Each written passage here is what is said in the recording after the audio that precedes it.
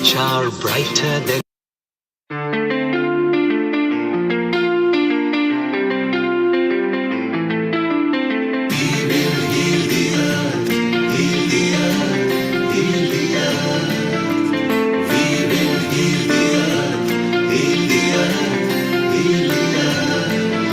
stars. They can tell you stories which are brighter than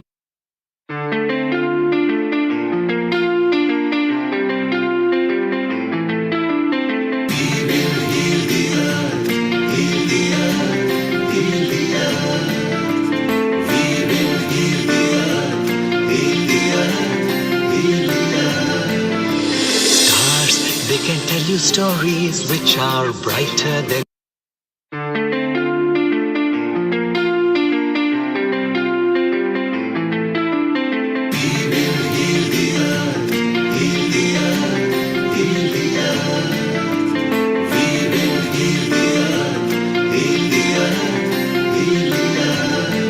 stars. They can tell you stories which are brighter than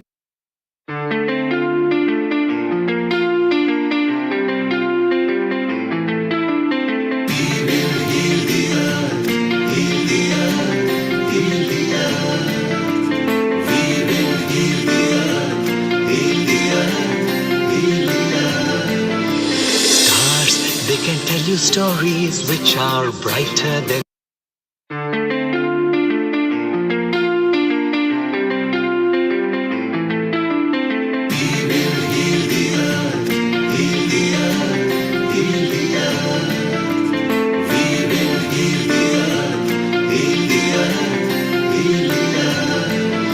stars. They can tell you stories which are brighter than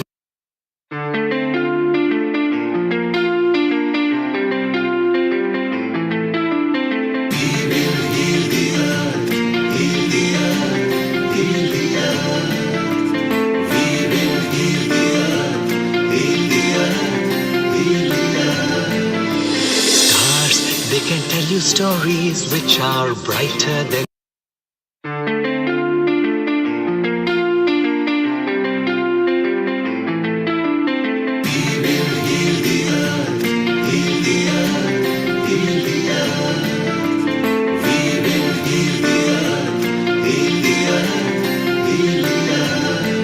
stars. They can tell you stories which are brighter than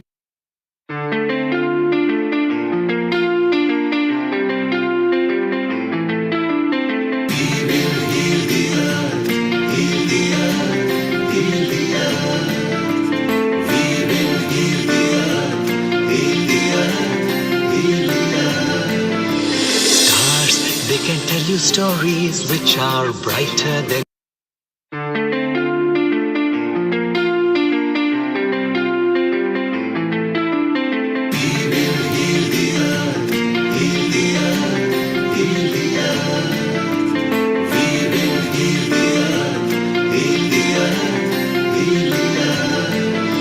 stars. They can tell you stories which are brighter than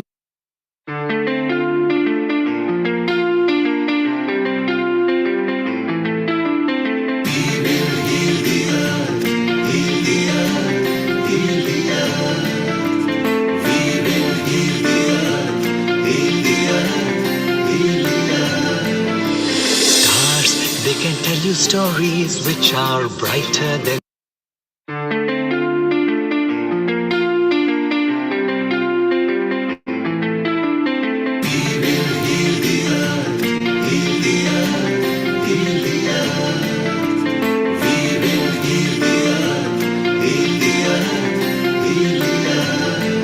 stars. They can tell you stories which are brighter than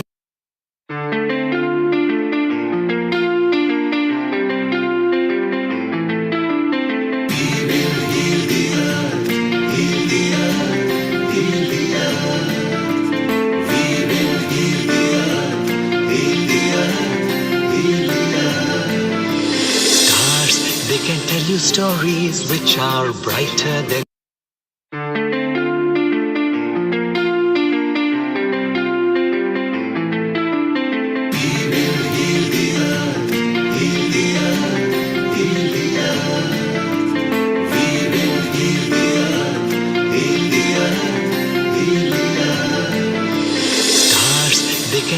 stories which are brighter than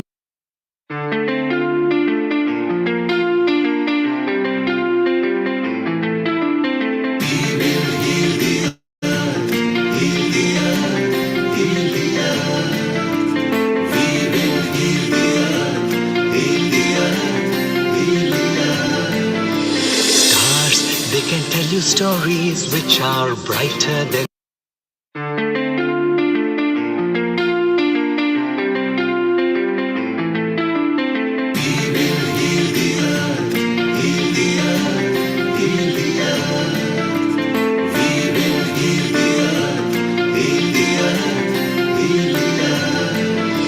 stars. They can tell you stories which are brighter than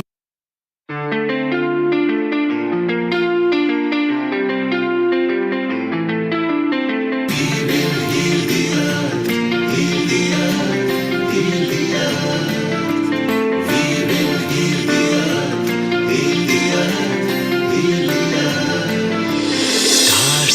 They can tell you stories which are brighter than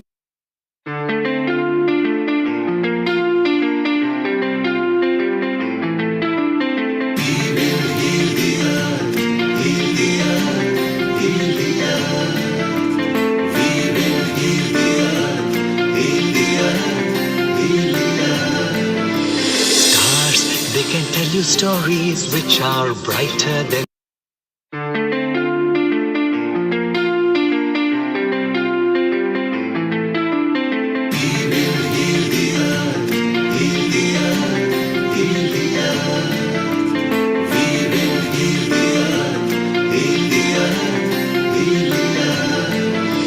stars. They can tell you stories which are brighter than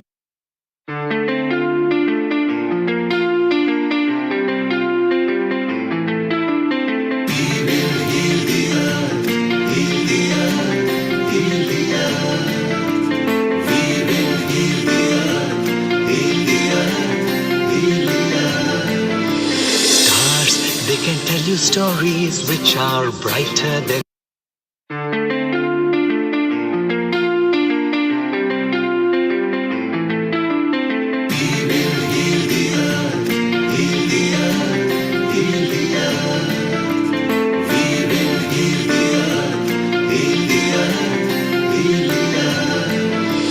stars. They can tell you stories which are brighter than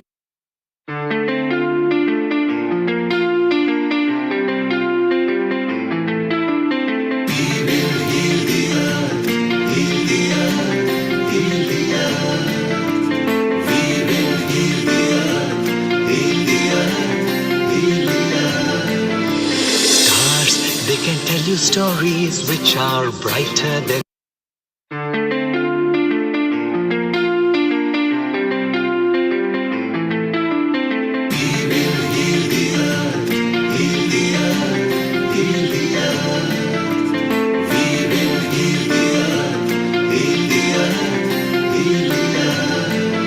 stars.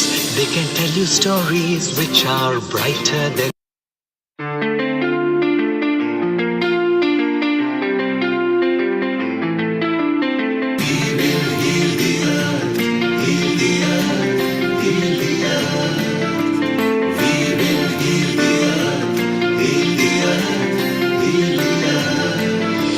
stars.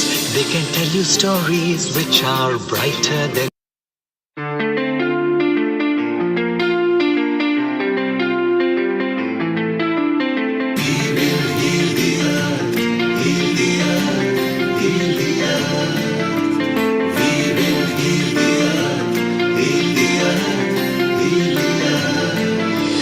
stars. They can tell you stories which are brighter than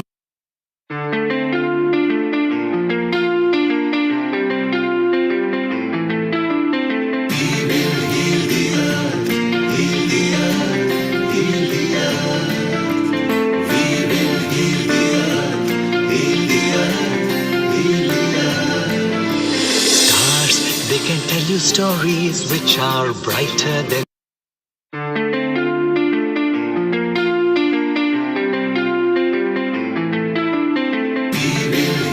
Stars.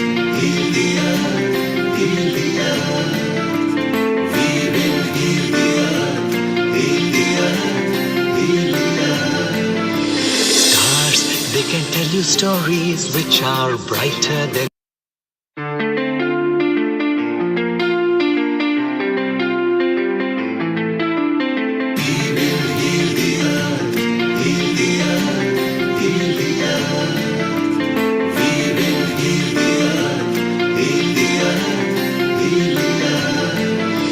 stars. They can tell you stories which are brighter than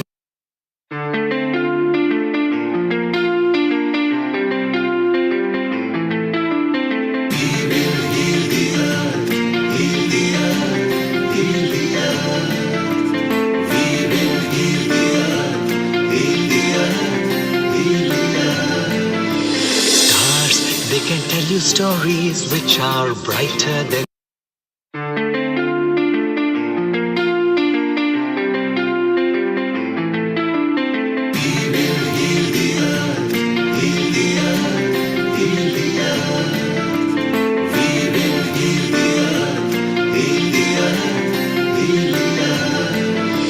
stars. They can tell you stories which are brighter than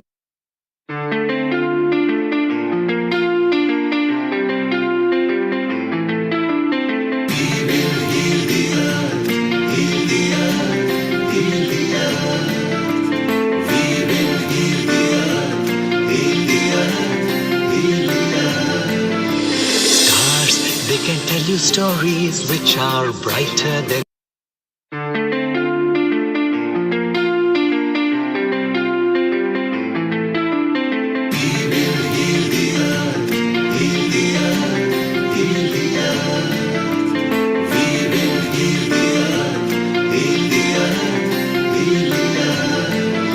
stars. They can tell you stories which are brighter than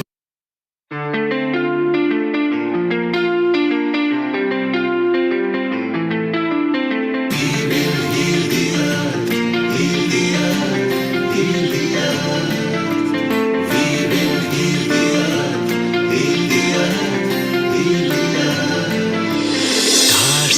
They can tell you stories which are brighter than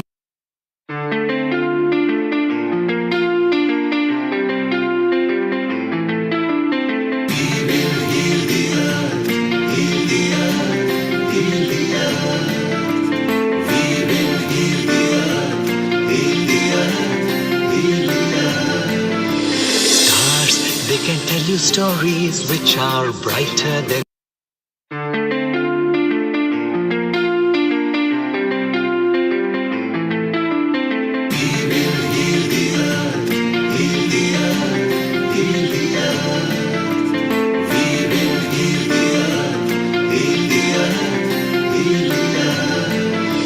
stars. They can tell you stories which are brighter than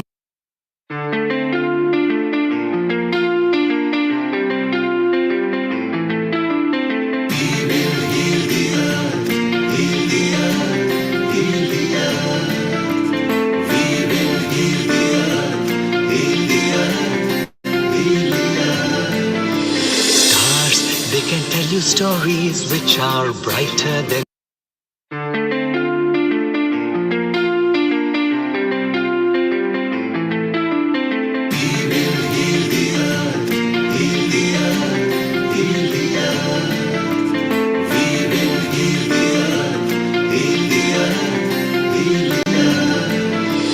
stars.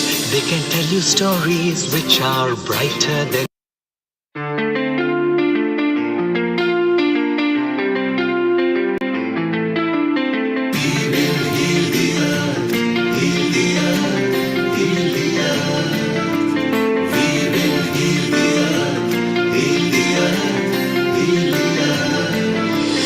stars. They can tell you stories which are brighter than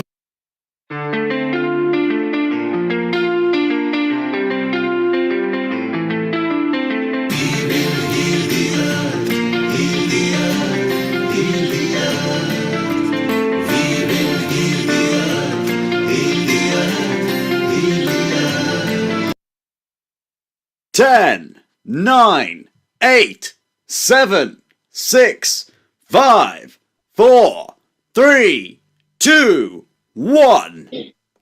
Global Namaste, and a warm welcome to all the viewers of Healing Our Earth. Good morning, good afternoon, and good evening. I, Amrita Sharma, welcome you all to the wonderful episode of Yoga and Meditation. Yoga, as is the fame, same is the name. So, this famous word has given us a lot of treasures in the coming times, as well as in these past years of life. And today, we are going to have some discussion, some chit chats, some vibes of yoga, and listen to so many spiritual healers, experts, as well as various panelists and contributors who will be sharing their experiences, their expertise, and the benefits of how happy life can be through yoga. Because life through yoga and meditation starts from the Sanskrit language of yoga's Chitta Vritti Nirodha.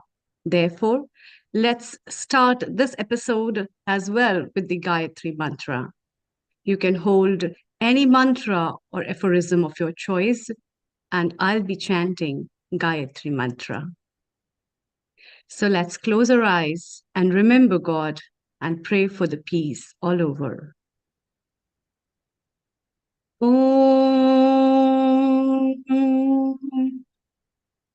ॐ भूर्भुवः स्वः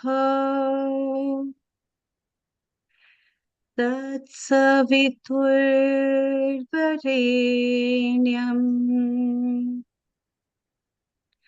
भर्गो देवस्य धीमहि धियो यो न प्रचोदयात्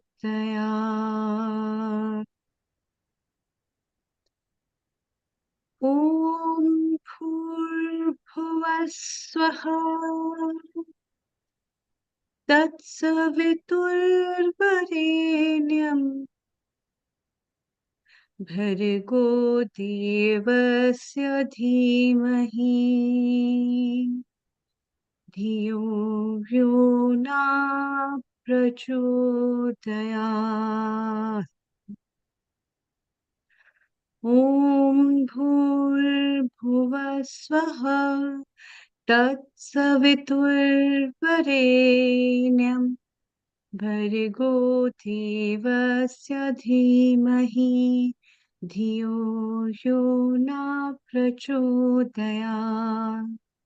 ॐ शान्ति शान्ति शान्तिः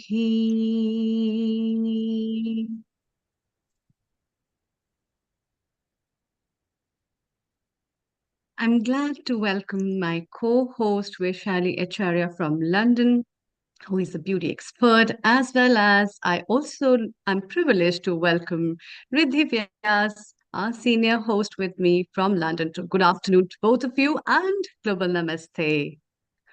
Good afternoon, Global Namaste, Amrita, Global Namaste, Riddhi. Global Namaste. So this is our yoga and meditation episode, and my most favorite topic, and I'm sure that all of us love this topic, and there is never an enough time, I feel, that to discuss this amazing topic about way of life. So yoga is not just a posture, it's not just an asanas, but it is a way of life. It is a holistic system, and physical postures, it involves not just asana, but yoga could be breathing. Yoga could be just while walking is a yoga. Everything is a yoga. And meditation is something that we connect with our source energy. It's so important to connect with our own self, the supreme power. And yoga and meditation has various techniques that we can discuss today in this session, and we can show different techniques how we can get these chakras and kundalini and different breathing techniques aligned with our source energy and with the purpose of life. And Riddhi, what do you have to say about this, and what are your views on chakra meditation, yoga meditation postures, and your tips about it? Let's begin with Riddhi as well. Fantastic. Thank you for the question. And yes, absolutely. Yoga, I believe, is a way of life. And it's the same with meditation. Meditation doesn't just happen on the mat, but it happens when we're actually meditative through our day-to-day actions as well. So the way that we actually coignite with our mind and our body, the way that we align ourselves in our day-to-day lives, the way that we go about doing something, everything pretty much is a yoga. It's just as Dr. Amrita mentioned, yoga chitti vritti nirodha.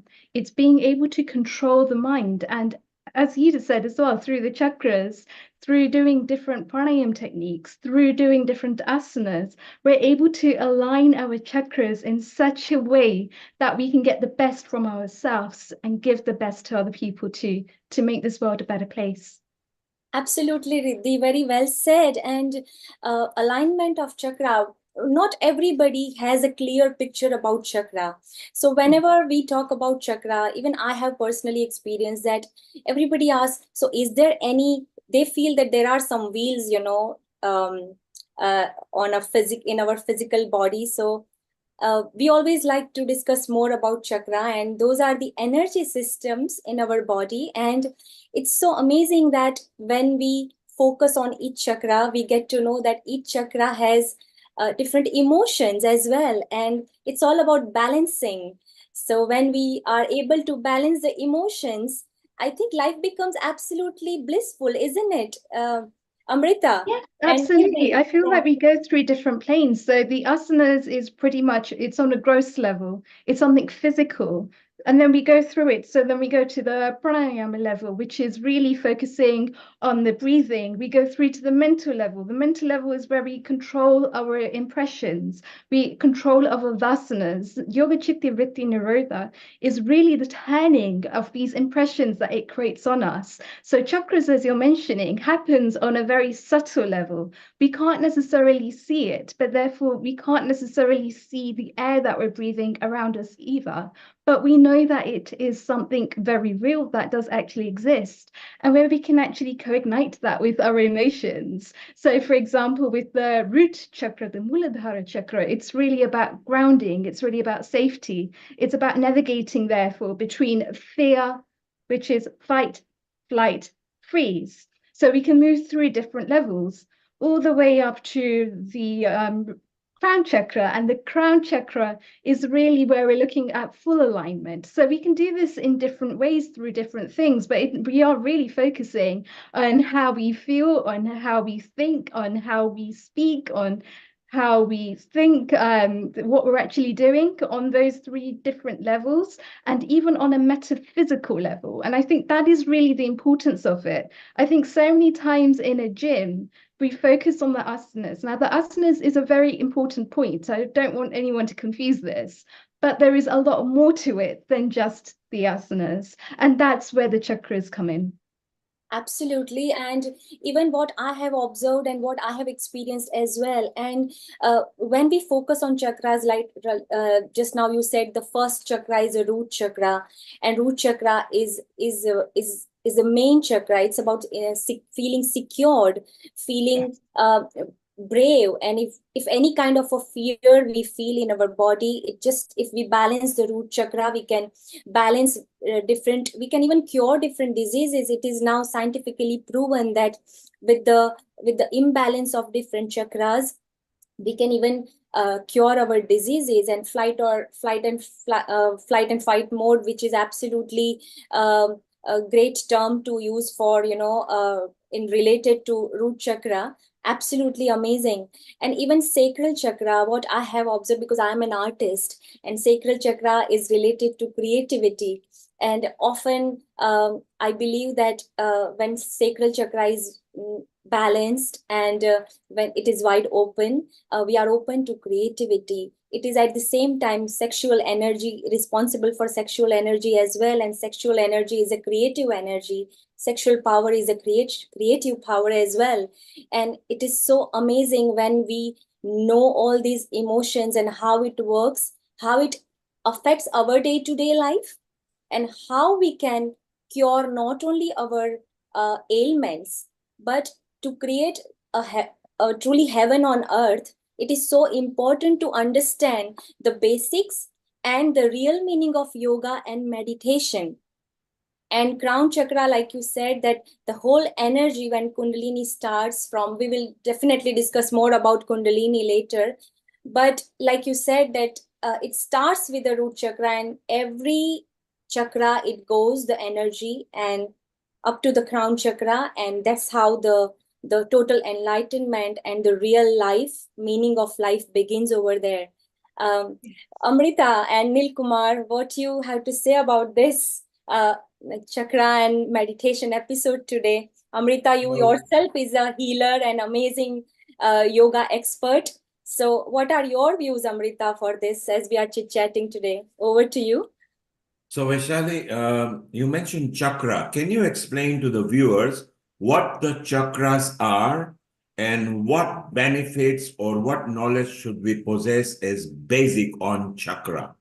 Then we move on to Amrita, and we also bring Rena in Israel. Sure, Nil Kumar. So chakras are energy centers in our body. There are actually more than 200 chakras in our body, but it is impossible to discuss everything. But mainly 7 chakras that we are focusing on. And the first is a root chakra, which is in Sanskrit, it is called Muladhara chakra. The second is a sacral chakra, which is responsible for various creation. The third chakra is right above the genital and near navel, and which is called solar plexus. Above that, there is a heart chakra.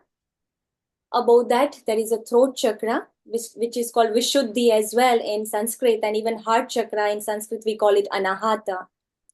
And after Anahata, this is Vishuddhi, throat chakra.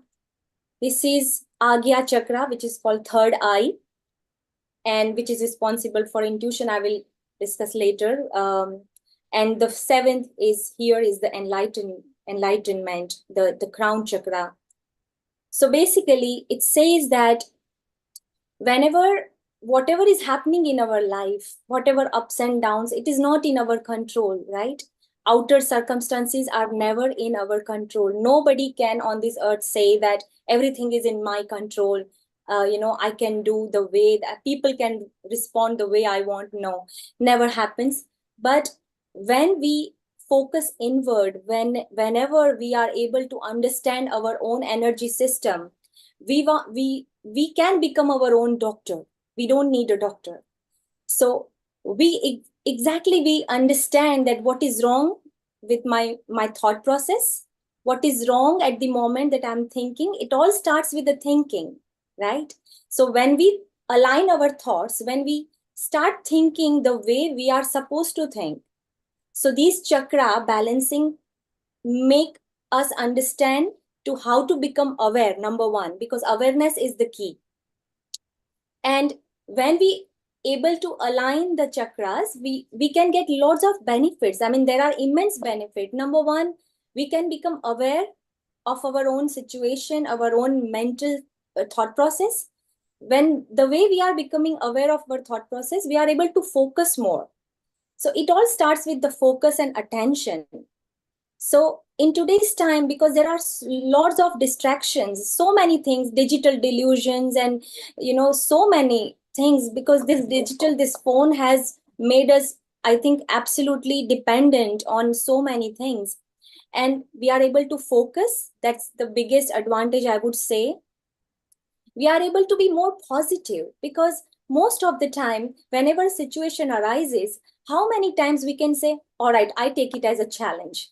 Doesn't matter, I haven't faced it before, but let's you become curious about it. So rather than just saying no to it at first, in just a first time when we listen to any new things, so we become more open, we become more positive, our approach become positive. And when we become positive, our things start getting better in our life. It all starts with positivity, because our body and immune system start producing good hormones, happy hormones. So I would say that there are no disadvantage. Everything is going to be in your benefit when we start chakra balancing. Thank you. Absolutely. And I think this actually comes in 3 stages as well. I call it my 3 gets formula. And that's really to get positive, to get resourceful, and to get solution driven. Anything in life that's going to be holding us back prevents us from being able to find a solution. So does it work for me or does it work against me? And if it works for me, then what can I do about it? How can I actually use the situation that I'm in now to be able to get to my next goal? What is it in my external surroundings that can help me? And how do I then create that internal state to be able to refer to the external situation around me and to get positive, to get solution focused through the different methods of creativity that you just mentioned? Absolutely, Riddhi. And that is what we can say, that clarity of life, clarity of purpose, clarity of, we get vision. Vision is not just a physical eye vision.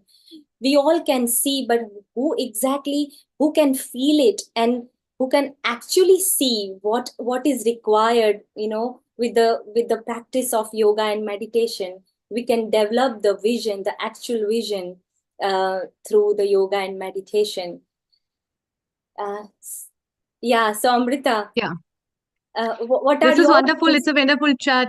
Yeah, Vaishali, it's a wonderful chat between you and Riddhi and your perspective about chakras. Let's hear from Rena what she has to say about her experience about chakras before we move to Yara, our next guest. So let's welcome Rena. Rena is a yoga expert and a yoga teacher. She has been practicing different kinds of yoga and is in Israel presently, helping people to heal them from the traumas as well as empowering so many of them at this tough time. So, global namaste to you, Rena. Global namaste. Thank you again to Dr. Amrita, Neil Kumar, and the whole Healing Our Earth family for inviting me to be here, to speak, to teach. I was planning to teach. Should I teach? Should I speak a little bit? Yeah, just speak a little bit. And what are you going to tell us about yoga? What you're going to show us about yoga, and what is your perspective of yoga? Over to you. Yeah, Thank you. yeah, thank you. I'm trying to think how I can connect my answer to what the conversation before about the chakras. What I can say is that yoga is one of the best gifts I've ever given myself, ever received. And one of the things I love about it is that it connects all of our bodies. It works with the emotional body, the mental body, the spiritual body, the physical body, and all of our other bodies. So if you're just practicing, yoga has been able to help me with physical ailments that I've had. Yoga has helped me with emotional challenges that I've had. Yoga has helped me with mental challenges that I faced, and yoga has also helped me work through spiritual challenges. And it's a tool that I keep coming back to, and that connects to the chakras. And I've been able to keep in my mind a few like go-to chakras for go-to poses for each chakra, so that if I know something is coming up for me, say around feeling safe, then I know, okay, I have a couple poses that I can work on that are going to get on my lower chakras. Or I have a physical ailment that's around my neck, so I have a few go-to poses that I know will help me with my throat chakra if that's what I need to work on. And Yeah, it's perfect. to be able to teach So these things. And I can share also, mentioned Dr. Amrita, that I'm in Israel and I've been teaching yoga classes to people who are struggling in relation to the war that's going on here. And the feedback that I'm getting, a lot of them are children whose parents are serving in the reserves right now. And a lot of these children, the feedback I get from the children, which they're not always able to articulate it so well, but they say thank you and I see it on their bodies. But the feedback I get from the parents, that they actually use what they're learning in my classes without anyone prompting them, and that it really does help them to work through some of the really painful situations that they're having to go through. And it helps them to breathe deeper, to recenter themselves, to prevent themselves from getting to a breakdown, to prevent themselves from getting to a tantrum, In today's classes specifically that I taught, we did a lot of work around grounding, and I was working with the children on feeling the soles of their feet, which are connected to the root chakra. And we did the main event was a yoga obstacle course where I took all the various yoga props and set them up in an obstacle course. And then between each prop, there was a yoga pose that they did. And I told the children from the beginning, this obstacle course is all about your feet. And then I would prompt them throughout the obstacle course. How do your feet feel here? Well, first I did an example. I walked through and I vocalized, here my feet feel cold, here my feet it feels soft on my feet. And then when they were going through it themselves, I prompted them and asked them. And it was actually really cool. After the lesson, one of the girls walked outside and was walking barefoot in the rocks. So I was able to ask her in front of her mom, how do your feet feel when you're walking on the rocks? And she said, they feel good. So I guess it worked if she left the class and she still wanted to pay attention to her feet. So I think that's such a beautiful thing to be able to do, Rena, is to be able to feel the proprioception working through the body and the mind, to be able to feel that alignment, and just a really simple, fun, creative exercise like that can help the students, that can help the youngsters to be able to find that connection between their mind, their body, and their soul is such a beautiful exercise to do as well. So really well done there. Thank you. So, Rena, you are doing a wonderful job in Israel. You are a regular contributor at Healing Our Earth. We are very proud of you. And then stay around and in a while, maybe for 5 minutes, you can show the best simple steps that actually helps people during stress. Meanwhile, let's welcome Yara, who is in Bharat in India. In fact, Amrita is back again. She is having a slight problem with her internet every now and then because the electricity is intermittent down there. Yara, global namaste to you. You can unmute yourself. While you unmute yourself, let's welcome our Dr. Rajiv Gupta, who is our integrated health producer at Healing Our Earth. He is also a yoga practitioner and loves yoga. So, global namaste, Dr. Rajiv Gupta. Well, namaste, and thank you so much, Nil, for collecting all the dignitaries who are expert in their own field and they are prepared to share their experiences and what has happened. So today, Dr. Rajiv, what we plan to do is to give the viewers who are connected to us on a YouTube, Facebook, Twitch, Twitter, which is X now, and our website, so people are connected on different channels, that easy take-home tips that they can actually enjoy either in a form of yoga or meditation or hybrid. And we want to give simple tips so that people actually enjoy and they can practice wherever they are in whatever state that they are in. Amrita, tell us more about Yara and let's see and move on forward from there. Over to you, Amrita. Thank you, Neil Kumar. Global namaste to you, Rajiv ji. Yara, welcome and global namaste. She belongs to Israel, but she has her heart in India. Lovely family, and she is a perfect Iyengar yoga teacher, a very disciplined yogi, I would say, a beautiful mother, and a very kind-hearted girl. And Yara, I'm really happy that you have explored the journey of your life through yoga. So before you tell the tips to all our audience who are listening to us and have joined us through different partner channels, tell us what has inspired you and what does yoga bring? Because we see you practicing yoga in the kitchen while preparing tea. We see you practicing yoga in the fields where you are. So you have brought yoga into a normal life. And how do you find that to be very beautiful? And I also see children practicing yoga around you. So what has yoga given you? And how do you find it can be helpful for individuals before you give tips to all our audience? Over to you. Thank you. Thank you. Thank you. Hi, everyone. Well, what yoga gave me was actually to open my heart.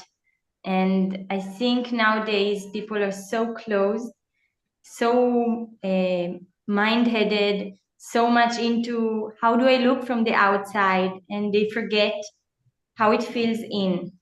So that's the first thing I realized on my first yoga class, that I'm able to feel myself from the inside and I'm able to share outside what I'm feeling. And if we're talking about bringing those basics to life, so yeah, yoga can be practiced not just by performing an asana, but just by sitting straight with an open chest, just by taking a decision with the call of your heart, just by facing obstacles in life and listen to yourself. And this is how I see yoga. Yoga is not what we actually see on Instagram, you know, when we have all those beautiful people performing beautiful asanas in beautiful clothes and beautiful places. It's our daily practice. And this practice is very, very meaningful, especially if we're normal people living the normal life.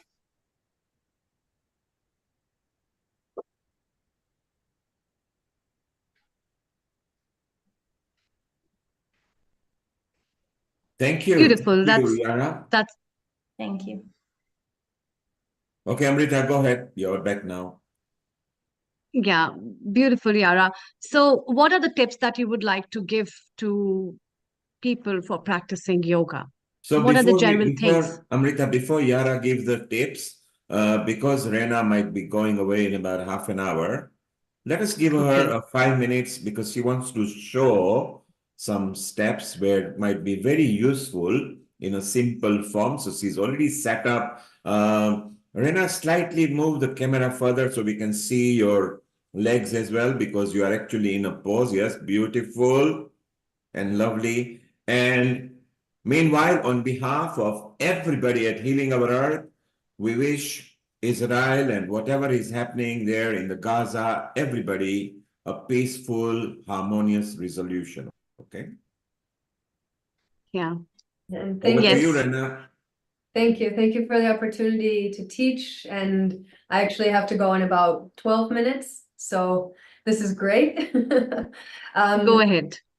If I had to give one tip that comes from yoga, can be practiced in yoga, and is really, really easy to implement, it's the concept of just releasing your muscles. So you can start even however you're sitting right now, just feel all the parts of your body that are touching something below.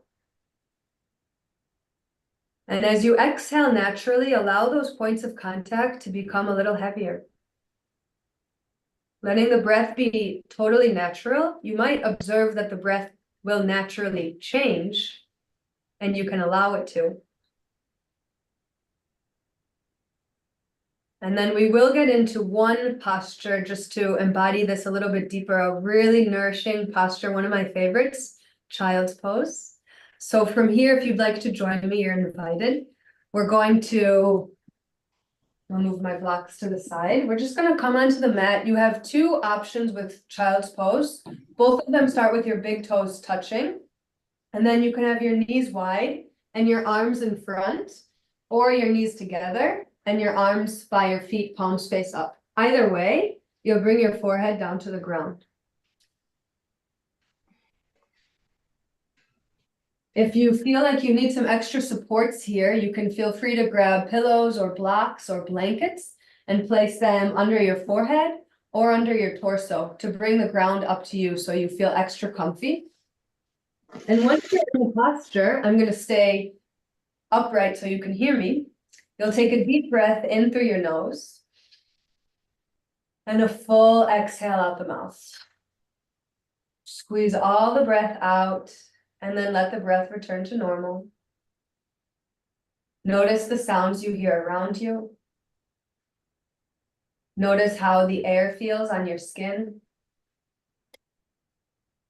Notice if there's a smell in the room or a taste in your mouth. And then again, notice those points of contact, all the parts of the body touching something below. Shift your focus for a moment to your breath. Observe the natural rhythm of your breath, the depth of your breath. And then start to feel the connection between your breath and your body. Once again, with every exhale, feeling those points of contact become a little bit heavier, or maybe feeling like they're melting towards the ground. And we'll take another 6 breaths like this.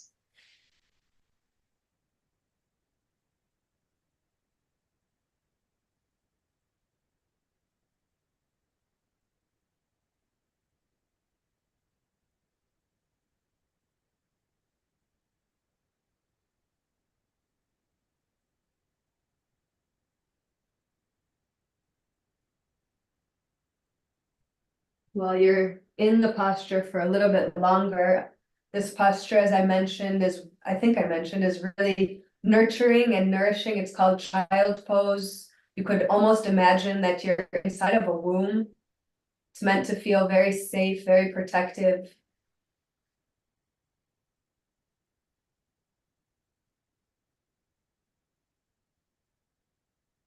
And what we practice on the mat, we're much more easily able to integrate into our daily lives. With this next full exhale, let it all go. Feel really heavy towards the ground. And then use your inhale very slowly to walk your hands towards your chest if they're in front of you, or turn them to the ground if they're by your sides. And slowly, gently offer yourself support as you come back up to sit with your spine straight to the sky. And pause there for just a moment, observing the effects of this posture and this practice. And then return to a comfortable seated position.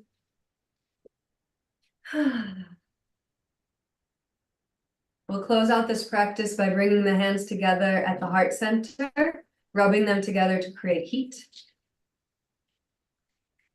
And when you feel the warmth, rub your warm hands all over your body. And then again, rub your hands together. This time when you feel the warmth, place your hands on a part of the body that feels like it still needs some extra loving kindness. Maybe offer some self-massage. Let it know you see it. You can always come back to it. And a final time, we'll rub our hands together with a word, prayer, or intention in mind that you'd like to bring with you through the rest of your day. When you feel the warmth of your hands, place them over your eyes. Fill yourself up on the inside with the warmth, with the love, and with the energy of this word, prayer, or intention, as if it already is.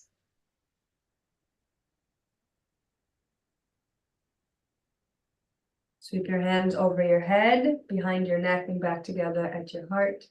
Thank you, me. Thank you, you. Thank you, everything that made this happen. Hallelujah. Namaste. And let's keep learning a lot today. And remember to just feel the softening towards the ground. Thank you.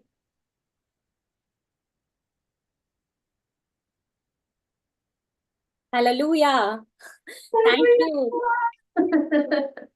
I would first of all thank you so much for all these poses, and this is so important to release all emotional tensions and certain yoga postures. I believe that also whatever is the stored tension in our body, I believe it helps to release as well, and especially the poses that you showed. But I would just like to have a quick question before, I know you are running late, but I still would like to have just one question that before we begin, in the beginning of the session, you had mentioned that certain poses are related to some chakras, various chakras. So could you, not everything, if it is not possible, if you could show just 2 or 3 your favorite postures who can relate, like heart chakra or throat chakra, maybe, if you can show us. My favorite for the heart, that gets at both the heart and the throat chakra, is supported Matsyasana, supported fish posture. So I'll demonstrate that. You'll need a block, and you place the block going up and down between your shoulder blades. If it's your first time practicing, it might take a little bit of moving around to find the sweet spot. Your pelvis is on the ground. The crown of your head is also on the ground. And your legs can be extended. They can be in butterfly. You can have your knees bent and wrapped in towards each other. And then here you can take really nice deep breaths. And it's also a really, like, it's basically the opposite of how so many people sit throughout the day, in the car, at the computer, on your phone. We're hunching forward, so this is opening us up the opposite. So that's one of my favorites. And then to come out, you can just gently lift up, or you could roll to one side. Other ones for the neck, I actually end up doing a lot of more warm-up exercises also, rather than like going straight into holding something. So a lot of like gentle head circles. And also letting my head fall to one direction. And then as I breathe, feeling the breath go into the space of my neck and create more space. And as the breath leaves, allow it to bring any tension out with it. That's been really helpful for me. Yeah, those would probably be like my main go-tos for the throat area. Rena, that is beautiful. Thank you very much. I know that you've got onward commitments as well, but stay around as long as you can. We're going to go to Yara shortly. Yara, we will have 5 minutes to give your tips. Let's welcome one of our senior anchors as well, and he has been with us right from the pandemic start, Dr. Lalit Soda. Dr. Lalit Soda, global namaste, and how are you? Hey, global namaste to all of you. I'm super excited to be here, so I'm very well indeed. Thank you. And what we are going to do, Dr. Lalit Soda, with you, Dr. Rajiv Gupta, Riddhi, Vaishali, Dr. Amrita, we'll end up again in a chit chat, because today we want to send to the consumer easy to take home tips from yoga, meditation, and anti-stress, anti-mental health attitudes and poses and thoughts, so people can use them whatever they are doing, whether they're working, driving car, you're driving car. So you're going to get tips from Vaishali and Riddhi, how to feel good and cool and not to get angry at the other drivers and the traffic lights, etc. That's the whole purpose at Healing Our Earth. So what we will do now, Dr. Lalit Soda, let's go to Yara, who is actually from Israel, but has affinity to India as well as Rena. So Amrita, let's get Yara showing and giving us a few tips for the next 5 minutes, and then we ask our panel as to what they like and what tips have they got for us. Over to you, Amrita. Thank you. Thank you, Neil Kumar. Yes, we move to Yara. Yara, you have been teaching and practicing Iyengar yoga, and therefore, what tips you are going to tell to our viewers, and what are you going to show us? What would you like to say? Thank you. Okay. So the first thing, and I'll be honest, because honesty is part of practicing yoga. The art of yoga, of meditation, of Ayurveda is basically taking responsibility upon yourself. You cannot do yoga by watching a video. You cannot do yoga by listening to a tip. You cannot do yoga by watching someone else doing yoga. It's not possible, okay? It's an inner journey, which sometimes you cannot do outside. Sometimes you have to sit in a dark room and just explore yourself. Now, every kind of person has their own experience within themselves. But when it comes to yoga, when it comes to asana practice, which is a bit later stage to yoga, you need that peace. You need that quiet. You cannot practice yoga if your mind is not there, right? Because it's the opposite of practicing yoga. Practicing yoga means to join your body into your mind, having that force together and lifting up yourself.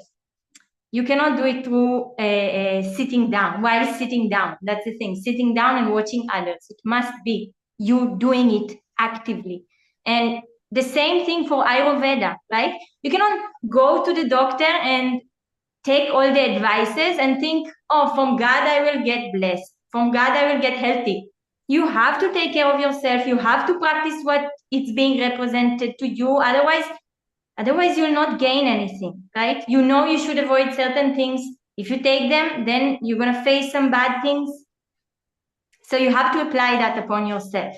Okay. Now, when it comes to yoga, you have the first stages, which is yama and niyama, just moral stages. Stay honest, don't do bad things. It's written, you can find it on any kind of book. This is a very nice book. Okay, Light on Yoga, you see it from the other side, written by B.K.S. Iyengar, who is my guru. And he's writing there all the stages of yoga, including the last stage. I didn't reach the last stage. I don't know many who have reached, but he gives you a very nice surface to start from. What he made a book with so many pictures. The first one to write an actual a practical book about yoga, and said, you want to practice yoga? Start. Take a mat, get yourself into the shade and do. Don't talk about yoga, don't read about yoga, start. Yoga is the art of doing. So this is my first tip. Don't say one day I'll do yoga. Get up and do it. That's true. That's a very important tip, I would say, Yara, because with the coming times and this time where people are having so many lifestyle disorders and disorders due to their own causes of bad lifestyle and being lazy and being lethargic, and especially at this time of social media, clinging with people are just with their gadgets as their best friends and not their mind connection with their body. It's very important for connecting yourself to yourself in that way. And we also have Dr. Lalit Soda. What have you to say, Dr. Lalit, upon that point of view before we move to Vaishali and Riddhi and Dr. Rajiv as well? Yes. First of all, a massive, big global namaste to Yara. My God, it's such a wonderful tip you've given, and all this wonderful healing of our Earth family is here with us. So a global namaste to you. Going on from your point, Yara, I loved it. Get up and go. We all make excuses. I'll do it tomorrow. I can't do it. My joints are stiff. I'm too tight. I don't have time. Make time. Make time and get up and go, because I just want to share this. I practice yoga at least 3 to 4 times a week. And I know it's so humongously beneficial to the body, to the mind. It's outstanding. And as Yara says, you can't just separate the mind and the body. It works together. So if the mind and the body is working, you've got an optimal health and working in a good way.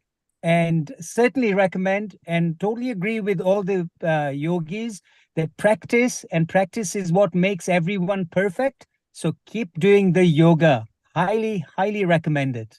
Especially from my perspective as a chiropractor, keeping the spine in good shape, good health, and good flexibility, that is the key to good health. So my one penny worth point is keep going, keep doing, and be a yogi. Beautiful. This is worth $1 million tip you have given, Dr. Lalit, because if you connect spine, it is connected with the chakras. All the chakras are present there. If you connect spine, it is connected with your subtle body as well. It's connected with your nervous system as well. And It is the one that will be taking all the vibrations and the sensations from all parts of your body and connecting it with your mind. And therefore, if your spine is healthy, it will definitely restore you good health. And that's what Yara has been talking about and you have been putting forward. I won't let you go, Dr. Lalit, because this is one of the very important aspects that I would especially like to discuss from you in relation to chiropractor as an opinion of how do you think about yoga. So before I take up more, I'll just quickly move to Vaishali and Riddhi. What are your takes? And then we move to Dr. Rajiv. So Vaishali, what's your take on that? And Vaishali, before you speak, let's let people know that Dr. Lalit Soda is not just a chiropractor. He is a very well-known senior chiropractor and a physiotherapist expert. He actually gives lectures as well and has attended to many Bollywood stars and some sports personalities. And the important bit is together as a Healing Our Earth, which is now going to start projects together. Dr. Lalit Sodha has inspected a place and an organization in Gujarat where we are going to start up our start of our projects, where we are going to help people in a physical problems and mobility. So Dr. Lalit Sodha, stay around. We want to discuss about Mission Health and what we are going to roll out as a facilities, and later hope the NHS takes it up, which will be beautiful. And as Amrita said, from a chiropractic point of view, you can also give some tips, which will be beautiful. So Vaishali, your comments on what Yara delivered, and Riddhi, your comments on what Yara delivered. First to Vaishali, over to you. A global namaste, first of all, Lalit ji, and what an amazing. I mean, you are an inspiration, and I think Healing platform itself is an inspiration. This platform teaches everybody way of life, isn't it? And as a chiropractic point of view, like Amrita also said, we would like to hear more from you. But at this point of time, I would ask Yara, and a big congratulations, first of all. And Yara, I would like to say that you talked about honesty and discipline in yoga. So it all starts with honesty. You have to be first honest with yourself, right? Most of the time, people don't even know whether they are honest to themselves. So yoga teaches us how to be honest to yourself, true to yourself, which I really liked your point.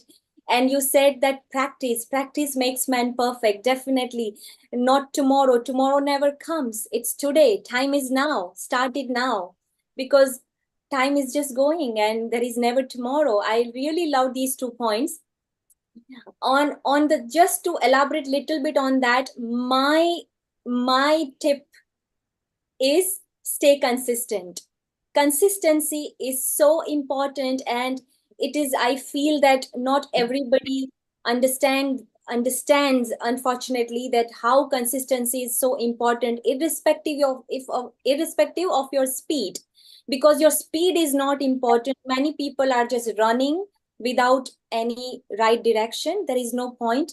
But when we are consistent, let's say that even if 5 Surya Namaskar, I understand if person is suffering for some kind of a health issue in terms of, stiffness in the body, we are not even expecting them to, do like 100 Surya Namaskar and performing planks and all.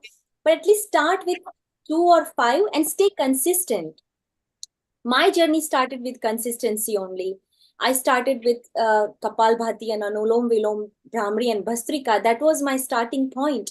But I was so consistent in my practices that every morning I used to wake up at 5 o'clock. Every morning I used to devote 45 minutes on myself, my mental. Then that used to set the tone of the day. So my tip is to stay consistent. Whatever you are doing, if you are happy with certain poses, if you are able to perform some pranayama, then stick to that. Slowly, you yourself is your guru. You will be able to understand that how I can go ahead. What am I going to do next? How can I heal myself through yoga, meditation, or some energy healing? Thank you, Vaishali. So your tip is be consistent regularly, and then you can gently and permanently improve yourself. We'll talk more about it in the last hour. Let's welcome one of our resident contributor, yoga guru from India, Himanshu Mehta, who is in Mumbai. Himanshu, global namaste. Am I audible? Yes, you are very audible, and a global namaste to you. Great. I heard the conversation of the last 5 minutes, and I would say we all agree to agree. Brilliant. 3D works. Himanshu? In yoga, 3D works. Himanshu, we want more tips from you. Just hold on. We agree to agree with everything. That's beautiful. So we are running in tandem. Let's go to Dr. Rajiv Gupta, who wants to make a comment. Dr. Rajiv Gupta, your comment, and then we explore more with Himanshu.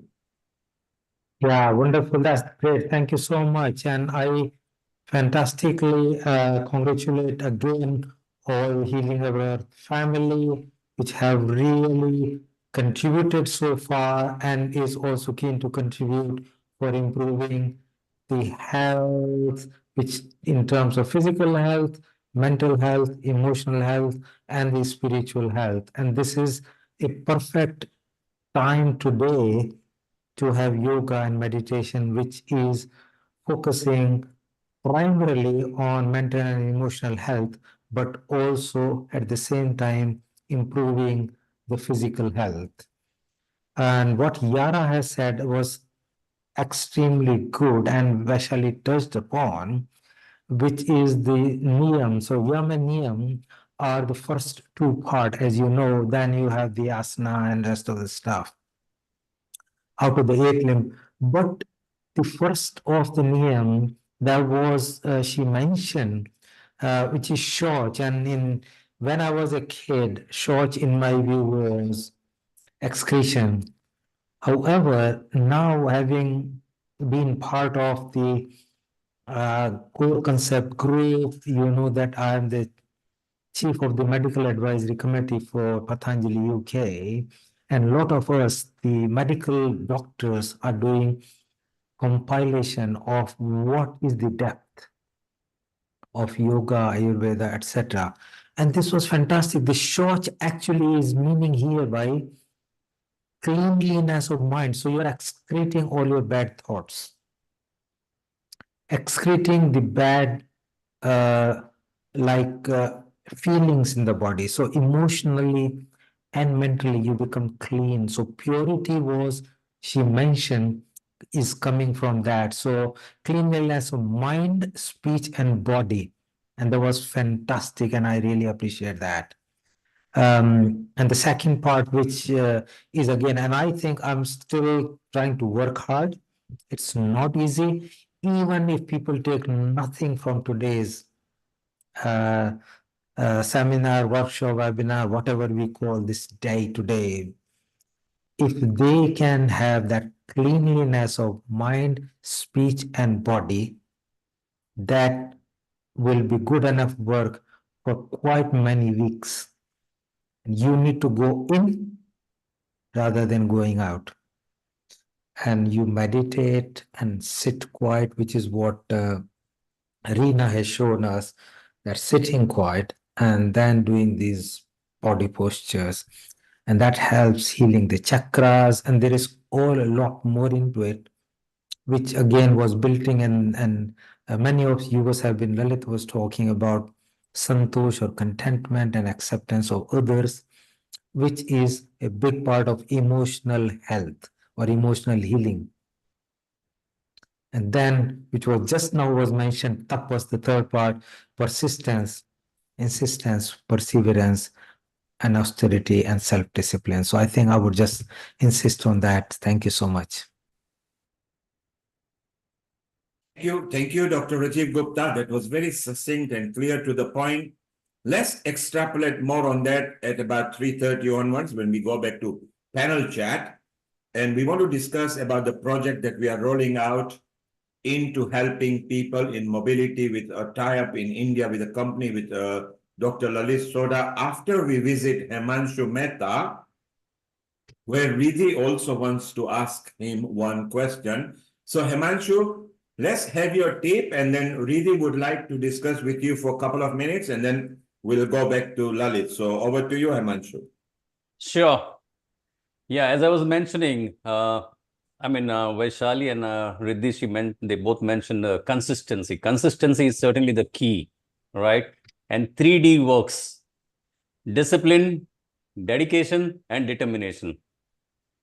So again, Dr. Rajiv also mentioned about Yam and Niyam.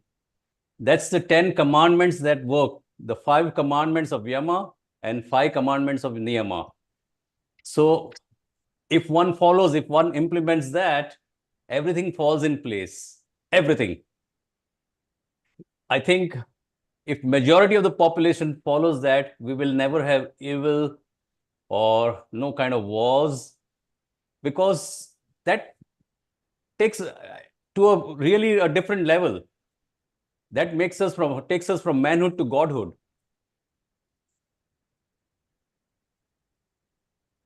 Yeah. Yes, I carry think on. that Carry on. is. We can hear you. You're Namaste. loud and clear. Carry on. They're listening to you, Hridik. Maybe if you just acknowledge him, so he's aware that we are listening. Yes, a global namaste, Himanshi ji. Global And namaste. absolutely, I think that is brilliant. The conversation that we were having with Lalit ji and a couple of the other panelists was around somatics. And so it was around how do we basically hold certain body positions to reduce tension that builds up in the spine, that reduces tension that builds up in the chakras. Now, I know, Himanshi ji, you've done quite a bit of work there with corporate companies. And Yeah, I just started. It particularly- just began. And in particularly, I think the thing with corporates is that they end up sitting at the desk for Exactly. a long period of time. So there's a lot of like tension and exhaustion that builds up in the body, because I say that sitting is the new smoking. And a lot of the times it's because they're actually building up this tension that they're feeling the exhaustion, they're feeling the tiredness. So some of the good exercises that we can start to do there, some of the good asanas, is really starting to work with the heart chakra and the throat chakra by doing things like Kurmukha asana, by doing things like Matsyana asana, by doing things like Cobra. So it really starts to open up the chest and it starts to open up the shoulders. Is there a specific time that you think we can actually get the optimal use of the body? Is there an optimum time to be doing these asanas? Optimum, sorry, I didn't get you. Optimum time during the day. Okay, optimum time during the day, right? Yeah. So, as you said, the desk job is very stressful and people don't realize that they are all glued on the blue screen. And that takes a toll on them.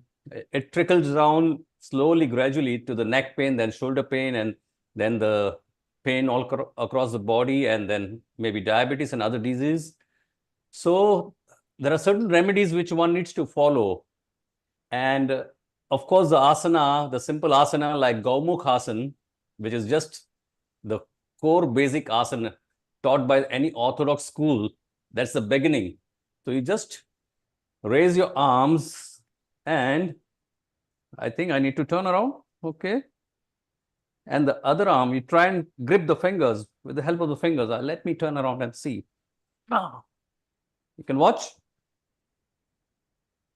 You open up the chest, right? And you can, if you want to do Bhastrika in this, then you can just bend 90 degrees sitting on the chair or even standing.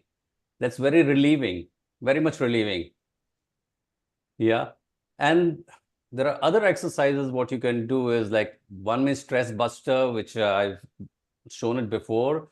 It's like Uttanasana, which works fantastic.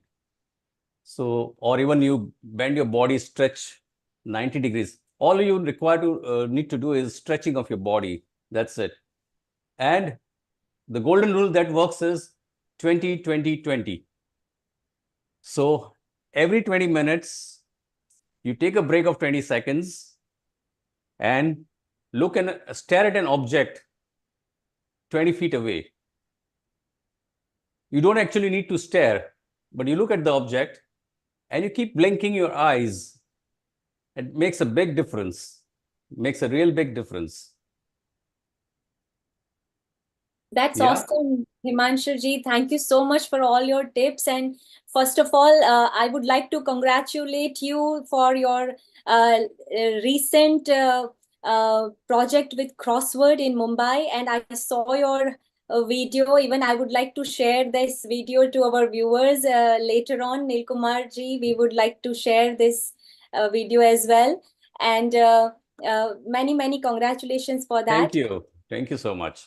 And thank you for all your tips. And one last question, I mean, from my side, not from everybody else, but I would like to know, like you said, a quick, like, let's say, if someone is too much blue light right now, you know, we all are facing the biggest issue at the moment is blue light and blue light aggressors and how it damages our eyesights and vision and all. someone who is working in IT industry, someone who is in the software, they have to, that for 15, 16 hours, they are in front of monitors. So a quick tip to people who are working constantly in front of screen, just a quick tip for them, please. Over to you, Himanshuji. Yes. So the study shows that about 80% of the Americans are suffering from CVS, that's computer vision syndrome. Okay. Or even it's known as digital eye strain.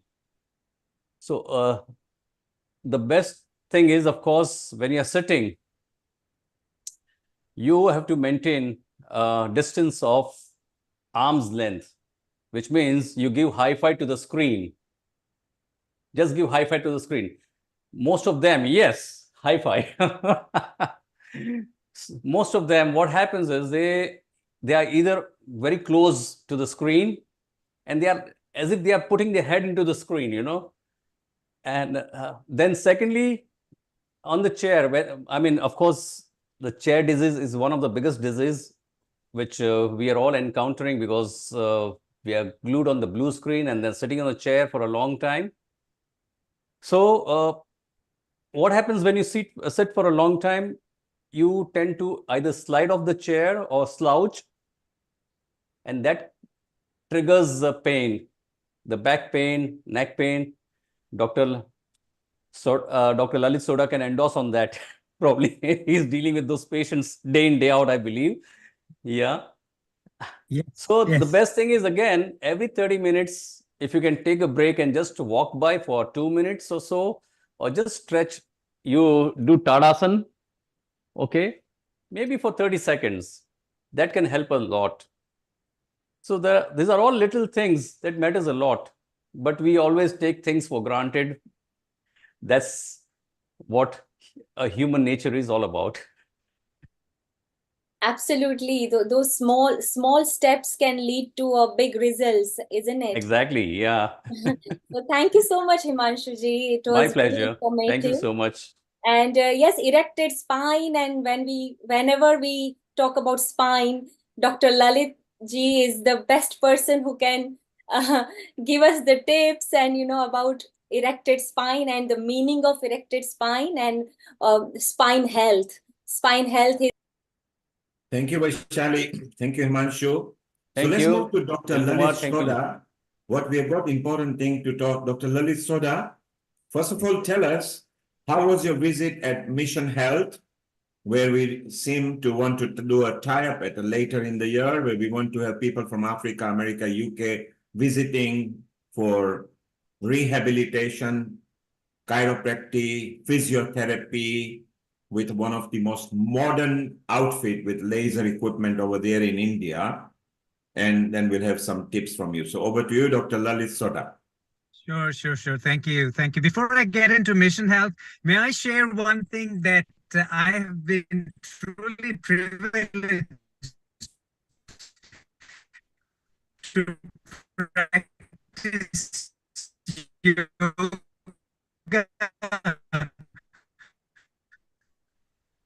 with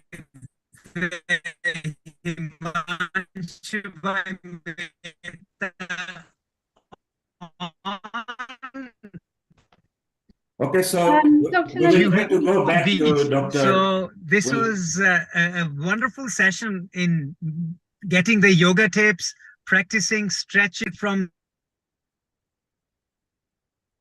Lalit, in case you are listening to us, we are having a problem with your bandwidth. It's intermittent.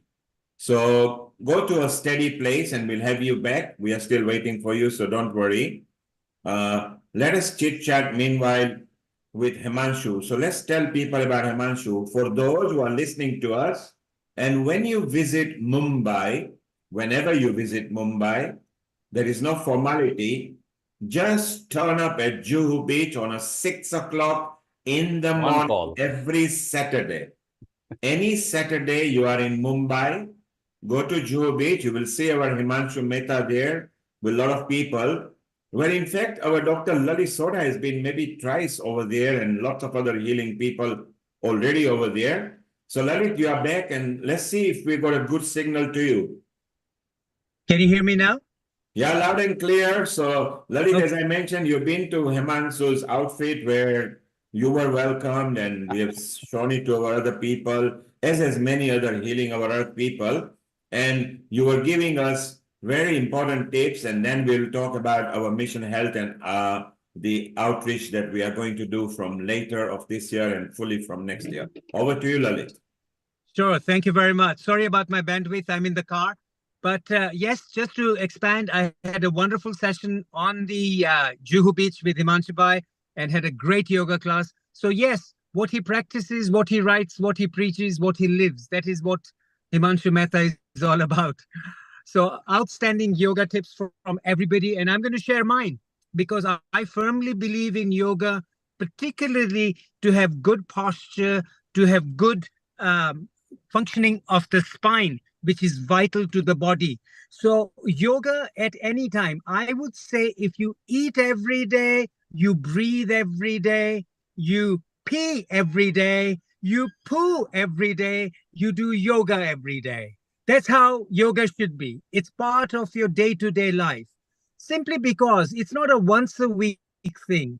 If that was what it was to maintain flexibility of the spine, then I think, how about eating once a week to maintain stomach health? How about brushing your teeth once a week to maintain dental health? So it doesn't work that way. It works as a daily dose. So daily dose of yoga, daily dose of stretching. Now, whatever you can do, whether it's chair yoga, people are sitting on the chair, trying to do some stretches, wonderful. But one of the most important stretch that I'm going to tell you, and there are several, but let me share one.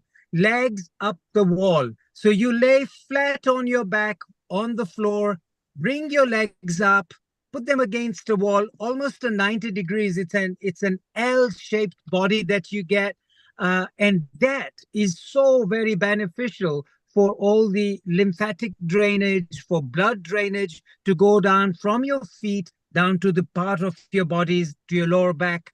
And that practiced on average about 5 to 7 minutes a day will definitely give you immense amount of lymphatic drainage and blood circulation. Obviously, there are many, many more other yoga stretches that are beneficial. But if I were to say one, then I'm going to recommend this one. The legs up the wall.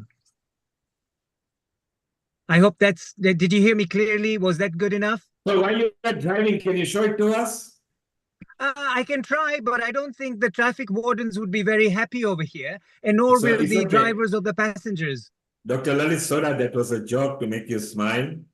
Obviously, it's not easy, and in fact, let us wait. Let us wait till you are you static now?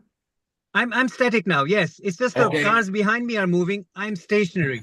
Very good. So that's beautiful part. And as you say, you've enjoyed Jew as well, which is where there's always yoga every Saturday. Vaishali particularly wanted to bring out the points on chiropractic, as did our Dr. Amrita. Maybe it's the right time to tell us about the visit that you had and what you felt of the facilities and everything, because our plan is that you will be the conduit from United Kingdom where people can actually have a consultation with you in London officially before we ship them over to India for rehabilitation. Most definitely. Something that is very near and dear to my heart from my recent trip to India was to Ahmedabad. And I actually visited the center called Mission Health. And they have got 6 to 7 branches. I think the 7th or the 8th branch is opening up very soon. But I went to the Science City branch in Ahmedabad, and it was an outstanding center. Let me say one thing to you. That's the kind of a center that I think I have not seen in the Western world, in London, put it that way. Let's talk about London, where I practice. But it was a center with absolutely modern equipment. Yeah, they did not compromise on their equipments that they have, the state-of-art equipment, the robotic movement. That's what they're really encouraging with patients who have suffered stroke and have lost mobility.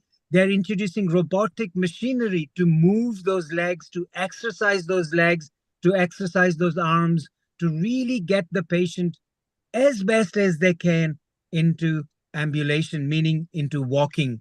So very good equipment. And above all, let me tell you, you could have the best of equipments from any part of the world. However, if the team is not working well, the human touch is not there, then that doesn't work. So the human touch at Mission Health was outstanding. They have numerous number of staff, if I may call them team members, who are actually treating patients, very qualified, very learned, and very, very educated to operate the modern day technology. Number one, their approach is very good. Their care towards the patients is very, very good. They have the academic education to implement all this machinery that they have.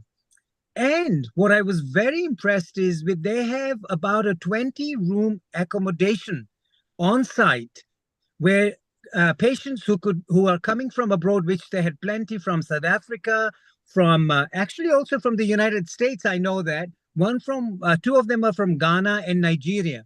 So they actually stay there. They go through their routine treatment on a day-to-day basis. Their diet plans are given to them. Their exercise schedules given to them. They get to go away for entertainment if they wish to, obviously supported. So I think the whole concept about Mission Health and Dr. Alap Shah, who's taking it to another level, I think is something that's really fascinating. It's something to look into, and it's something I think, if as healthcare practitioners, if I may call ourselves that, I think it's important to pay a visit to them to see what they're up to. And I think a collaboration would be a great asset. And I think Healing Our Earth can go with them. We could do a wonderful job. So that's enough of my little speech about Mission Health and Dr. Alap Shah. Lalit, you mentioned 3 key points, which are very important. The modern equipment. Yes. The clean facilities. Very much. And more importantly, the team. Because when we go and visit a doctor, sometimes the reassurance and the touch from them half heals us. So when you go to a hospital, and if the surgeon is very charismatic, he can put you in a nice, easy trance before he operates on you. So, correct. Team, very good. Clean facilities, modern equipment. There are lots of other benefits that we have identified, which we will talk later because this is not the purpose. The important thing is that people can also recuperate. So there can be a short-term planning or a very long-term planning over there. And guess what? We also had few of our people secretly being there for 2 years who have now verified. So before anything that we take on board, we do a 3-year trial. Another good thing is Vaishali, who is from Mumbai, and she has lived in Mumbai, America, and now in London. She also knows of the facility. Something that people don't know about Vaishali is she's a gym expert as well. She actually trains people for fitness, a facet that she has not disclosed over here. And also she knows. So Vaishali, what are your thoughts that of all the places, Gujarat, Ahmedabad, coming out as maybe #1 spot of India from facilities and from a rehabilitation point of view? Are you proud that Ahmedabad is a leader? Oh, absolutely, Nilkumar, absolutely. And what in last few years, I mean, and as Lalitji said, that I have been to Mission Health, and surprisingly, I mean, not everybody knows about it, but they started, it was the first physio gym, the concept of physio gym started with Mr. Alap Shah. So Mission Health is the first physio gym in Gujarat. And I have few relatives who have been there and who have back issues and even post surgery, post knee replacements. Let's say some people, you won't believe, post bariatric surgeries, they prefer Mission Health. They recommend, the bariatric doctors suggest Mission Health, because after the surgery they have to look I mean, they have to take care of various things like in terms of nutrition, in terms of postures, and so they have a whole team. And absolutely, even I have witnessed that those team are absolutely qualified. Some are qualified in sports injury. Some trainers are certified fitness trainers who are specialized in sports injury and injury specialists. So they exactly know the muscle anatomy. So rather than going to some place where we don't know that you are in a safe hands, but Mission Health is the place where I can say that, and as Lalit ji said, that you are in a safe hand. You can trust them immensely, thoroughly. Once you go there, they take care of everything: your muscle health, your cardiovascular health, your agility, endurance, your nutrition. They give you a long term plan, because there is no shortcut to health, right? People feel that, oh, I will give 3 months and I'll become like, I'll gain muscles and I will have my biceps and triceps, and it's never gonna happen. It's all about holistic health. And Mission Health is something that the whole approach and is so unique. And even Vaishali, yeah, so you have already been there, you know about it. yeah. Lalit went there just as a complete surprise. Lalit was not asked what to assess. He was given his own opportunity to assess. And unknown to all of you, we have actually for 2 years been sampling, sending our immediate samplers to them on a long-term basis without the facilities knowing. So we had a good report. So we're going to explore that more. And what better than healing our earth, who believes in holistic approach as well. Yoga, meditation with a physical rehabilitation. So the likes of our Himanshu, who is in Mumbai, will also have to visit there. The likes of Rajiv Gupta, who is in northern part of England. Rajiv, it's something that you will be told a bit later. We are actually doing ties with these people, and within a 3-year sample, we want to see if the local NHS authorities who wants to outsource this kind of rehabilitation for various reasons, for diet, for language, and for cost saving, it will be a perfect opportunity. And Dr. Lalit Soda will be heading that division. I've set up different leads for these kind of things, which we will discuss later. So it's so beautiful that the reason why we're talking about this is that facility can also do with holistic methods, which is what Lalit was saying. The team are also holistically trained. And that's the beautiful part. And with Lalit's knowledge, and if those of you who have not visited his practice in London, please do. In fact, I would be very crafty. Just do, you will get a free treatment from our Dr. Lalit Soda. Otherwise, he charges over £250, including bit of treatment. So if you want it free, just turn up there and say you are from Healing Our Earth, and you can have a good fun. And Dr. Amrita, you are smiling because you have actually helped people rehabilitate, including your parents and particularly your mother, the way you have nurtured her in pandemic times. What are your thoughts that we bring yoga, meditation into this physical arm of chiropractic and physiotherapy? Yeah, thank you, Neil Kumar. Actually, this is a wonderful project, I would say. And at this time, these kind of holistic therapies have to be brought over on the cover page, because these things are an important part of the treatment from the main line of the treatment, and sometimes it becomes the main treatment as well. So from Ayurveda point of view or from yoga point of view, the aspects related with so people, there's so many occupational therapists I know, there's so many chiropractors I know, there's so many physiotherapists I know, and all these people have been working collaboratively to heal these kind of musculoskeletal problems or problems that are neurologically based.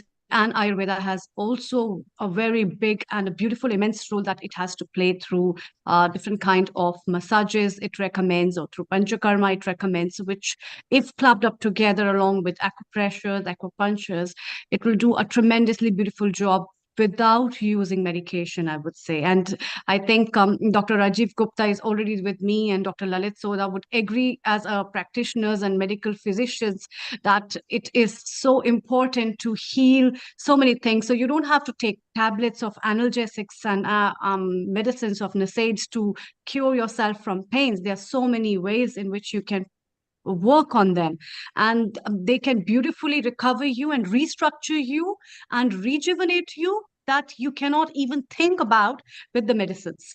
So if I'm right on that take, it will be a very wonderful idea to give and to work on at NHS level as well, to promote these kind of things, and especially all those countries where it's difficult for people to go to take the medicines as So, well Dr. as Amrita, take up the medical coverage. It will be a beneficial idea. so Dr. Amrita, Thank you. what you are suggesting is state of mind, good diet, holistic approach of yoga and meditation.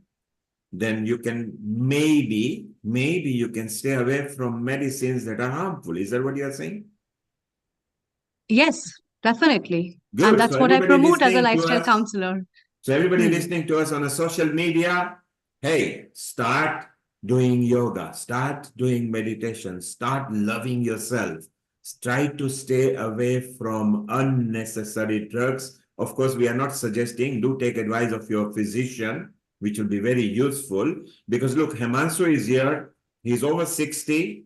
He has maintained himself purely by doing, even when he's not well, he goes to do yoga. So that he, like Vaishali, you said, consistency. He is very consistent.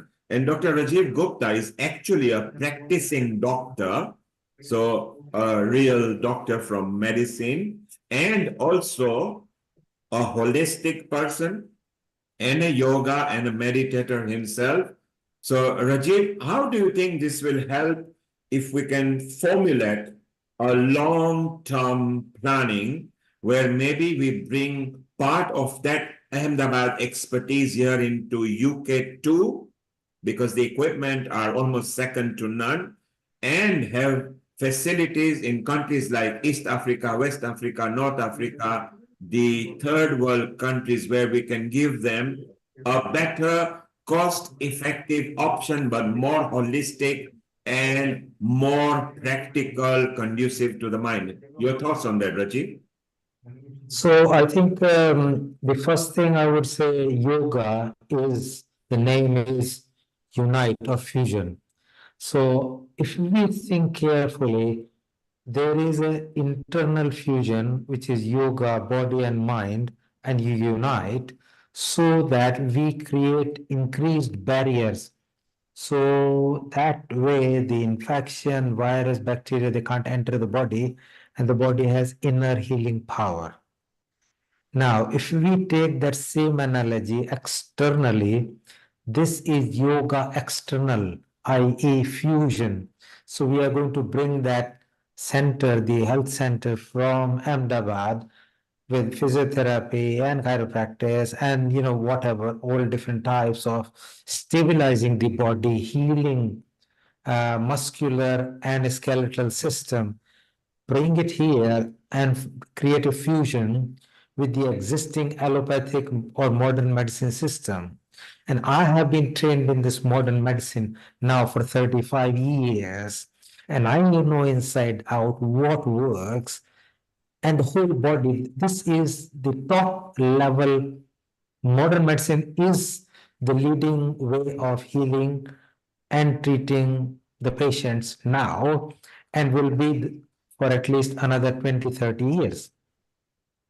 And the reason is that there is a very good evidence base for it. And because there are double-blind trials, randomization, crossover, and these all mechanisms are put in place so that what you say is what is proven through different levels. And if you are not there, you will still get the same result. If we can do the similar thing with this center, bringing it here, do the same testing and trialing, and we create a vision where this thing is going to work in parallel in the same standards, then there is a clear path of entry into the health system or modern medicine within UK, which is the NHS. So I can see it or visualize it. That is the best way to enter. Otherwise, if you enter just like a hose pipe, entering into wrong place, there is no water coming. And this, I think, is going to work quite well. We just need to create a system and then create a proposal in a proper way. It is going to be very helpful because we are aging population in UK. Arthritis is so common, sciatica, back pain, chronic obstructive pulmonary disease, COPD, hypertension. These are irrespectively happening at an increased pace. If we can create a mechanism where we are going to stop it becoming worse in the first place, and then second, reducing it, that is going to become more cost effective. And that is where we will have the entry into the NHS. So thank you, Dr. Rajiv Gupta, for your tip and everything. You are part of this team, which will be it will be a healing our earth led, but it will be a different operation because professional indemnity is required over here. With Dr. Lalit Soda will lead. We will have a chit chat about that. It's beautiful. Let's go to Yara. She has got a comment she would like to ask or a question she has got. Yara, over to you. Yes, thank you. Just from the yoga perspective, you spoke about facilities. I just want to remind you that yoga didn't grow in the palace, right? It grew with the yogis going to the Himalayas, practicing yoga there. And if we are talking about bringing yoga or meditation or even Ayurveda to places where it's unknown, I would start with making it the most accessible as possible. What is the first step is to bring a teacher. I think that's the most important thing, to have this qualified person who knows what to do, right? Because there are plenty of yoga teachers, but some of them maybe are not as good as you would wish. And getting them into the people, you can do it online, you can do it, in a normal class, live class, and it's so easy to start if you speak about yoga.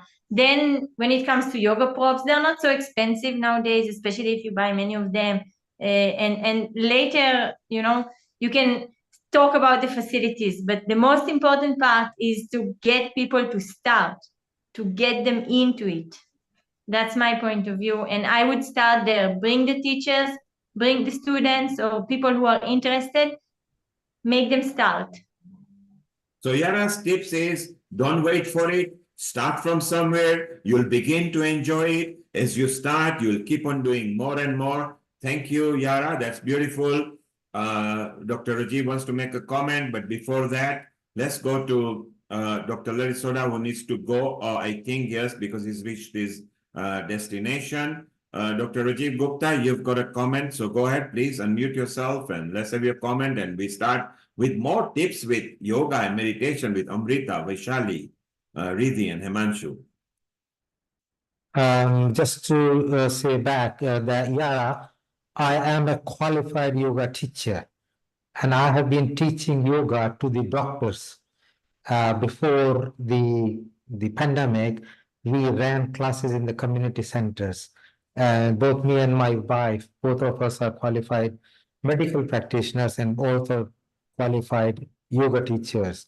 So both of us, together with two other yoga teachers, we have run the classes every week on the weekend for doctors, and there were 30-40 doctors attending it, and then we ran for family as well. So the important bit is not just doing it, and I understand your point of view, just do it, but just doing it without a plan, without a system, you're not going to make a big penetration. You can do a little bend. It's not going to make massive. So I don't know whether I have not conveyed the message. The message, if you want to make big difference, is to create a proper system. But I understand that, yes, we need to make a difference. We need to start. So I will do that. And I, in my clinical practice, because I'm practicing in NHS, I'm a qualified consultant. I do that. I do a weight management clinic. I regularly teach them doing Kapalbhati, doing Mandukasana, doing Shishuasana, and also doing Bastrika. So all these do make difference, and I teach them, but this is a part of practice which we can do. But how many people I would have made difference personally? 60, 80, 100, 120. But if you want to make a massive difference, we need to do on a bigger scale. So I think together, all of us put our plugs into a bigger platform, we can make a huge difference across the globe. And I will talk at some other point that through our integrated platform, which now is kind of going big wide, we are going to have ambassadors so that people who believe in this philosophy of bringing the alternative and complementary medicine and modern medicine together for a holistic healing, they would then have that status, and we will move forward to make bigger penetration. So I think that's a talk for some other day. But since we have got a community of people who believe in it, I thought I will plug that in. Thank you. Absolutely, Dr. Rajiv Gupta. I think we've had so many Samudra Manthans in the past where we've been able to discuss different ideas and different strategies and way forwards. And being a yoga practitioner myself, something that I would actually like to add is just because we have all of these different systems in place, it doesn't mean that people won't feel ill. It doesn't mean that people won't feel pain, but they will know the strategy to be able to navigate those ideas, to be able to navigate that pain in a way that works for them, so they can actually begin to self-heal, which I think is the most important wisdom that we can give them, is that wisdom to be able to connect their own minds and their own bodies into a whole holistic healing mechanism. And by actually having a system in place that enables these ideas to run, we enable them to be their own doctors. We enable them to take back that power into their own hands, because health is ultimately in their own hands. So I think that's a really fantastic thing to be able to integrate, to be able to have all these different limbs and ideas working together as one system that is very well trained. I think somebody mentioned 3 years in the running there to be able to get the system to where it is. And I think it's phenomenal. And just a few years ago, we actually did something with children, which was to introduce yoga into schools. Krishna Avanti School, which is where my cousin Madhvi teaches, has been doing this fantastically well now for about 10 years. And we can see the impact of just giving students hope. We can see the impact of giving them that emotional resilience, that emotional intelligence, when coupled together with the right mindset, is actually very healing. So we can see the whole idea there of holistics being introduced in such a way that they can then start to take back that power. And I think even though that is a different level there, it's actually in schools, it's with children, it's with students, just having the right impact from that stage, the right mental agility, the right emotional intelligence, the right nutrition that they begin to have, as Ayurveda plays a really fantastic role in this as well, because Ayurveda and yoga meditation go hand in hand. They are complementary sciences to each other. By having a system that complements and integrates, we give people that whole holistic system to be able to think and to be able to really focus in a 3D perspective on their own health, on their own well-being, and just to be able to give people that level of hope of actually there is a way around this. I'm not stuck just because my body is trembling or just because I feel that tension. If I am there mentally, if I'm there emotionally, there is a way around it. And I think that is a fantastic thing that's coming through with the talks that we're having today of how to integrate all the systems together. So Yeah, thank you, Riddhi. Riddhi, thank you for your opinion. Vaishali, what we are going to do now is let's go around the panel, and what we have agreed from what Yara has told us that we need to start. So let's go and see if we have not taken up yoga, meditation, or gentle exercises, where should we start? What should we start with? Should we start with basic stretches with yoga? Should we start with meditation? Should we start with simple techniques so that we build up ourselves? Should we, if we are chair bound, what should we do? If we are bed bound, what we should do? If we are mobile and not taking it serious, what we should do? So let's go around the panel and say how to start, how to get going.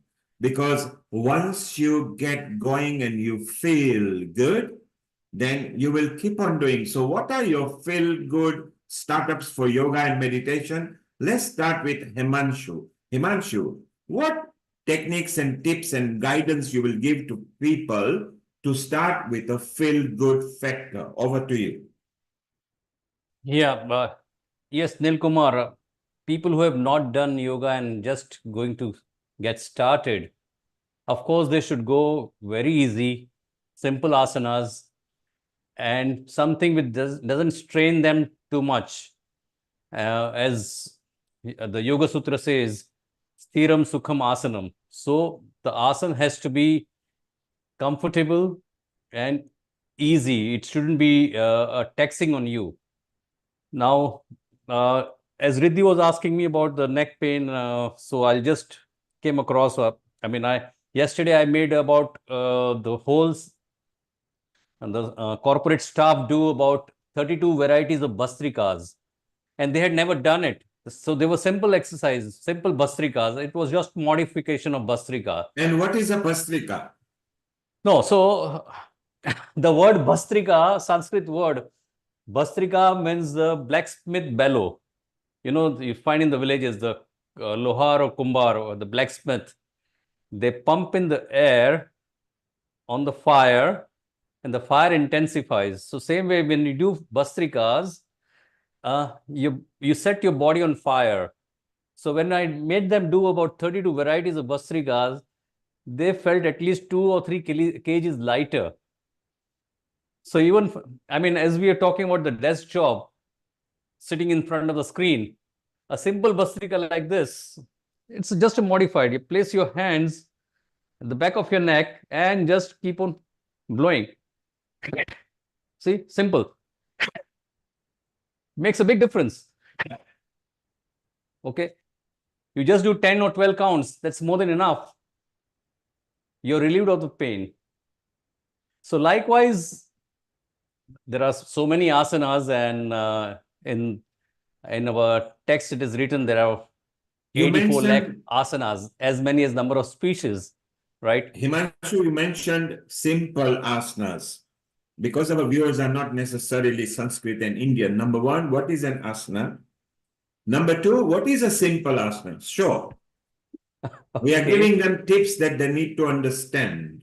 So, what is an asana? Describe to them so they understand. And what is a simple asana that not at your level, but at a level to start up to feel good? So, assume you are starting, forget your current knowledge because you were actually trained by BK Iyengar, so obviously you are at a different level, but don't think on that. You are a novice, you are starting now, and describe any Sanskrit word into English so the people on our social media understand what you are saying.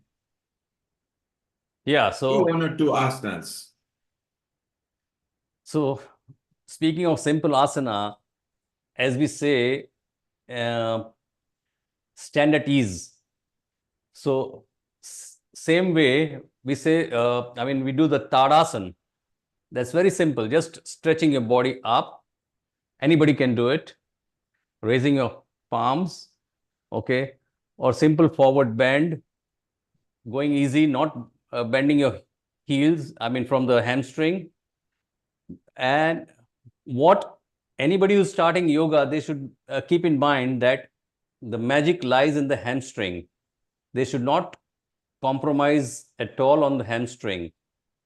So those kind of simple postures, even Paschimottanasana, going very easy, can be very helpful. Sitting in Padmasana can be give you a very stable posture, which can help you in meditation also. Where is the hamstring located? Show. I need to get up. Is it okay? Yeah, go ahead, get up. Okay. Because we are teaching people. So if we use words and they don't know, it means Yes. nothing to them. Yes. Now, because you say hamstring is very essential on many type of postures, show them the hamstring. What I can do is I'll just... And Vaishali, you are laughing because you are an expert on this, so it will be your turn next. We just want to describe that. So, yeah, I'm just showing my hamstring. This here. Mm-hmm. So when I'm doing a forward bend, okay, even not bending, but just going 90 degrees, that can be very helpful. You see, I'm stretching. I'm not compromising on the hamstring at all. Here, the magic lies here. Right?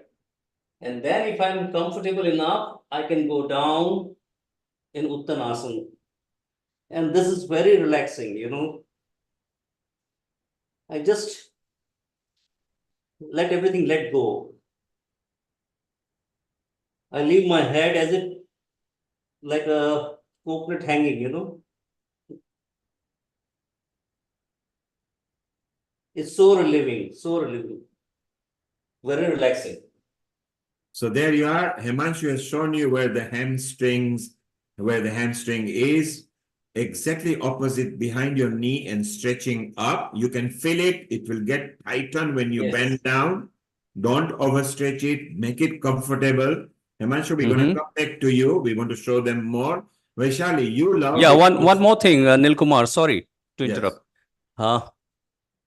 People who have not been doing this, not used to stretching on the hamstring, they may feel a little pain, but it's a healthy pain. Remember that. It's a very healthy pain. Yes. So if it's slightly pains, remember it's working. If no it's pain, no gain. No pain, pain, no it's gain. not working. But if it's gentle pain, that means you are stretching it gently. Do exactly. It gently. Yeah. Beautiful. So that's a tip from Himanshu. Don't give up. If the pain is bearable and is gentle, that means because you never exercised it and never stretched it, you are now gently doing. If it's excruciating, immediately stop and see your physician or your expert.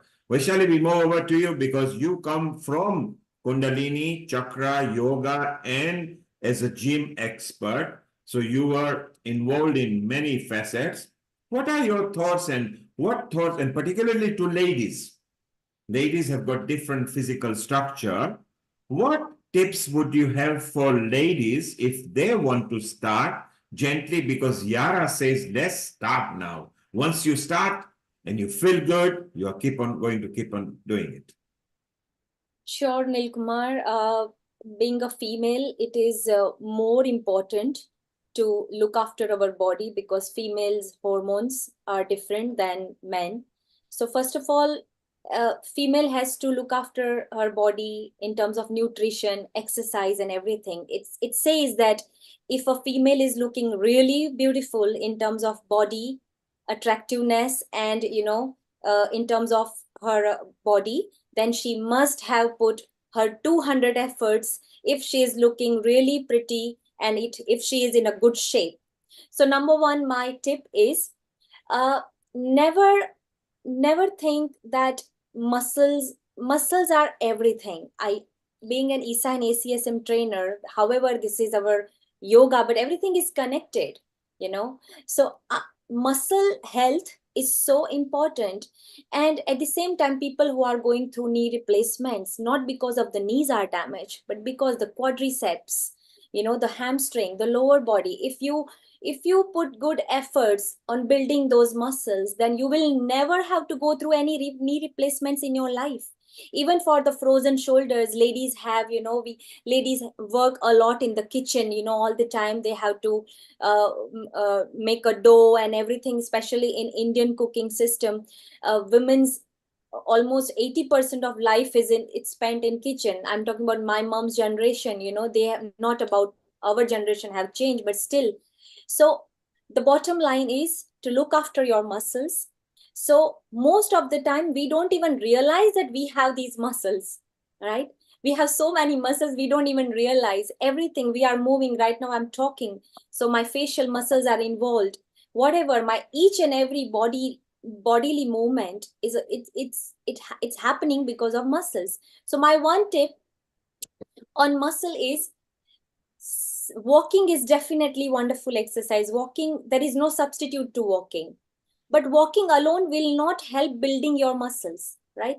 Or if you just run and walk, and if you don't hit weight training, if you don't hit certain type of squats or lunges, you know, there are some exercises, a basic lower body exercise is one is lunges and then squats, right? So these will build your gluteal muscles, your quadriceps muscles, your hamstrings, and even your calf muscles. So I would say that start building muscles. It is a building. The building is the word. We build our business, we build our body. It takes time. It doesn't going to happen it never going to happen overnight, but start with somewhere. So lower body health for a female is very important. So do your back bridging. So whenever you get a time, do back bridging and pelvic rotation and squats, lunges, and knee to elbow touch, a simple knee to elbow touch. Even if I'm sitting in the chair right now, I can do this knee to elbow touch cross. So this is a simple way which everybody can do. So basically my first tip is to build your muscles, whichever is convenient to you. You don't have to go to the gym daily, but at least thrice in a week, if you can attempt any weight training. That is my first tip. Second, being into pranayam and chakra healing, the most important factor of our awareness or our mental well-being is our breath. So whenever we focus on our breath, so certain pranayama, the way Himanshu ji showed, my most favorite, being a female, is Kapalbhati and Anulom Vilom. Even Anulom Vilom and Kapalbhati, we can do it even while driving. I even when I drive, sometimes, you know, I'm stuck in the traffic, especially in Mumbai Western Express Highway, bumper to bumper. Vaishali, what is Kapalbhati and Anulom Vilom? Once again, don't fall in the trap of using Sanskrit. The viewers are in different country. They don't know what you're talking. A simple one example of Kapalabhati and Anulom Vilom, because to you, as you said, breathing is also important. So just before you do, we'll come back to you. Keep it ready so we can show them. Let's go to Yara, because I think she wants to show us something. She has got some tips for us. Yara, we are now connected to you. Unmute yourself. What would you like to share and show us to get started and feel good factor? Okay, thank you. The first thing I would like to say, in the Iyengar yoga method, we never start with pranayam. And the reason we don't start with pranayam, we start with asana practice, means that we're not starting from breathing exercises, we start from body exercises. And I'm calling it exercises because at first, it's not yet a full thing, which is an asana. Full body mind thing, asana, living thing. It is a posture at the beginning, because people in our daily life, they stand like this. They go like this. Okay, you spoke about ladies making chapatis, they go like this. They go like this. I've been to the village now for many years. My mother-in-law, she's making chapatis like this. She's making chapatis like this. She's all day long like that. That's in a good place, because even she's at least sitting on the floor, she's practicing something. But what about those ladies being in the kitchen like that? Those people driving like that, okay? So this posture is not ready for breathing. Look at the chest, close. If I try to fill up my chest with air, with oxygen, it has a limited space. Therefore, first I have to teach myself how to stand properly, how to open my chest properly, and breathe into the maximum of my lungs. In order to reach that, we have to go through asana. And in our Iyengar yoga method, We start by standing poses, because standing poses, they ground you, they connect you to the floor, and from the standing poses, you're able to understand your body. Trikonasana, Parshvakonasana, Virabhadrasana number 2, Virabhadrasana number 1. You go through those poses in order to feel your body, to elevate your trunk. We are using our legs, our arms, just to understand our trunk, from the pubis to the chest and up to the shoulders. You have those areas that have no access in our daily life. Our lower abdomen is constantly here. Our diaphragm is constantly here. Our chest, we walk like this. Of course, I'm exaggerating, okay? But even I, on my daily life, I stand like this. And this is not good enough, not to breathe, not to open the heart, not to be. Therefore, asana practice is the must before you teach anything else, even before meditation. Meditation, we know we sit, but people define themselves in those retreats, meditating like this. What will they gain? Backache. This is what they gain. Therefore, in a Iyengar yoga method, you take height. First, you teach yourself how to sit straight, how to meditate and having your spine stretched. Okay? And if this is not enough, then you add height. You take 2 bricks, you take a stool, you take a chair. But first you learn how to be straight, how to approach your body healthy. And this is my point of view, to start with the asana, not because you want to exercise, because you want to open your trunk and be able to consume the air that you're breathing, be able to consume the prana, which is energy, energy of life. Thank you very much. So from Yana, we can learn very simple. Do not slouch.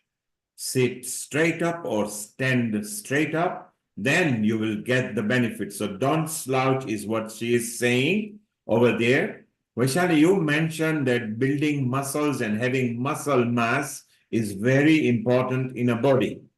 So maybe it's the right time to go to Amrita from Yoga and Ayurveda. Amrita, what are good foods, or what should we be eating, or what technique do you think people should observe to make sure that the muscle mass can improve so it can help exercise and yoga and everything? Thank you, Neil Kumar. I had been listening over an hour about different perspectives of how body and the connection of body is there with the muscles and other structures. And I also listened to Yara, which is also one important part. And I also listened to Himanshu, who's been talking about focusing on the calf muscles, the gastrocnemius and the soleus. They talk to you because they are called as the pumping heart, another heart of your body. But in today's time, with the structural problems that people have, your posture, the way you stand, has a very big impact on your mind.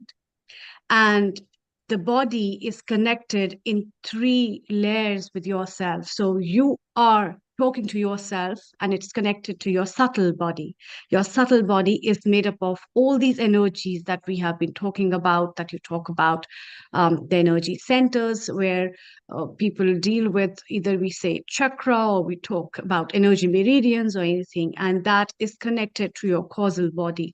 So your consciousness with your subtle body and your physical body are interconnected things, in which breath rolls up as that fluid of cord that will connect you in the form of prana for your body and mind as a subtle body to stay connected with you. And for that, healthy life with good diet, plant-based diet particularly, is very important. I'd say apart from muscles, there's one more important element that's called as fascia, which no one talks about, but as a chiropractor, as a field therapist, or as a medical professional, you must be knowing about what fascia is. So it's like a web in your body, and that is connecting all your structures, and that has a deep impact on your muscles and your musculoskeletal system. So when you are stretching, you stretch your fascia, and your fascia is a connecting ground of all the emotions that and hormones that take you from your connection to the body to your mind. Therefore, first of all, it's very important to focus on your life. How do you stand? When you stand up in the morning and sit straight, just think about yourself. When you're focusing on your job, sitting on the chair, just focus on yourself. Whenever you're representing something, focus on yourself, how you stand. And that will give you a lot of awareness about your mind and how you feel mentally. It is also one of the very important aspects of personality development, where cleanliness, as Shocha, which Dr. Rajiv mentioned, and a part of Yama, as mentioned in the Ashtanga Yoga, is a connected story of positive thinking and being optimistic with clarity of thoughts and personality development. So all these things are very interconnected. Your good diet, especially plant-based diet, is important for women, as Vaishali has been mentioned. I think about how important it is for the women to take care about it. We'll be talking about it in the future episodes of ours at Women's Special Day as well. But then these kind of tips to your health are equally important in this time, to care about what your plate has and how you hold yourself and what do you think about yourself than anybody else. Thank you. Yeah, I think it's yeah. Amrita, yeah, amazing. Yeah, you are what you eat and think. Absolutely rightly said. And your posture, your spine, become aware about everything, each and every move of the body. It's all related to your posture. Your open posture says it all. You know, it opens up your confidence. Absolutely right. You said that. And the one thing that I would like to mention about because I was I think talking on the same direction, that two pranayama Nil Kumar wanted me to explain to our viewers who are who doesn't understand Sanskrit words terminology. So Kapalbhati is, Kapal means skull and Bhati means shining, illuminating. So it is a rapid, massive uh, what do you call, breathing, you know, passive exhalations, and it is a rapid, forceful exhalations that we make. So it's like a reverse exhalations. So when we exhale, we keep our belly in. Forcefully, we exhale and we keep our belly in. So this is our passive exhalations, which is called Kapalbhati. And being a female, it has immense benefit for on females' reproductive system, in terms of even some women, they had to go through a surgery for ovarian cyst and all. So it removed just in 2 months or 1.5 months, with a continuous, constant, systematic Kapalbhati practices. And so Kapalbhati is also one of the pranayama that I practice a lot, and I highly recommend. And second, Anulom Vilom, which is called alternative breathing techniques. So when we whenever we put a right thumb on a right nostril and you breathe in from the left nostril, then you cover your left nostril and you exhale from the right nostril. Again, you inhale from the right nostril.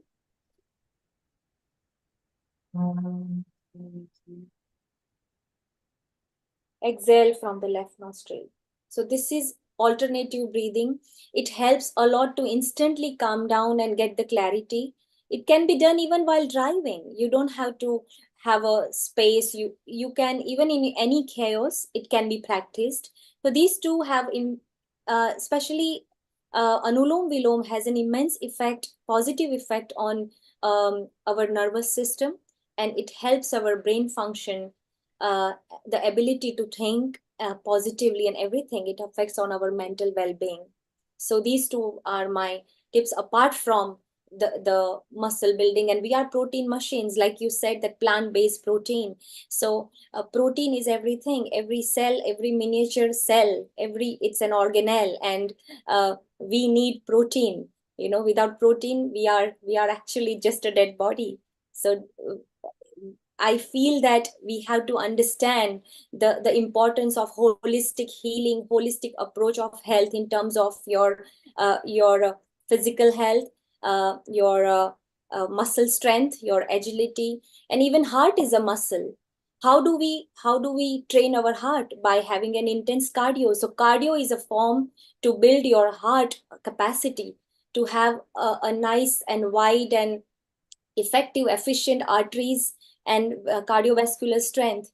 So whenever we talk about heart health, so cardio is the best way to improve your heart health. Cardio could be anything. Some people like to go for running or swimming or skipping. So these are the very good way of improve your heart health. And when we talk about, yeah. Thank you, Vaishali. And as you said, happy heart, gentle exercises is a way to well-being. If you cannot run, if you cannot skip, if you can't jog, if you can walk, and brisk walking is classified approximately at 5.5 to 6 kilometers per hour, depending on your age. If you are young and below 20, then make it 6.8 kilometers. If you are over 40, 6 kilometers. If you are over 60, 5.5 kilometers per hour is classified as brisk walking for you. Even that can improve your heart and mental well-being. It's a perfect time to go to Croatia, where our lovely Alexandra Horwood is waiting, and she was regular during pandemic time. She has got multifaceted knowledge, but also very good at yoga and meditation. And today she's going to share her tips and maybe show a few samples to us and talk more about the Wellbeing Academy. So a global namaste to you, Alexandra. Thank you. Thank you so much, Neil. And thank you so much, Vaishali and Amrita. I got a little bit of your talk, but really, I did not hear your, sorry, I joined a little bit late. So yes, I'm now in Croatia, but yeah, I used to live in London, and maybe I will move back to London soon. And hopefully, Alexandra, maybe next year when all the elections are finished this year, because this year on the earth is very heavy. 70 elections of 70 countries, and also plenty of wars going on and everything. So let's hope this year can ride over and next year brings peace, harmony, and everything. And maybe Croatia would be a good place to do a retreat where you are there, Alexandra. And so meet your host, Vaishali Acharya, Amrita Sharma in India, Vaishali in London, and Riddhi in London too. So I leave. Oh, wonderful. Thank you. I leave it to you. For next 10 minutes, Alexandra, carry on with your chat, and then all these three hosts are going to chit-chat with you, and let's give some nice tips to the people listening on the social media. Over to you. Very good. Thank you. So yeah, I'm really open to do anything that's relevant for the hosts and for the guests of today's event. So I prepared a little bit of soothing meditation if you all want to do that.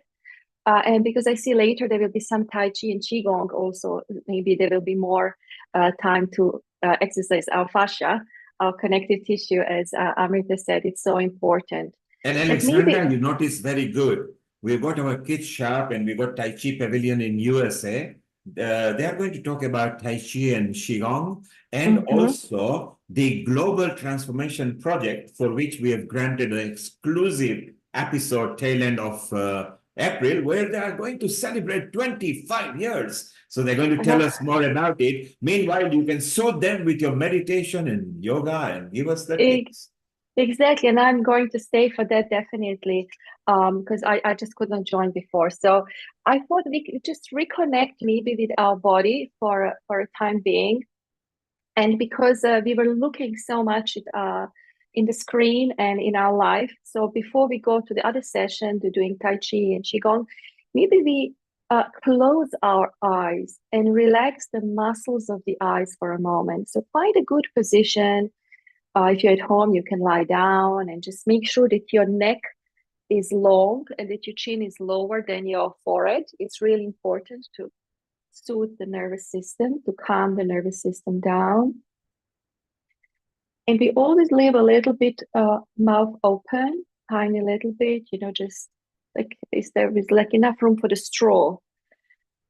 And relax the jaw muscles, jaw joints.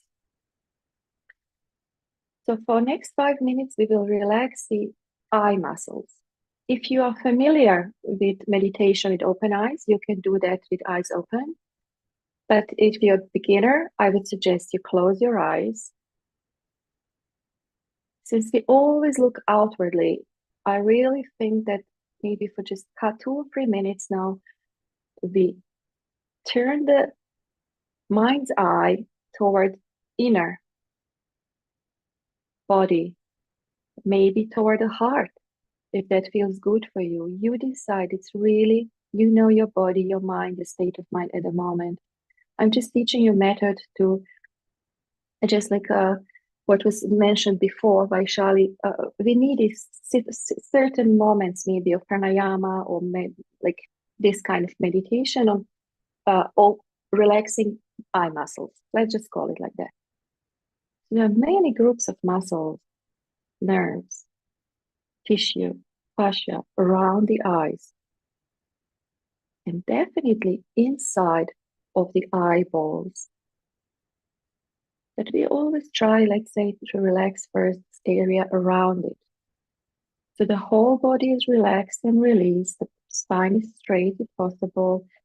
Muscles of the upper arms are released. Hands are completely relaxed.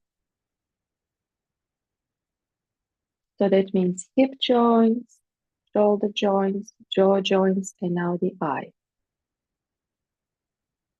The inner corners of the eyes, the outer corners.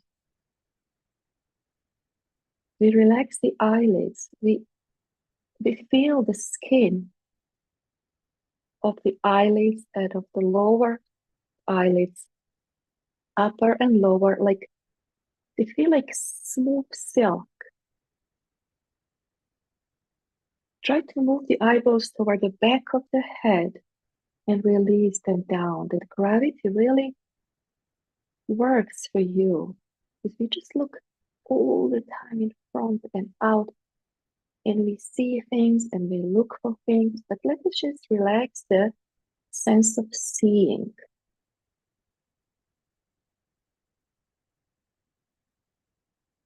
So it's something that you can come back to whenever you have time. Just like Vaishali mentioned, breath. So your eyes, relax them when you sit in front of the computer for too long. Just move your eyeballs a little bit toward the back of the head. It's just visualization. Release the eyelids, the skin all over the eyes, under the eyebrows, under the eyelashes.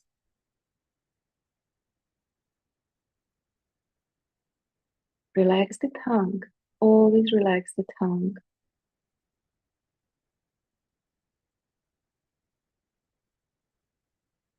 And then, of course, the eyes. There's so many layers on top of, in front of the eyes, what touches the eyelids. So those outer layers of the eyes, you don't even have to know anatomically correctly what it is. Just from the most outer layer, toward, the layers where there is this color, the iris, where they're the black of the eye, the pupils, the white of the eyes. Just let us kind of feel that area, or start just feeling it if possible. That's it. There's nothing else to do. It's really good to do it under the eye mask, like heavy eye mask. I usually make my own with a lot of rice and some lavender or something. And then transition is extremely important, and integration. So now we will prepare ourselves mentally to open the eyes, but we will not look straight ahead. We'll slowly move the lower eyelid down toward the cheek, toward the face, and gently allow the upper eyelid to go slowly up. And when we look, whatever is in front of us, the gaze is still down. We don't fixate on anything. We are just aware. We are not looking for details. We just maybe even don't see the forms clearly. And we give ourselves time to lift our gaze up and learn to relax the upper eyelids even when we lift the gaze up. It's kind of cultivated this sense of gazing, gaze, eyes open, aware, but not fixated, not focused, because that really strains the muscles and the nerves and the fascia. So try now, even for half a minute, just to look without really looking at something, just seeing. The art of seeing things. And then we can integrate it when we are on the bus, when we are preparing for the, the meeting or the family dinner. We can relax the eyes because one sense influences the other. So we can do the same with the sight. We can do it with smell, with taste, with touch, with hearing, relaxing the organ, and then the sensation and the experience does not influence us so much. We don't want to control the experience. We just want to allow that experience to be as it is. And it's a practice. If you haven't managed now, please don't get frustrated. It takes time. But I would suggest just throughout the day or even this evening, just closing your eyes for 1 minute or even not having them closed. Just allow the eyes to be there, because I still always see, but don't try to look at something, don't try to look for something if you don't have to. So how was that for you, Ridi or Amrita or Vaishali? That was so important, and especially the way you showed our viewers that become aware and allow and accepting as it is. That's the key. That's the key. Yeah, and I love that idea. And allowing, how many times we are able to allow, simply surrender, allowing, accepting, because I think half of our problem is solved the moment we accept it. Absolutely, Vaishali. We always want to control and change. And sometimes we have to and we need to, but sometimes we can't and we don't need to.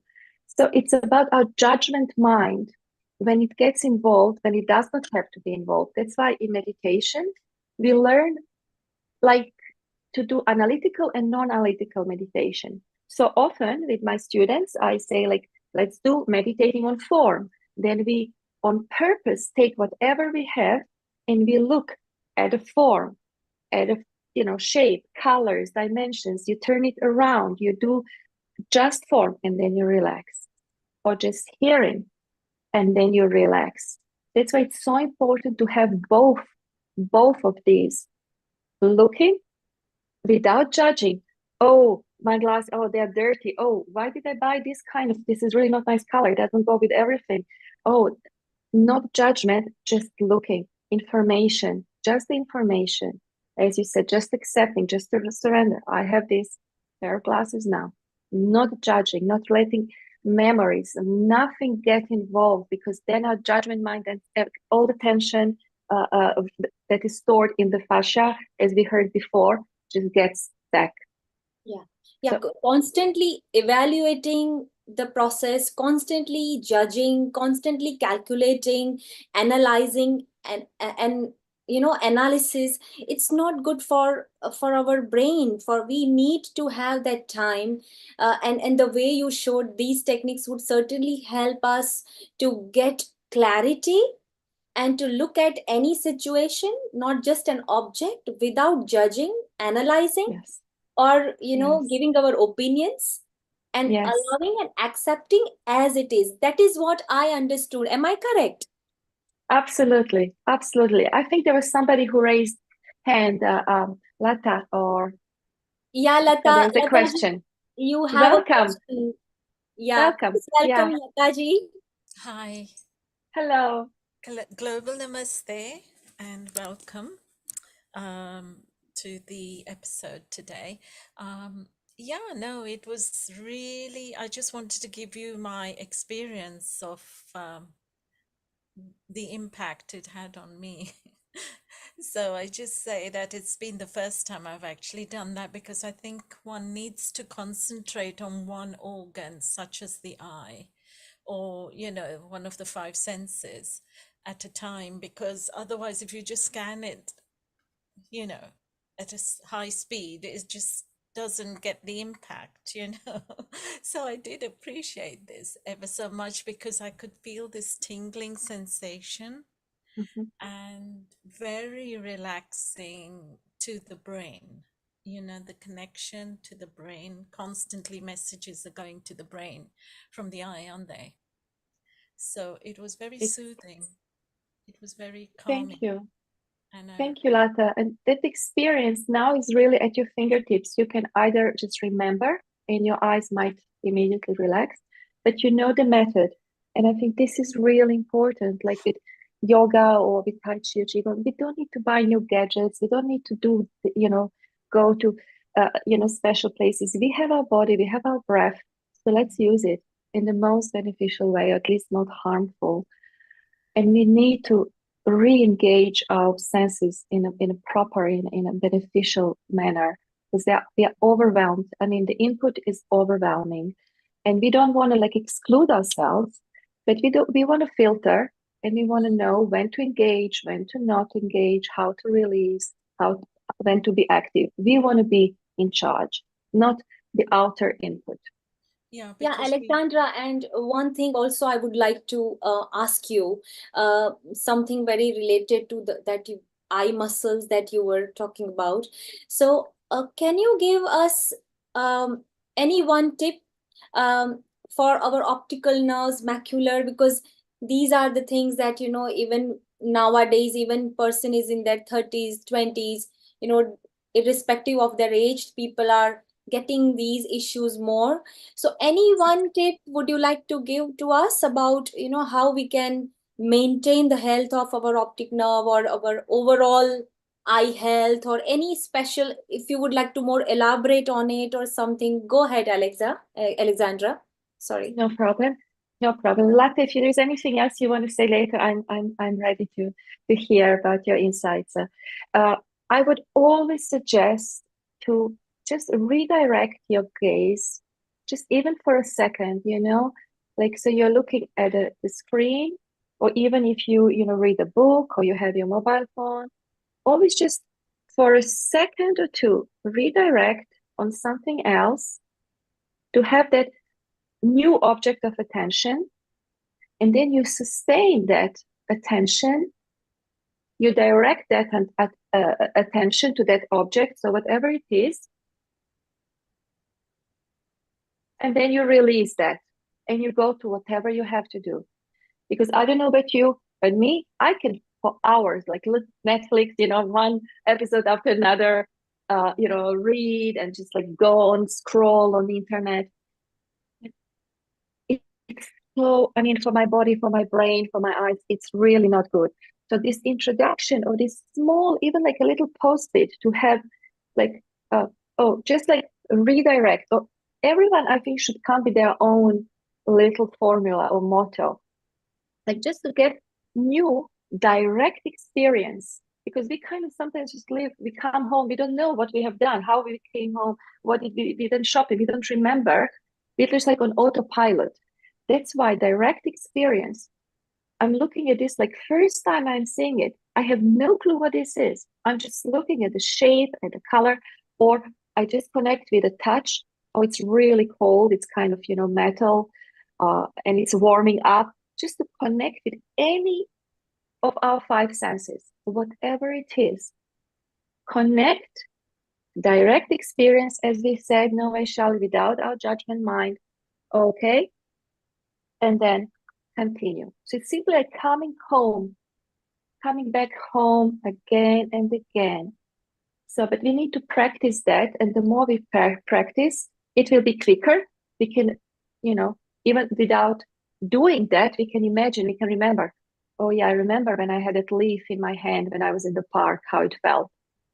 Oh, I remember when I heard that really beautiful symphony or concert. I remember how it felt. So that experience. I really like the idea about involving the senses, the sensory touch. Riddhi, what a wonderful idea Alexandra is bringing to us. What are your thoughts on sensory touches and how we can elevate these feelings and how we can get the optimum benefit of this? What are your thoughts, Riddhi? Absolutely. I think the key thing that I've actually taken away from your little practice there was the mind-body connection. So when we can actually turn off the intellectual thinking mind and step into a state of observing, we can start to turn on the intuition.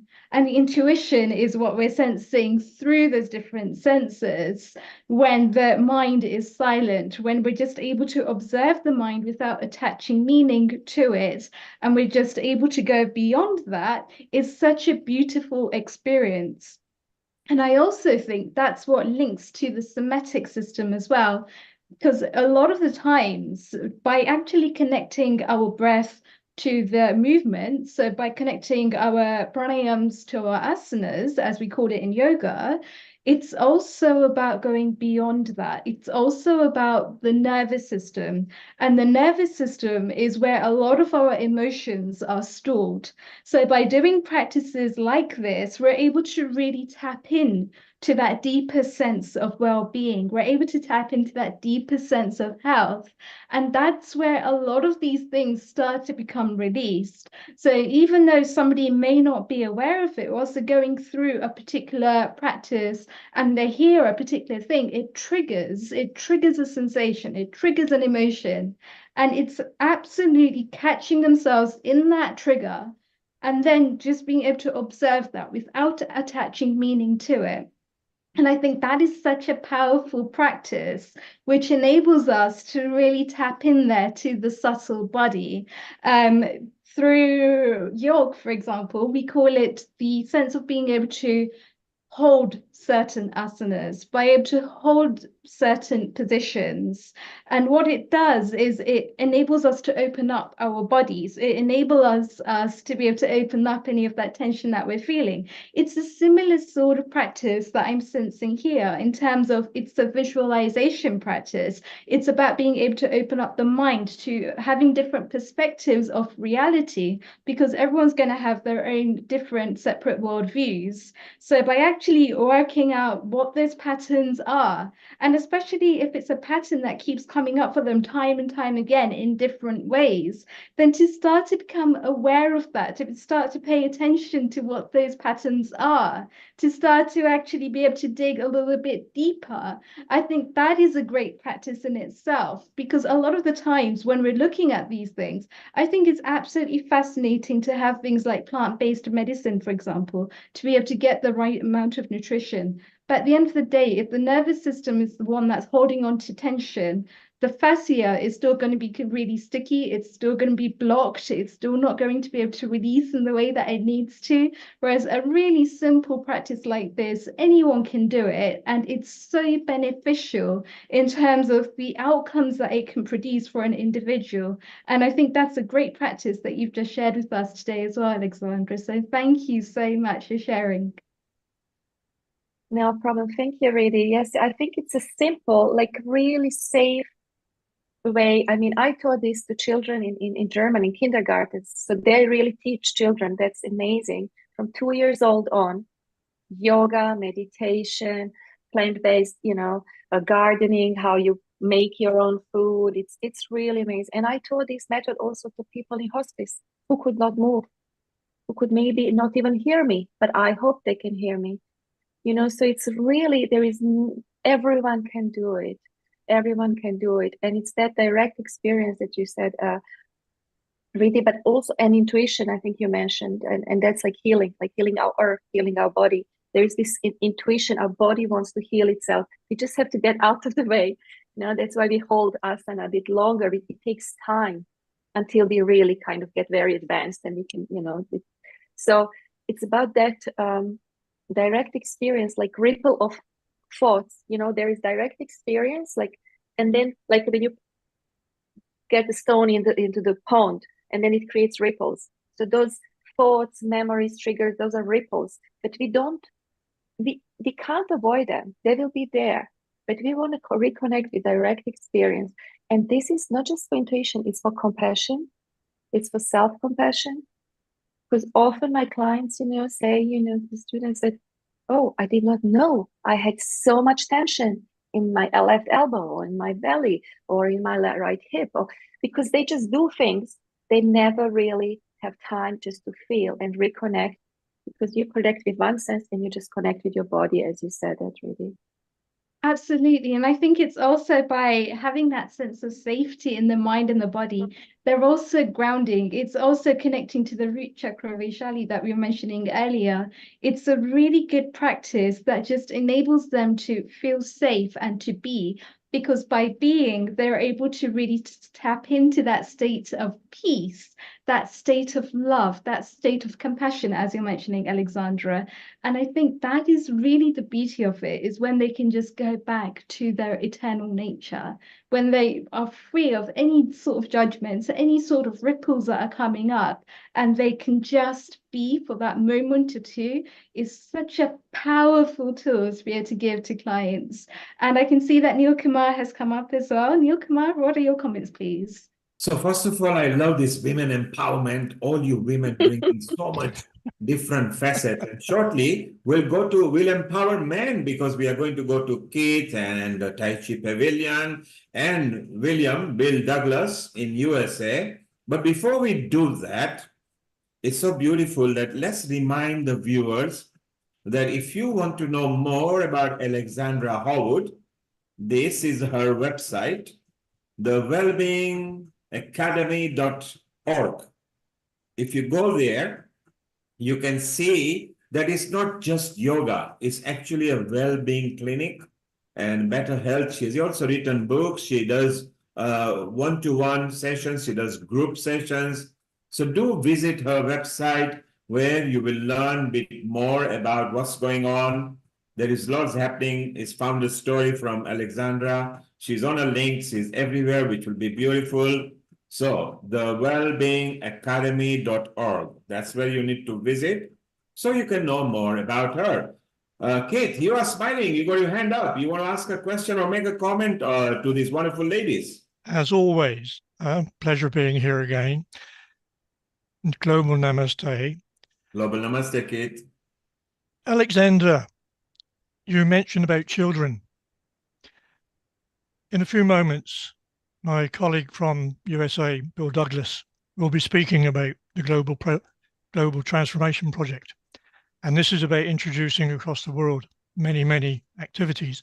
I would ask you to, if you can, connect with the World Tai Chi Day, because I think many of us recognize the importance with children, but it's a very long-winded process, right? I think you might be able to contribute positively to that activity. Thank you. Thank you. Gladly. Thank you so much, gladly. But it's the Super. future. I really believe that's the way to go. The children, teenagers, that's the way to go, because especially, nowadays they're really overwhelmed. When I was young, I did not have a mobile phone or computer. I had a book and, playing outside until it was like, dark. So, yeah. So Alexandra, stay around here. As Bila said, we are now going to go to Keith shop, who is a Tai Chi and a Qigong. He's actually a very good coordinator, because he amassed so many people in a group. And now he's relaxed and chilled, and he's part of Healing Our Earth. Bill, which I'm bringing up on the screen right now, is our regular contributor from United States of America.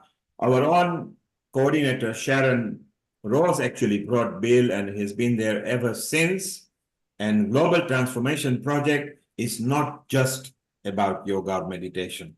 It's not about Tai Chi and Qigong.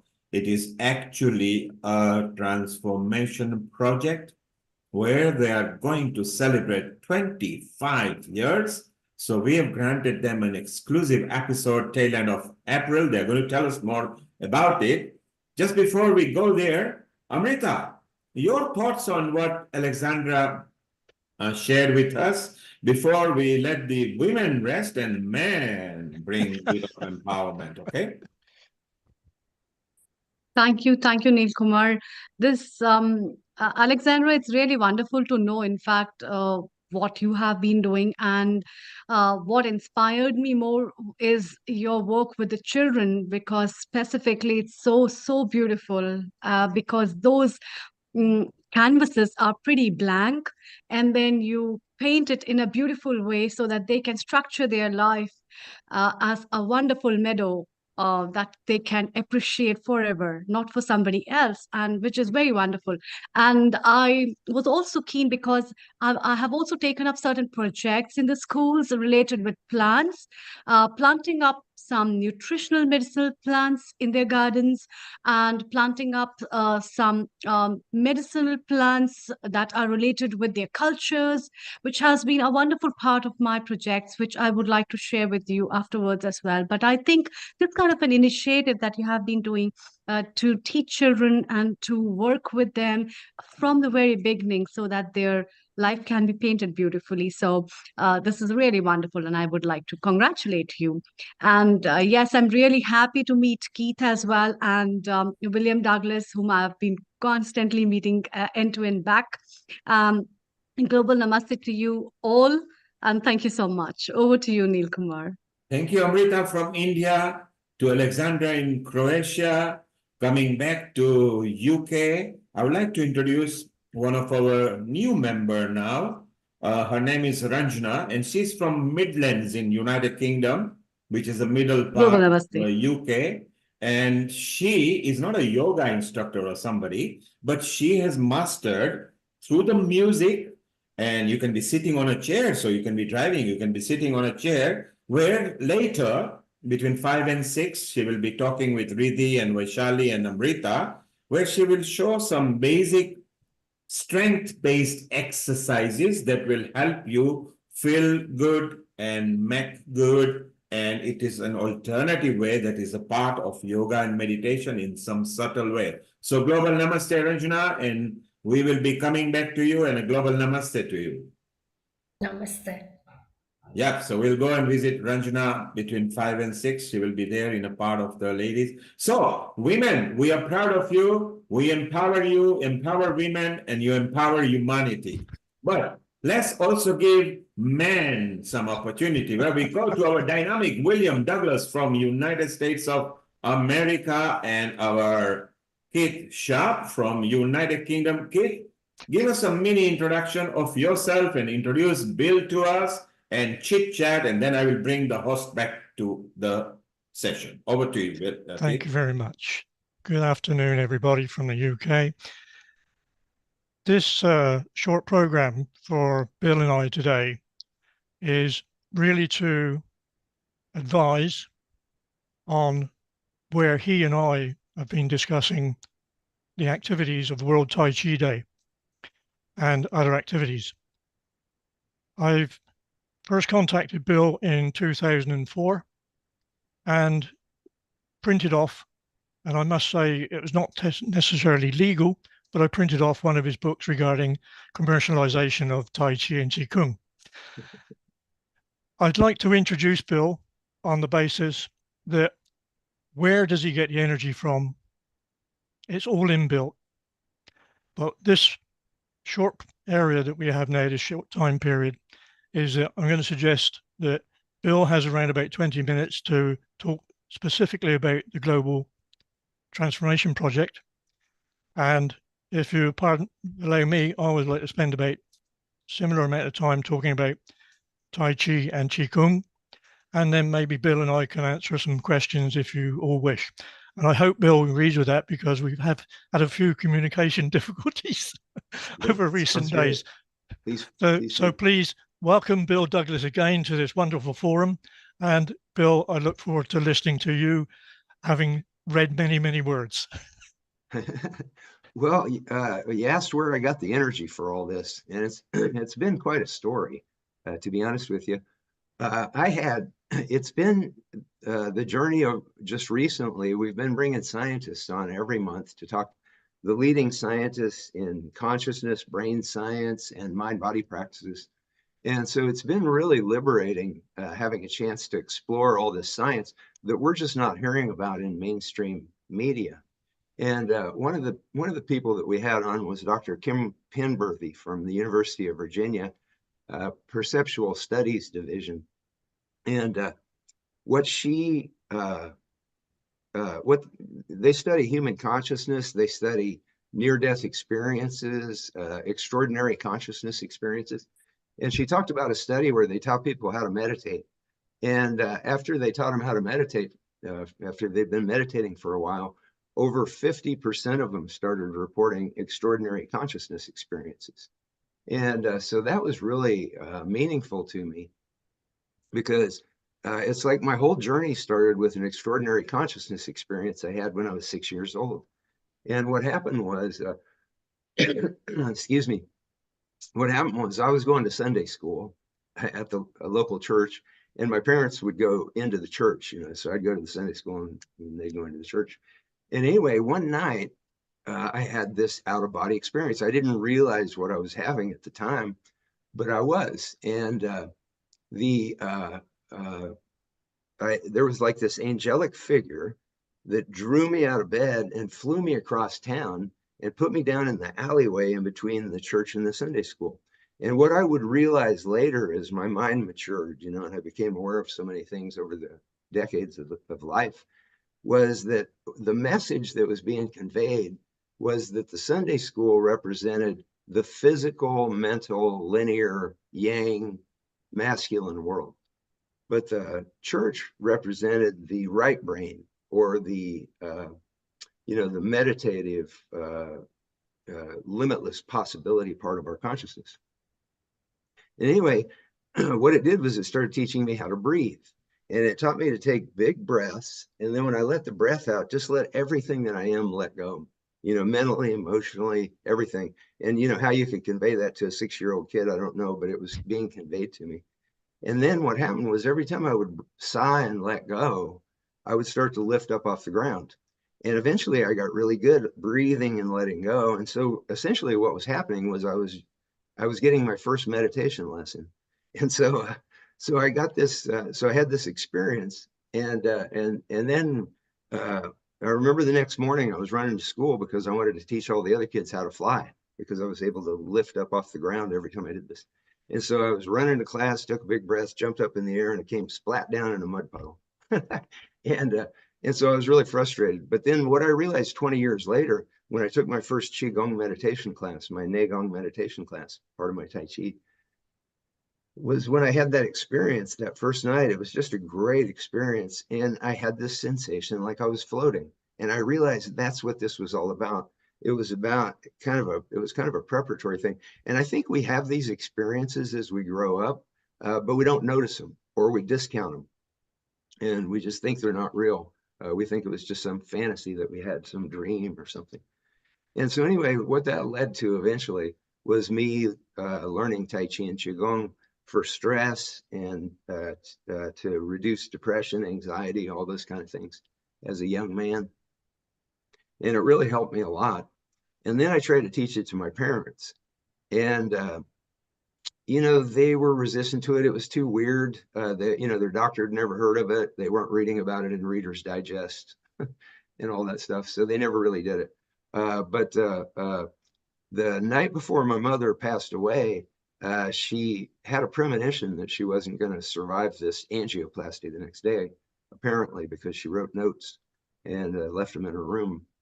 And one of the notes that she wrote was, "I wish I could go back and learn the arts of relaxation that Junior was trying to teach me, because I so would have loved to have seen my grandchildren grow up."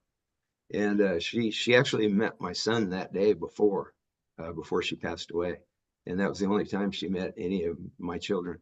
And so that stuck with me. And then years later, I started teaching in a hospital class. It was my first hospital class. And the class was filled with a lot of doctors. It was for the public. It wasn't for the staff. But these doctors were really curious. You know, this is like 30, 35 years ago. And so out of curiosity, a bunch of them signed up.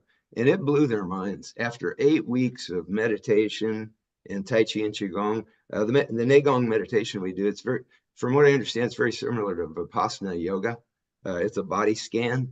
And so we were teaching them how to meditate, how to do moving Qigong, and how to do Tai Chi. After 8 weeks, one of the physicians had gotten off of her hypertension meds that she'd been on for years, and a pharmacologist in the class, same thing, he got off his hypertension meds that he'd been on for years. And a surgeon had limited mobility and chronic pain from a whiplash injury. And being a surgeon, she'd been through every major medical procedure she could find. She still had the problem. But after 8 weeks of this mind-body course, she had full mobility and no more chronic pain. So it was blowing their minds. And so what I did was I started taking all this medical research. What happened, the doctors, they started doing medical research because this was before I understood Google or anything. I don't know if it existed, but they started handing me medical research on mind-body that was reflecting the same kind of benefits they were getting in the class because it was so amazing to them. And so I started taking that and I started sending it out to media all over the world, and they weren't interested. They weren't interested. This was something that could change people's lives, you know, all over the planet if they knew the science. And so that was, so I was getting very frustrated. And then right around that time, I was digging around in my basement for something, and I found that note that my mother had written the night before. I wish I could go back a few years and learn the arts of relaxation that Junior was trying to teach me.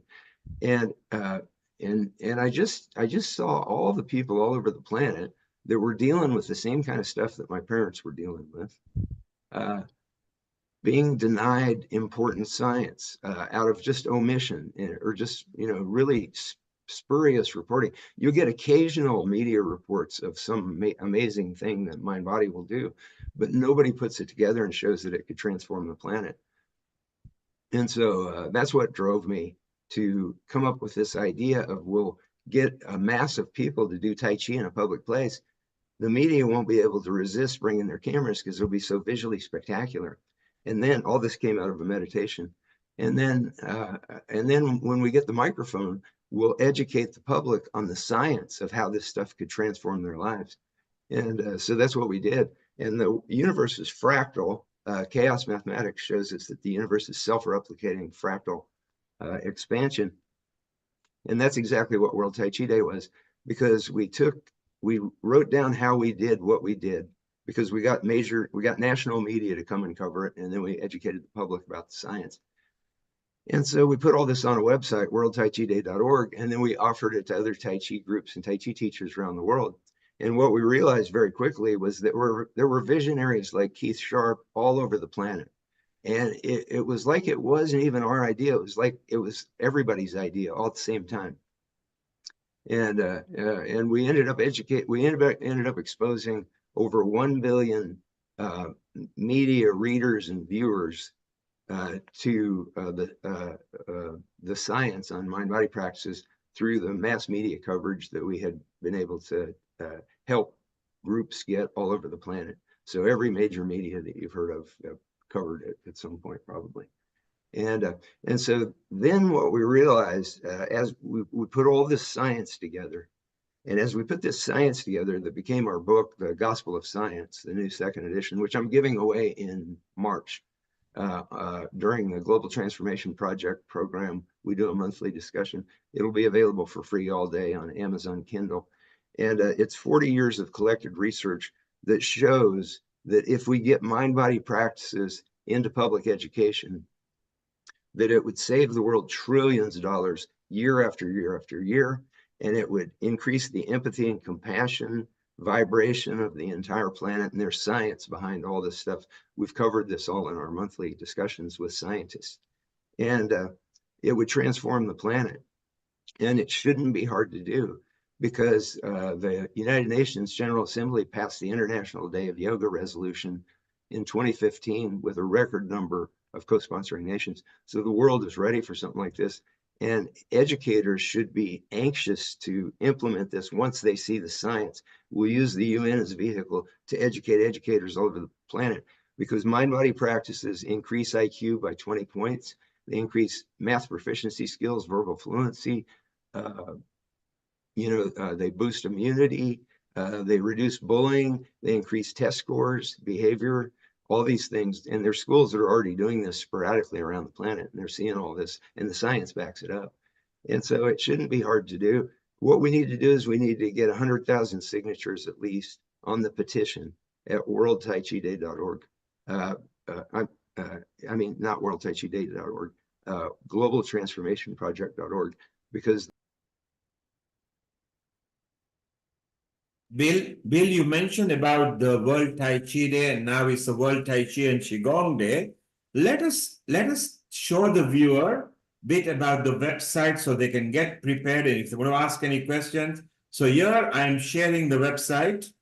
Bill, this is the World Tai Chi and Qigong Day on Saturday, April 27th, 2024. And on Healing Our Earth, on Sunday, April the 28th, the whole episode will be dedicated to this wonderful and a fantastic outreach of World Tai Chi and Qigong Day, where we will say and tell and show people what happened on 27th, and also talk to some of the contributors. So if you want to go and visit and want to know more about that, World Tai Chi and Qigong Day, just put that in your Google, whichever country you are from, you'll be referred to the website together with Global Transformation Project. Just Google it and you will see it on there, both our organizations, and you can ask questions. Bill, let's get back to you, and it's a good time to bring Keith Sharp as well. So Keith, that wonderful outreach that's going to take place on Saturday 27th, which is where we will have so many wonderful speakers as well. Tell us, Bill and Keith, tell us more about that. Where is it taking place and how can people connect to that? Well, if I may, is that I spoke to Bill a few weeks ago, and Bill is one of those people that can talk about his experiences, but I felt that because of his work, his dedication, his initiatives for World Tai Chi Day, that we who have taken part or organized our own little tiny activities in our own areas would like to pay tribute to Bill. I was a little bit risky because I said to Bill, I want you to be available for 4 hours on the 28th of April, and you are not allowed to interrupt. And the reason being, Neil and the rest of the wonderful Healing Our Earth team, is that there are people who take part in Tai Chi and Qigong World Tai Chi Day across all time zones. And I am going to talk, hopefully, to Nishit, because I need some guidance, but I already have an invite penciled in to issue in the next couple of weeks to some 36, maybe 40 people, to see if they want to share a few of their thoughts of what has brought them wonderful activities, personal accounts, all due to Bill. So I don't want Bill to be embarrassed, but please accept that you started something which has taken on a fantastic opportunity. Now, with regard to how can you get in contact, is there's thousands and thousands and thousands of Tai Chi instructors or people who are wishing to go, and Bill will be putting out all the information again to attend on the 27th at 10 o'clock in the morning, starting, I think I'm right, Bill, in New Zealand, is it? Starting in New Zealand? Yeah, sometimes there's island nations that are first. Yep. Yeah. But, so the plan is I'm working closely with Siobhan Henderson, but mainly with Sharon Rose, because we're obviously going to have a very tight timetable. And being from an engineering background, people know that I look at specifications and timetables very, very regularly. Well, speaking of that quick, Keith, real quick, one thing I wanted to mention to folks is if you want to find a local World Tai Chi and Qigong Day event, just go on Google and put search for Tai Chi or Qigong, your city or your district or whatever. And then, you know, schools will pop up, and then just contact the Tai Chi and Qigong schools in your area and find out which ones are holding a World Tai Chi Day event. And probably all of them won't, but you'll find one that will if you keep looking. Yeah. Okay. And whilst Bill may be accepting these tributes or comments about the work he's done, is that although I'm dealing now as an independent, there's a magazine coming out from the Tai Chi Union, 3 a year. This one coming out, hopefully, will include a description of my experiences on World Tai Chi Day and how to set it up with regard to councils, government restrictions, risk assessments, availability of space, etc. And it has, I'm pleased to say, a nice introduction from Bill, which I've just sent off to the publishers to say, please put this in as well, right? So I'm going to let Bill continue, because I think the message about the Global Transformation Project sums up what we, as people who are interested in health and well-being, really need to sign up to across the world with different modalities, which I will be speaking about shortly. Bill, over to you again. Thank you. Yeah, thanks so much, Keith. Thanks for everything that you do and that you've been doing for all these years. And, you know, one of the things that I find so exciting is seeing the mind-body communities come together. When we first started organizing World Tai Chi and Qigong Day, it's hard for people to believe it now, but back in those days, Tai Chi groups looked at each other kind of like competitors. You know, that was kind of the vibe. You know, you had competitions and there were different styles and they were competing and all this kind of stuff. And Tai Chi and Qigong, there were pioneers that were starting to connect things. Because the National Qigong Association and the World Congress on Qigong, they had just started bringing people together as a family right around the time when we started the World Tai Chi and Qigong Day. But it was really beautiful. That was one of the most beautiful things that we enjoyed seeing as World Tai Chi and Qigong Day became this global reality, was the establishment, the firm establishment of the idea of the Tai Chi and Qigong community as one sisterhood, you know, one connected family. And so now, you know, now with what we started doing, okay, at worldtaichiday.org, if you look under Tai Chi and Qigong, we have a medical research directory. And it's a free public service where you can look up about 100 different common health issues, and it'll show you the science on how Tai Chi or Qigong will, you know, help treat or prevent that health issue. So it's really useful, and doctors should all be using it. But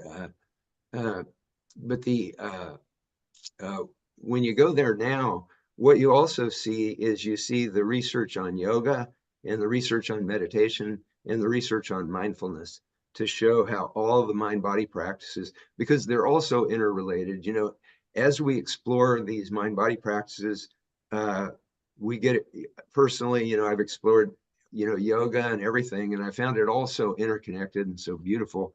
And there's really no competition between them all, because what they all have in common is they bring the consciousness into that contemplative state, that, you know, around 8 hertz, you know, that alpha theta state. And Alexandra, I just wanted to throw this out while it's in my mind. Yes, I really do hope that we can connect, Alexandra, because I, you know, overheard the work that you were doing with children.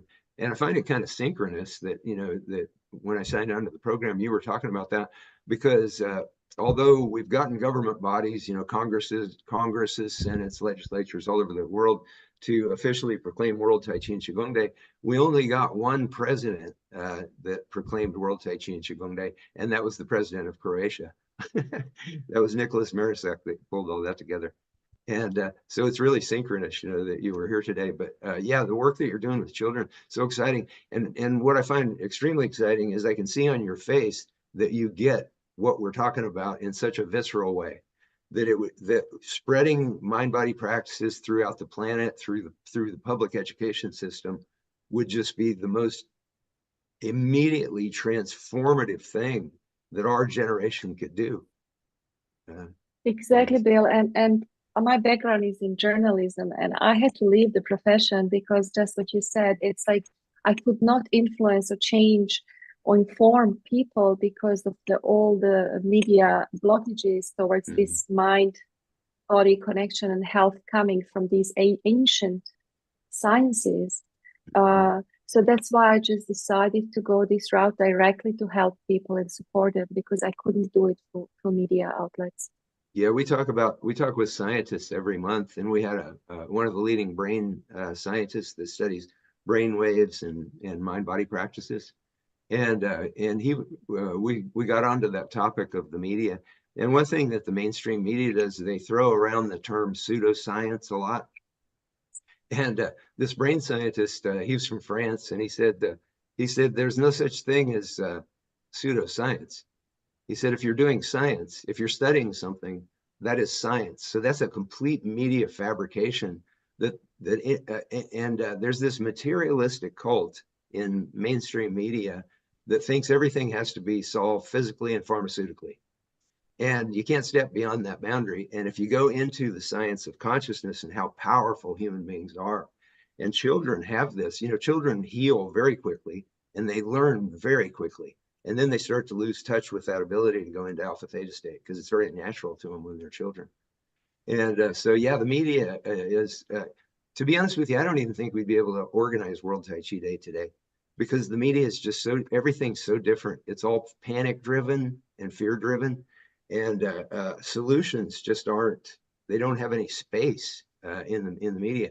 And so that was one of the reasons we decided that to just go to the General Assembly of the United Nations with this, because when they passed the International Day of Yoga to advance health and harmony on the planet, it passed with a record number of co-sponsoring nations, 177. And so, you know, in the United States, I get a lot of resistance from, you know, former teachers or mind-body people who've tried to work in education. And I've worked in education, but, you know, I've always been like a guest. I've never been like a core part of the education process, which is what it should be. But I get a lot of resistance from American teachers because the U.S. system is so resistant. You know, it's very materialistic as well, and it just denies all this science. Not completely. There's schools that are doing it, but my feeling on this is that I don't care whether the United States does this because I know the UN General Assembly is ready to do this. And so we can run a big end around all of these problems with the media and the system, you know, the obstructions in the system. Just go straight to the UN General Assembly. And then every teacher in the world will have that proclamation in their hand. And they can go into the school board meeting, or they can go into the education ministry meetings or whatever. And they can go, look at this science. The United Nations is showing we could be boosting global immunity. You know, we could be creating much smarter children, all this kind of stuff. And so it just feels like there's a diamond arrow that we could shoot that would insert this crystal into the, you know, the clockwork of humanity, and these children would be operating at a whole different consciousness level. You know, they'd be in gamma wave consciousness, much more elegant problem solving type of consciousness. So Bill, let us work all together. Everybody needs media. So we're going to turn positive now, and slowly through each one of our connections, through the different parliaments, everything, slowly but surely, let's get the media on the side. Those who are positive, those who don't want to, they can do what they like. Vaishali or Amrita, who are both here, will connect Keith Sharp because he's good on social media and connection and a network. Keith, Vaishali and Amrita will actually guide you how to connect to Alexandra. Alexandra has not only got contact in Croatia, she has got contacts in several countries. So She will be in touch, and we grow at Healing Our Earth. We teach everybody to grow together. The whole purpose of Healing Our Earth is to uplift people, pull people up, promote people. So platforms like this will help others because it's got a lot of influence over other. So Alexandra, Vaishali, and Amrita will both be in touch with you. You can create a group with Kid Sharp, who is who, whatever it is, he loves social media and connection, will then connect to Bill and Sharon. Important is Sharon Rose, because she is the conduit for coordination from American point of view, which will be very good. And whilst we are now going to move over to some other people, Vaishali and Amrita, what have you got to say so far, and what question would you like to ask Bill and Keith before we move over to the next part of Chit Chat, where they can still stay and we can see how together we can unite to bring this transformation. Over to you, Vaishali and Amrita. First of all, a big thank you for whatever experiences you shared with us, near-death experiences and mind over matter and consciousness, and about the waves and theta waves, gamma waves, alpha waves, how it works. So everything, after listening to the whole thing, first of all, it's a huge knowledge. And at the same time, I would just like to say one thing on the same direction that William Douglas just concluded. Not being whoever media feeling negative, but at the same time, the bottom line is it is very important for world to know the healing powers, the energy healing, because pharmaceutical industries, we cannot sell this energy healing as a pill. If we are able to sell the energy healing as a pill, then they would give us a trillion maybe dollars. It's $1 trillion industry. But at the same time, people like us, it is our responsibility to share this to the world, that with the powers are within us through different techniques, through pranayama, through yoga, through tai chi, and the way that we all are here to make everybody aware about it. So I really like it, and I look forward to this, and thank you for putting light on this, that we can heal ourselves, and that we are not dependent on pills, on pharmaceutical industry for every single problems. And also you said that pseudo, and so yeah, it is like everything is not necessarily that what we are seeing is the truth. The truth is much more beyond the dimensions that maybe with our these eyes we are not able to see. So that's all I want to say. Thank you so much, William Douglas and Keith Sharp, for putting light on that. Thank you. Thank you. Yeah, and I agree. It's like the potential of humanity is, when you look at the science, being immersed, talking to all these scientists and spending years putting all the science together for the book, you see, when you get immersed in this science like I have, you see that the potential of humanity is vast. And people are just not hearing about it. And like on the pharmaceutical issue, just one thing that, getting mind-body practices into public education worldwide would have a huge impact on the global immunity, because there was a study, a Tai Chi study, but this, I know this is true of other mind-body practices as well. They boost the T cell count. And anyway, in the Tai Chi study, they had a control group and they had a Tai Chi group. And the Tai Chi group boosted their T cell count by 50%, nearly 50% over the control group. That's massive, to be able to boost your T cell count by nearly 50%. And that was over a very short period of time, just a few weeks of practice.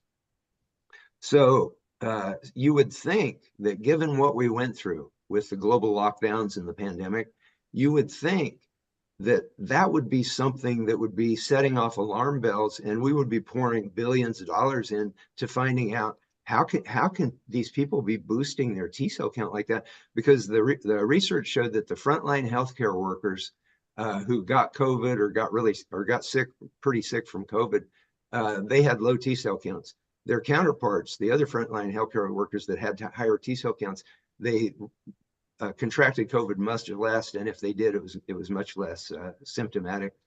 And so that's a huge thing.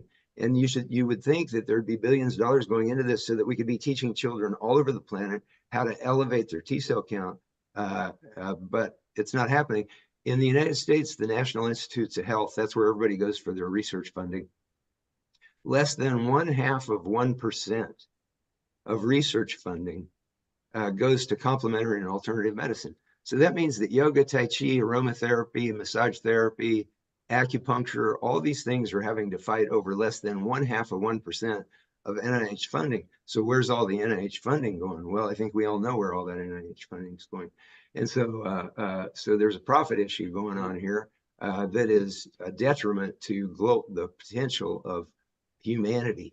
And humanity has such incredible potential, and it's just not being given to the people. And so that's why I see platforms like this as so powerful, so important. Thank you, Bill. Let's move. Amrita, let's have your comment. Before you have your comment, Keith, I think we've got somebody from Tai Chi Pavilion here, so maybe we can take a comment from them as well. If I may, right? Yes, so I'd like to spend some time to talk about some subjects about what I've headed up, but I noticed that I have two very good friends on here.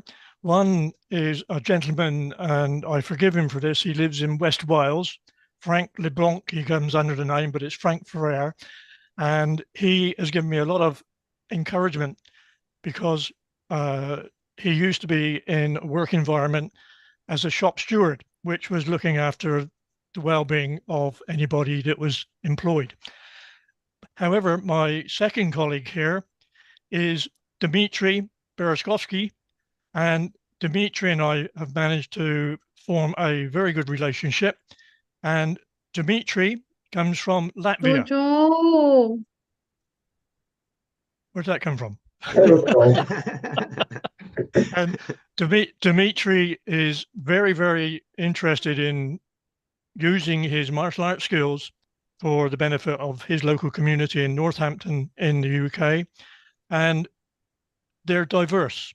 We have people with different backgrounds seeing the benefits of what we can achieve. I hope I don't interrupt too much, but what I'd like to do, Neil, is to go through some points that I raised as an area which has given me concern over the last few years to talk about Tai Chi and Qigong. Would that be okay? Yeah, just make it speed up fast because it's gone past 5, but carry on. Let's extend this to your slot for about 10 minutes where we can include Dmitry and Frank LeBlanc, and we need comment from our host from Riti and Amrita as well. Over to you, Kit. Okay, well, thank you very much. Is that I'm not a Tai Chi or Qigong expert. I'm not a yoga or meditation expert, but I have seen so many benefits from people. But what I've come across is a very, very negative situation, which we also have to overcome. And I'm going to take a risk here because people such as Bill and Angelica are so much more experienced than me, but people are saying to me, why are you doing this? And I say, well, you're a martial artist. And there's a difference between Tai Chi and Tai Chi Chuan. Tai Chi, in its literal translation from Wade Giles, is supreme ultimate. Tai Chi Chuan is supreme ultimate fist, which can be used as a martial art, a defense mechanism. But well, I've been talking to people who are elevated to the status of masters. But when I come along and say, look, what is it we need to do? And so I've tried to explain that there are many of us who see benefits from what they consider to be watered down Tai Chi. And it's not watered down at all. It's looking at what can we offer. I started running classes in 2002, and it became obvious that people who were attending my classes were not interested too much in learning Tai Chi. Nobody seemed to know about Qigong, but they were interested in their well-being.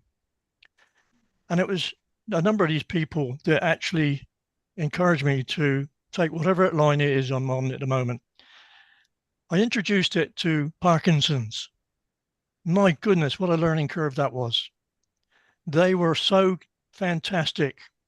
People in wheelchairs, people who flew across the room, people who couldn't walk across the threshold of a room. And I learned so much from them. Equally, I began teaching people with impaired vision and blind. And I remember we had a young man, 20 odd years old, and he'd been blind since he was age of 3. Try describing the shape of a ball or a globe or a moon as a sphere to that young man. He would travel by train to reach my class. He would travel by train to go to Hereford, which is 4 hours away on train by himself. And these people were teaching me what we need to do is how do we do these things. But I have the pleasure of working closely with somebody in the States. I won't mention names at the moment because you'll probably guess who it is anyway. But in 2012, I had a meeting with this gentleman over lunch at a week-long seminar. And his question to me was, what is it, Keith, you can do for me? I thought, typical American. Excuse me, Bill. What can you do for me? I had no idea how to answer that because it just threw me. All right. I then started in 2004 running classes for the over 50s, over 60s. And these were self-funded or they were funded partially by local councils. And people were on low incomes. So I started to question that point that person had made to me. I said, I now can answer it. It's not what I can do for you. What is it Tai Chi and Qi Kung specifically do for the community's health and well-being? And I'll repeat that. What is it we as Tai Chi and Qi Kung people can do for the community for health and well-being alongside the government institutions and all those other wonderful people, all right? And then because I have marketing experience, I said, well, who are the end users? Who are the clients? And you immediately then say, well, in the UK, the client is predominantly the National Health Service. We have a saying here in the UK, beating our head against the wall and getting no activity. This is like trying to walk through mud. To get them to recognize complementary therapies is essential, absolutely essential. And that's why I feel that working with Bill on the complementary activities, World Tai Chi, the Global Transformation Project is so, so important. So the clients can be any institution, private, commercial, whatever, but the end user, who is the end user? It's us. It's my next door neighbor. It's the people in the village. It's the people in the communities. And as a result of that, I looked at the demographics. We have a population in the UK of around 67 million. Nearly 20% of those are over 65. What are they getting in terms of their own health improvement? I then did an exercise in the States, similar. And would you realize that there are the equivalent over 65s in the States that there are for the whole population of the UK, 65, 66 million. A small percentage of those need to be accessed, all right? So who are the end users? I kept asking myself. Government approval. So in 2016, I made a proposition to the organization here in the UK called Tai Chi Union and Qi Kung Board. And that was to look at how we could actually approach the government. Here we are 8 years later, and I keep telling myself, it's going to happen. It's going to happen. It's going to happen, and it's beginning to happen. But it really is a struggle. And having this opportunity, and I now go back to my subject, which I've written down, ancient cultures and health and well-being. What a wonderful, wonderful activity we have with the joining of World Tai Chi Day, Global Transformation Project, Healing Our Earth, and all the individuals around the world that are actually progressing things. But they don't seem to have the synergy. They're working individually. I listen to a lot of people, but from an engineering background, we need to have some sort of measurement. What are the outcomes? And therefore, with the Tai Chi Union and the British Council of Chinese Martial Arts, we formed a partnership with an organization here, which are funded in some way by the government through the Sports Council, and it's called the Chartered Institute for the Management of Sports and Physical Activity. Yoga is actually part of it. I have two colleagues who are now leading the way as preferred instructors and partners with the Chinese, with this Chartered Institute. We then look at how do we harmonize this? We're doing it. I never ever imagined that I could contribute. Never ever in my wonderful days. But I have a colleague here in the UK who was a co-founder of the National Qigong Association, and you'll recognize the name, Bill, James McRitchie. Yeah. All right. James and I talk. He's apologized because today he's a Liverpool supporter and they're playing they're playing a cup final. And he said, sorry, Keith, my tribe takes over. He's watching the soccer, right? Harmonization, fusion, common objectives, global transformation project. In my discussions with people who are true martial artists, they cannot get through their mind sometimes that we are not here to dilute their beliefs. We are here to get the public more involved. And if we're in the States, out of 65 million, how many want to do martial arts of over 65? No, they want health and well-being. So Tai Chi, Qigong, yoga, meditation, mindfulness, and many other modalities. Bill's mentioned things like acupuncture. We need them. And if I go back to James McRitchie, and I said to him, 4 years ago, just before I was 80 years old, why am I doing this, Bill? Why am I doing this? And he said, young man, you have been assigned. You have been assigned. Who by?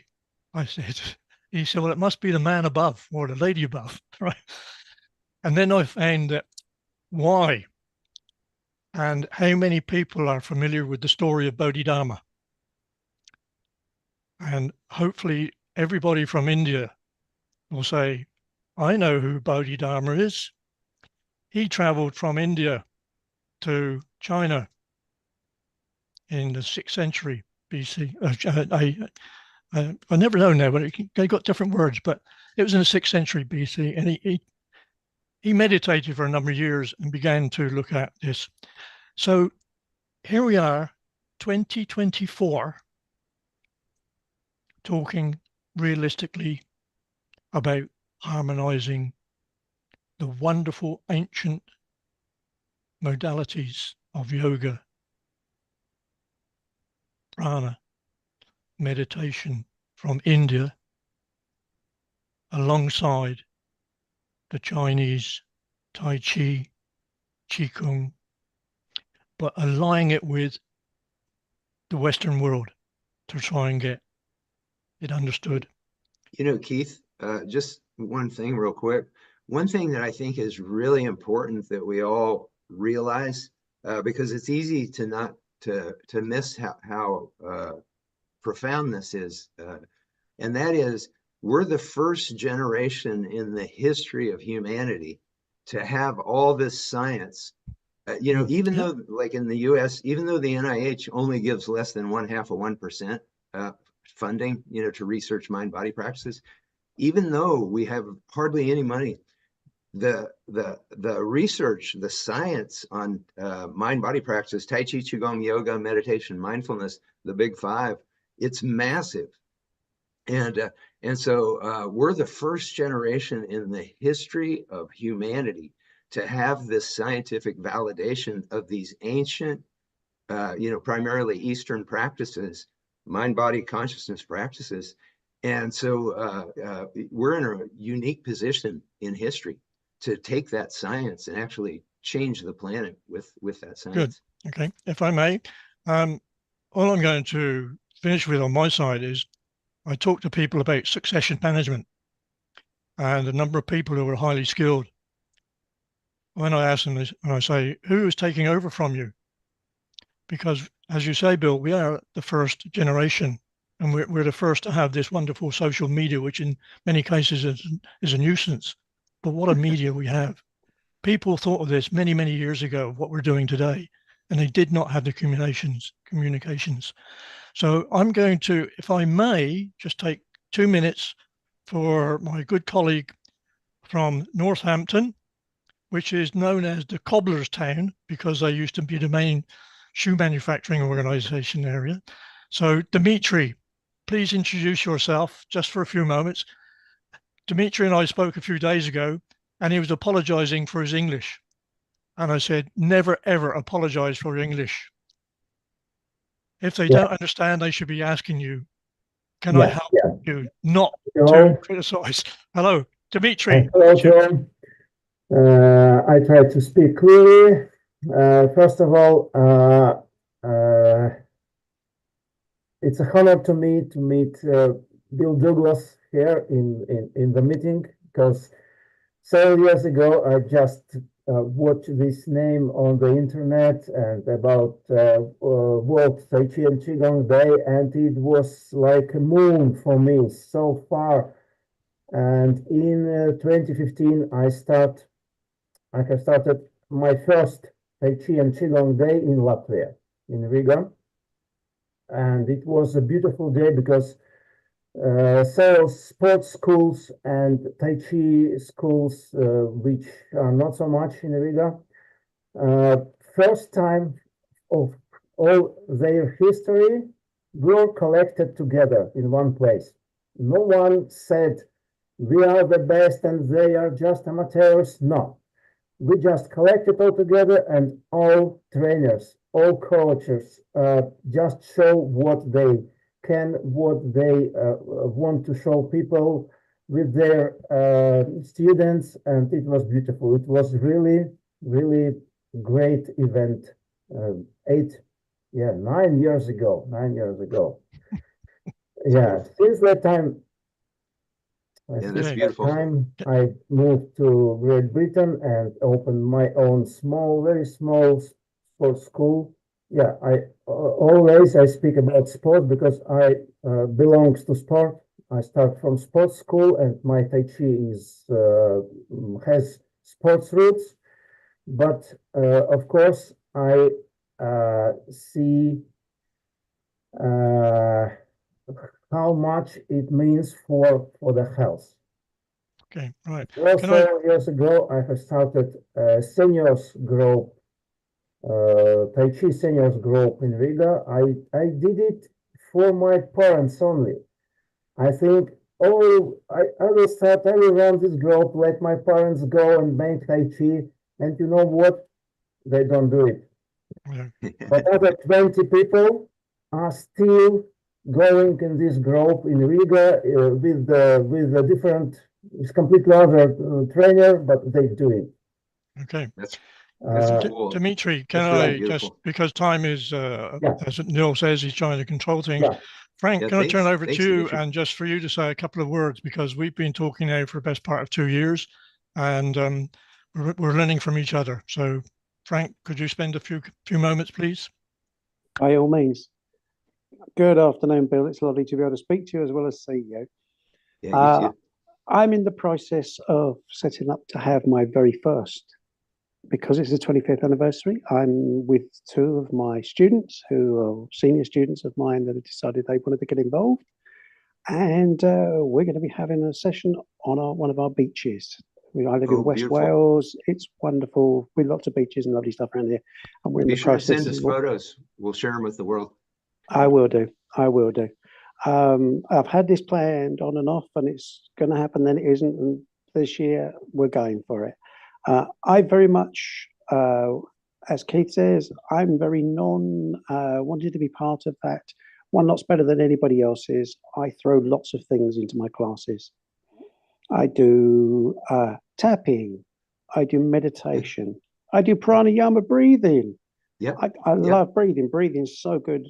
Breathing, everybody I tell them when they say to me, what's the most important thing? I said, well, if you don't do anything else, you've got to learn to breathe properly. Yoga has added so much to my Tai Chi and Qigong practice and teaching. Yep. Yeah.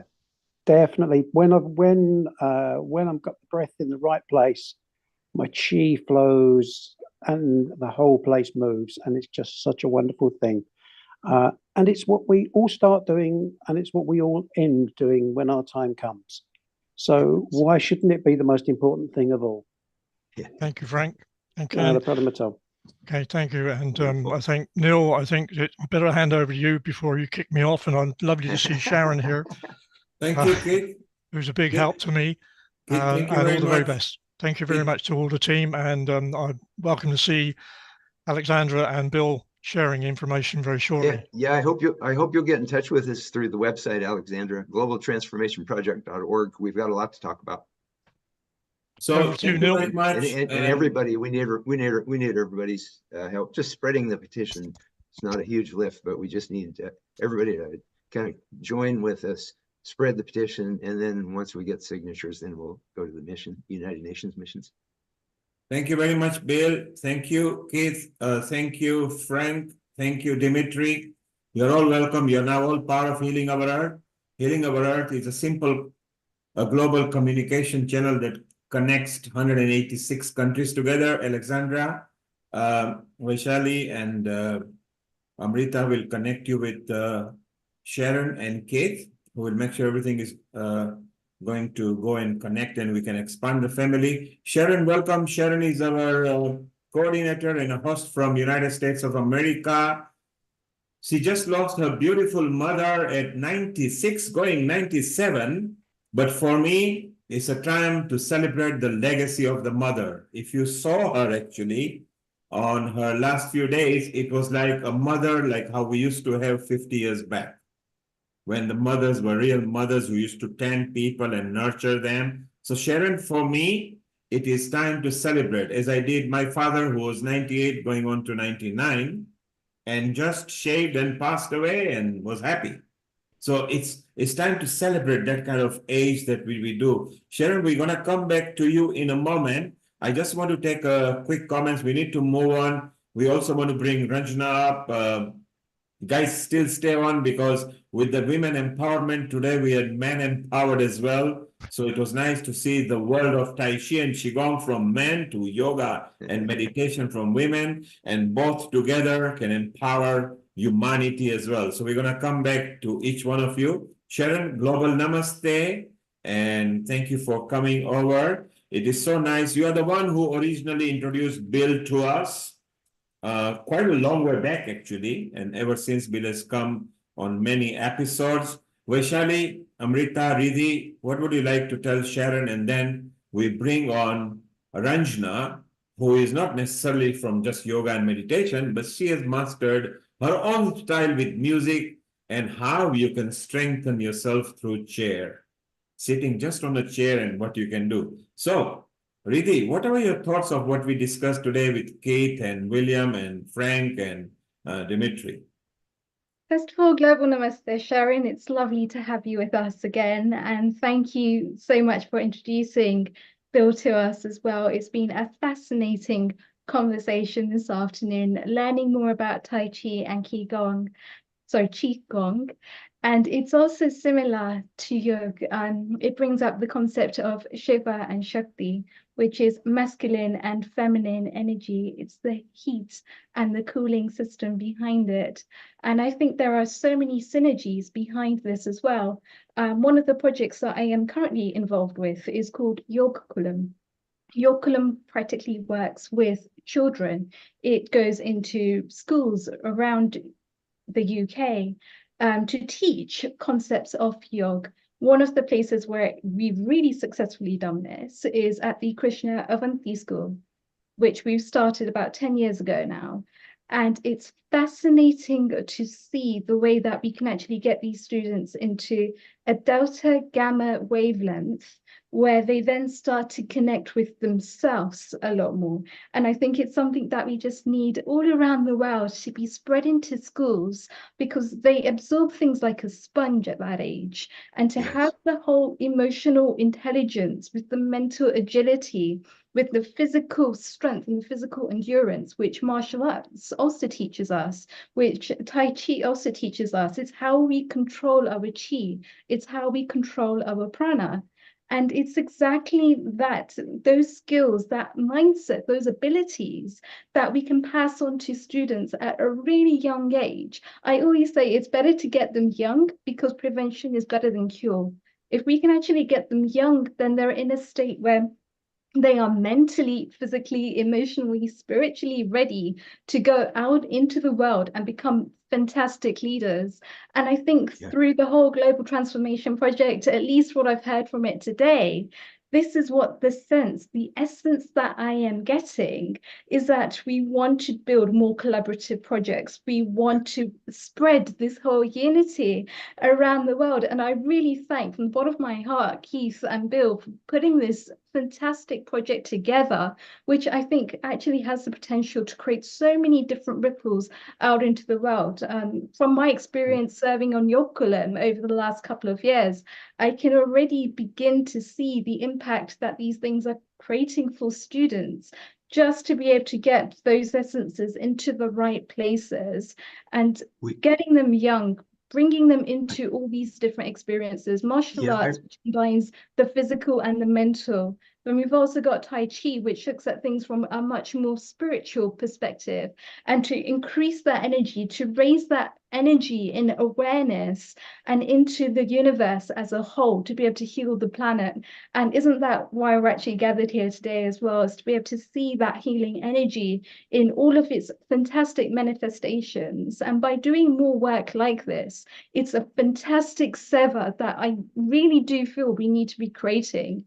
A couple of years ago in the UK, we did actually try to bring yoga into the NHS, and I've got case studies around this as well. It's been fascinating to see the progress that we can create from such a young age, to actually be able to spread this whole holistic side of healing into the NHS, into a system where people, if they suffer from a physical ailment, fair enough, you need the doctors, you need the treatment.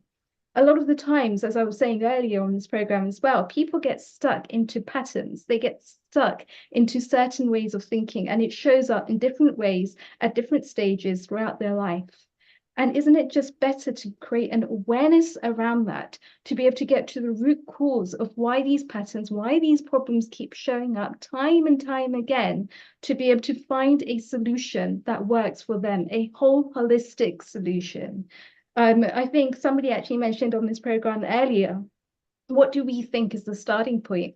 But I will say that the starting point is actually an amalgamation of all of these things. We can't just take it one thing at a time. It won't work. We need the mental, we need the physical, we need the emotional, and we need the spiritual to be amalgamated at the same time, because different people, according to where they are at their journeys, they're going to need different things in different doses, in different amounts, to be able to find what's right for them. I call it bio-individuality. Every single person will have their own strengths of what's required.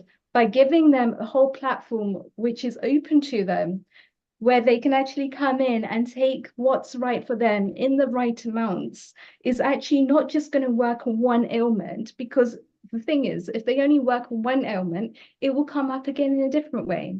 If they work on that, it will come up again in a different way. What they need is a whole program which can bring everything together in a holistic manner, which enables them to get that deeper healing, which enables them to really go down to the root cause.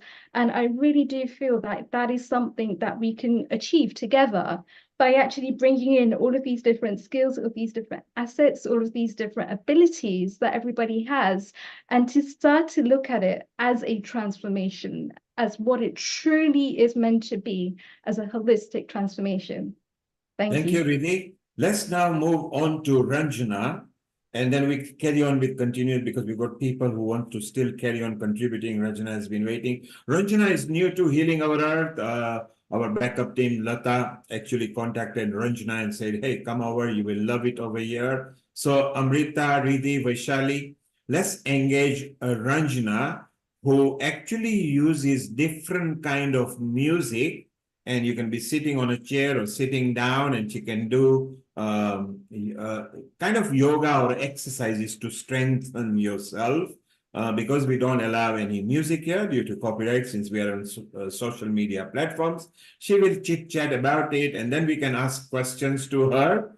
And Sharon, once again, it's lovely to be here. Stay with us in the family. Let's share our energy with you together in this tough time. But remember, for me, it's time to celebrate Mom's legacy. Well, that is one thing I'd like to do next week, is a little tribute to my mom. And on the International Women's Day, on the International Women's Day is when you started a Healing Awards 4 years back, Sharon. You came on the International Women's Day, and then you became host, then you became coordinator, and then you become an anchor as well. So it's a perfect time to bring Mom with you next week, which is International Women's Day, where Amrita and Vaishali will be leading all the women, and we want all the healing hosts as well over there. So it's lovely to bring the mom there. Sharon, stay around here. Let's go to I'd like to talk about, maybe later, I'd like to talk about my experience of many years of integrating all of these mind-body practices. Yes, Sharon, you were the one.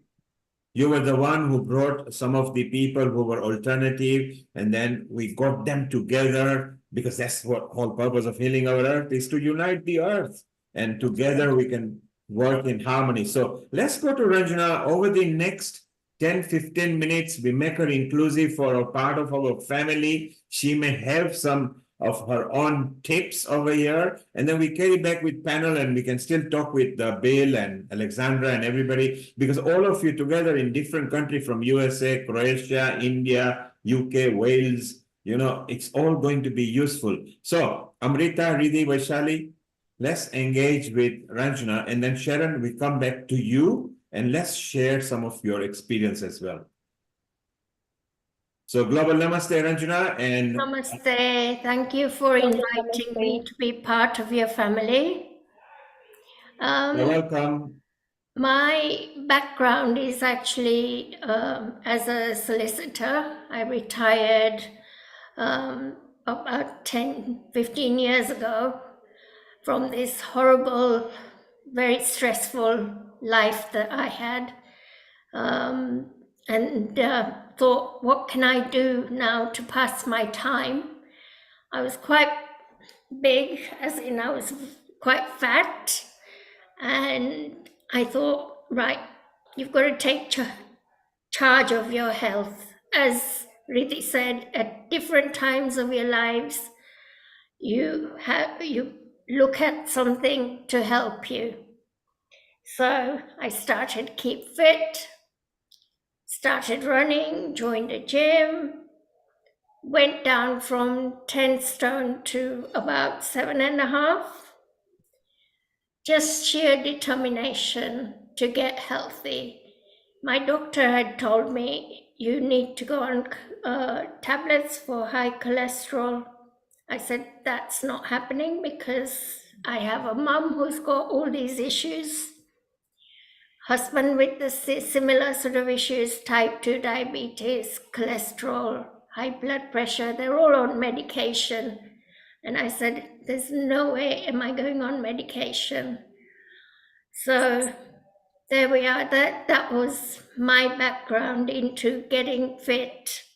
Subsequently, I qualified as a gym instructor, and then qualified as a mobility instructor, which is what I do now, helping people aged 50 plus with different health conditions like high blood pressure, type 2 diabetes, people who have COPD, who's they don't have much strength, so I do very low impact strength-based work with them.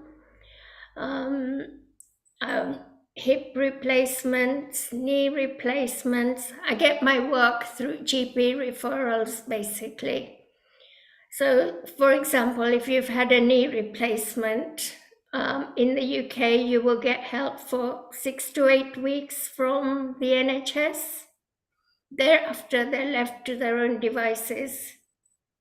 So they become stiff. They don't know what to do. So they come to one of my classes and I help them actually use that knee, because people think, oh, I've had a knee replacement, I can't do anything. Whereas our motto is use it or lose it. So I help them. I also have a guy in my class, he's blind, and he comes to my classes with another client who drives him to my class. With him, I have to have very clear instructions. It's basically mobility exercises using your own strength, like yoga, but it is exercise to music because music makes the exercises more fun. It's basically like Zumba, but very low impact, and people can associate to music. I also do a class for our temple in Leicester on a voluntary basis, which is again, just very keen to help people. I set this up in COVID on Zoom. We started the class with about 20 participants. Now we have between 60 to 70 joining my class every Thursday morning. Again, chair-based exercise with Bollywood music. So it's basically like Zumba, but Bollywood music. So it's fun. So Ranjana, we have got a task for you. We've got a signature song, Healing Our Earth. Yes. And that song will be delivered to you. Okay. So from now, you can actually specifically tailor-make your chats or your movements or your exercises through the healing music. Yes, yes. Which will be very good, and it will be tough, but it'll be nice if you could. And then we can also go live onto social media, because that song belongs to us, and we can actually broadcast that. So that will be one of the tasks we'll carry out. Now our host will maybe want to chit chat with you, and one of the person who knows you well is Lata. Yes. She's part of a healing team, and she's the one who wanted to bring you in. So we'll ask Lata to ask you a question first. Yes. Both of you are legal, so without prejudice, you can answer each other. You are both solicitors, ex-solicitors. Yes. Then we'll move on to Riddhi, Amrita, and Vaishali, and then to Sharon. So let's see how, and we want to remind people that Ranjana was talking about NHS, which is a National Health Service of United Kingdom. If you are in a different country, most likely you're watching on a social media, your local authority might have a facility where they can allow you a recuperative allowance for rehabilitation. If not, then you can contact your local physiotherapist, and they might be able to help and maybe show what Ranjana is talking about. So Lata, you know Ranjana quite well. What question would you like to ask her, or what comment would you like to make about Ranjana? So, welcome, Ranjana, your first time on Healing Our Earth. Thank you for that insight. It was very, very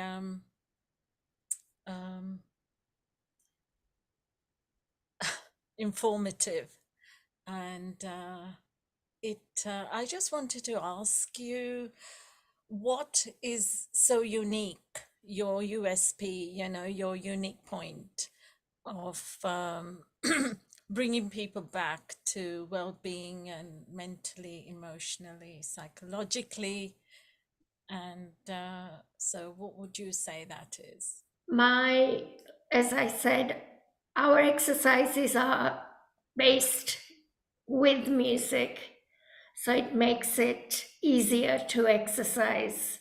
I also practice yoga, meditation, tapping, which one of the other contributors mentioned. So I do a variety of different things for myself. My main interest is to help people who are unwell, as I said, people who I've helped a man who had recovered from sepsis. He came to my classes and gradually he built up a lot of strength so that he was able to walk unaided. So it's all about just helping people with different health conditions is what I do. So how did that make you feel when you Amazing. saw that? I love it. I love it.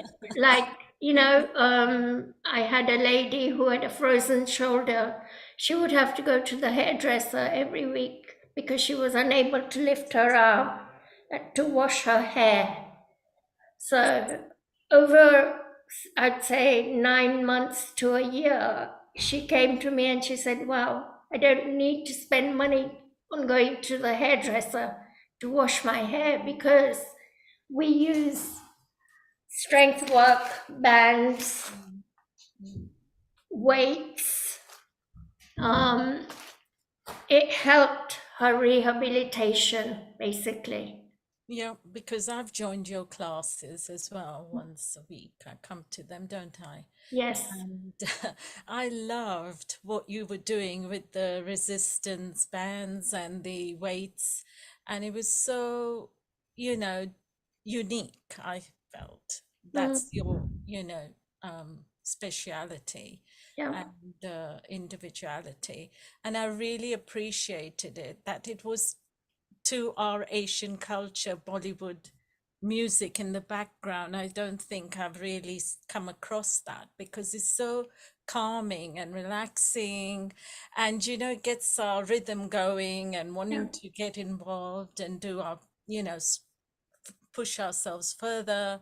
So I just feel that you're doing an amazing job. Thank you. As an ex-solicitor, to just come to this contrast. It's a hobby. I love it's a hobby I love doing. Must make you feel tremendously fulfilled and, give you great sense of joy and fulfillment. Yeah. So. Yeah, yeah. Like I said, Would love you to give us a little demo of what you actually achieve. Yeah. The class.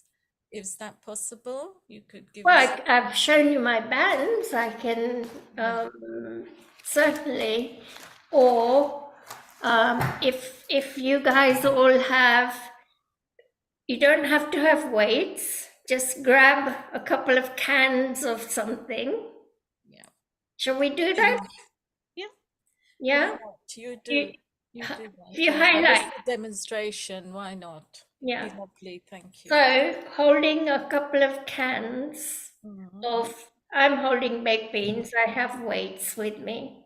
Oh, perfect. Alexandra is joining in. Well, I've got heavy Lovely. yoga. Okay, so you put your elbows to your waist and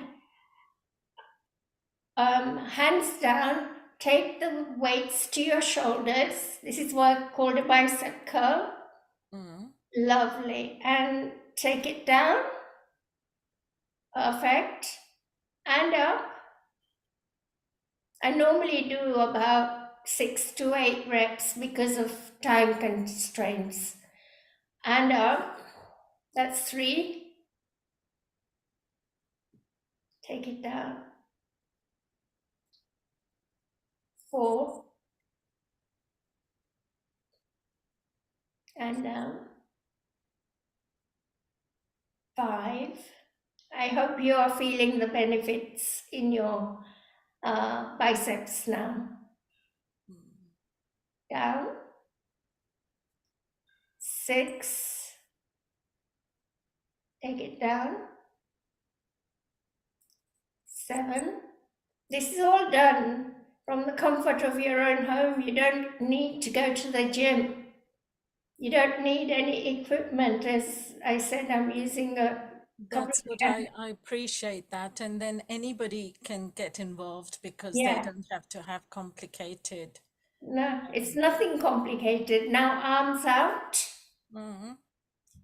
Lovely. Stretch. It's lovely, isn't it, for those who can't really get around. Yeah. Need transportation or dial a ride or something. Exactly. That it's sense. And up above your head. Shoulder level. And up above your head. Lovely. You can also do this without any equipment. You are still working on your strength because as we get older, we lose our muscle mass. So my classes are all based around keeping your strength. We don't want to age and not be able to open a can of beans or open that jam jar and then in and out. Take it in and out. In, take it out. In and out. Lovely. Last one. So there we are. That's an upper body workout. If I'm already feeling the relief. Yeah. And then obviously just stretch it out. Lovely. And the other one? My classes start with a warm-up, followed by a little bit of cardio, so bringing your heart rate up, followed by strength work, and then a cool down. Lovely. And one arm up. Take that arm to the back of your shoulder and pull that elbow.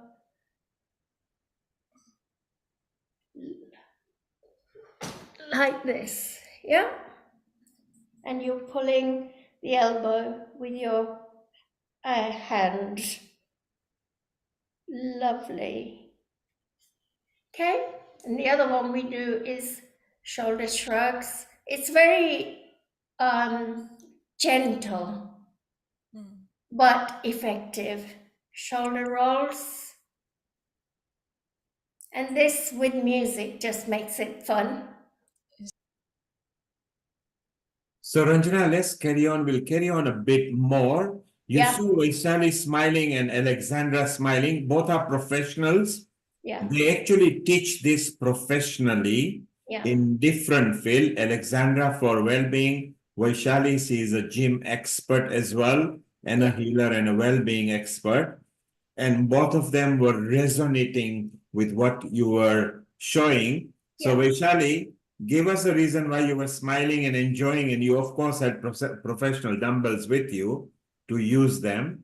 But Ranjana can use anything, even baked beans or bottles filled of tomato water. beans or anything that you can lift. And you don't even have to lift, because the moment you stretch your hands up and down and back, lymph nodes are being actually exercised, and muscle building is very important, gently. And you earlier, Vaishali, mentioned about the muscle building. Why were you happy with what Ranjana was showing from your point of view?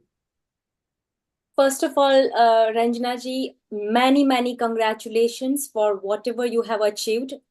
And it requires loads and loads of courage to be into fitness. I mean, lifting weights, even if it is a 1 kg, 2.5 kg, irrespective of weights, just to have that mindset, because first your mind lift the weights, then your body. Yes. So congratulations for and kudos to your strength, your mindset, your will to achieve something. And first of all, when I heard your story, I could relate, because even I started my fitness journey because I had a lower back issues. Yeah. And when I was in my probably mid 30s, I was not able to do a single, like half crunches. I had that back issues. I realized that no, this is not the state. I cannot be like this. And I don't want the main mantra, the main reason that I started my fitness, similar to you, what you said, that I don't want dependency in my older age, in my later life. I don't want anybody to, I don't want to ask anybody, can you please go and lift that for me from the loft? Can you please get that for me? I am not able to bend. So that was the main reason that I started my fitness journey with my own fitness. Yeah. And similarly to you, I started getting exciting about it. So I became more curious about muscle anatomy and all. But anyways, that was the main reason. Every woman, like you said, strength comes to number one. If you have strength, you can become flexible, you can move anything, you can go for high intensity workout, you can do Zumba, anything. But the number one you need is strength. If your muscles doesn't have strength, how would you move? How would you do one single squat? So, which is very, very important. But I have a question for you, Ranjana ji, because the Bollywood combination, mixing Bollywood in a weight training, in some kind of a movement, because this is something that, when I was in the gym, I used to work out when I was long back, I'm talking about in my journey, when I was not that motivated, because initially your muscles, get sore, you get pain, you are hitting the gym next day where, still body is not ready, your mind is not ready. But whenever I used to put my favorite songs, I didn't even realize how much weight I used to lift, even whether it is deadlifts or lunges or any kind, whether it's kettlebell forward bending. So I want to say that. And what is your favorite music? Is it a folk, or is it just a random any preppy numbers of Bollywood? What attracts you the most? What you feel that people like it more, and women are more prone to these kind of music? And what encourage them? What type of a music encourage your clients? Thank you, Vaishali. A good question. Before Ranjana answers that, Keith is going to go to his onward journey. Keith, just before you sign off, what do you think of what Ranjana is doing? Because she's gently helping people to be mobile, and she uses music. And then Ranjana, you have to ask the Vaishali's question before Keith signs off. Keith, have you got any comment before you go? I think what Regina is doing is following a trend that we've all had from maybe a young age, is that we've all gone through the fitness. And I think that starting with the type of exercises Regina has just shown us, is that even the most simplest one of putting the arms across the shoulder is so good. And the finishing touch here was that in running an over 50s class, I had an 80-year-old lady who had broken her shoulder, and she obviously suffering with osteoporosis. And a year after she started my classes, which were very similar to Regina, because it was not about learning Tai Chi, it was about movement. And after a year, she had an MRI test, and the surgeon said, well, what we don't understand is how your bone structure has increased. And he said, it's because I go to this old fella and he teaches us these stretching exercises. And so whatever meets the needs. When I used to do demonstrations of Tai Chi, I used a piece of music, and our American friends will know this, from a guy called Carlos Nakai, and it was Indian flute music. Right, absolutely wonderful. And just to finish off, and I hope I'm here next week or a week after, is that we are just looking at what music we would like to be played at our funerals. and one of them is Inner Voices by Carlos Nakai. With that, thank you all very, very much for listening to Bill, to me, and contributing wonderfully to this activity. I do not come with academic qualifications. I do not come with high intelligence. I come with a genuine desire to see our fellow country people, mostly ladies, improve the health of the world. Global Namaste. Thank you very much indeed. Thank you, Keith. Well, you know, at Healing Our Earth, empower women and you empower community. Thank you, Keith, and we'll see you in some other episode. We'll also ask Bill later in a moment as to what he thinks of that. But before that, Alexandra, you were smiling, and just before you say why you resonated with Ranjana, answer Vaishali's question, and then Alexandra will make a comment. Over to you, Ranjana. Unmute yourself. And Vaishali's question was, what inspired you? What do you think is the favorite music with the Indian or Asian community that inspires them and gels them to do your exercise? Over to you.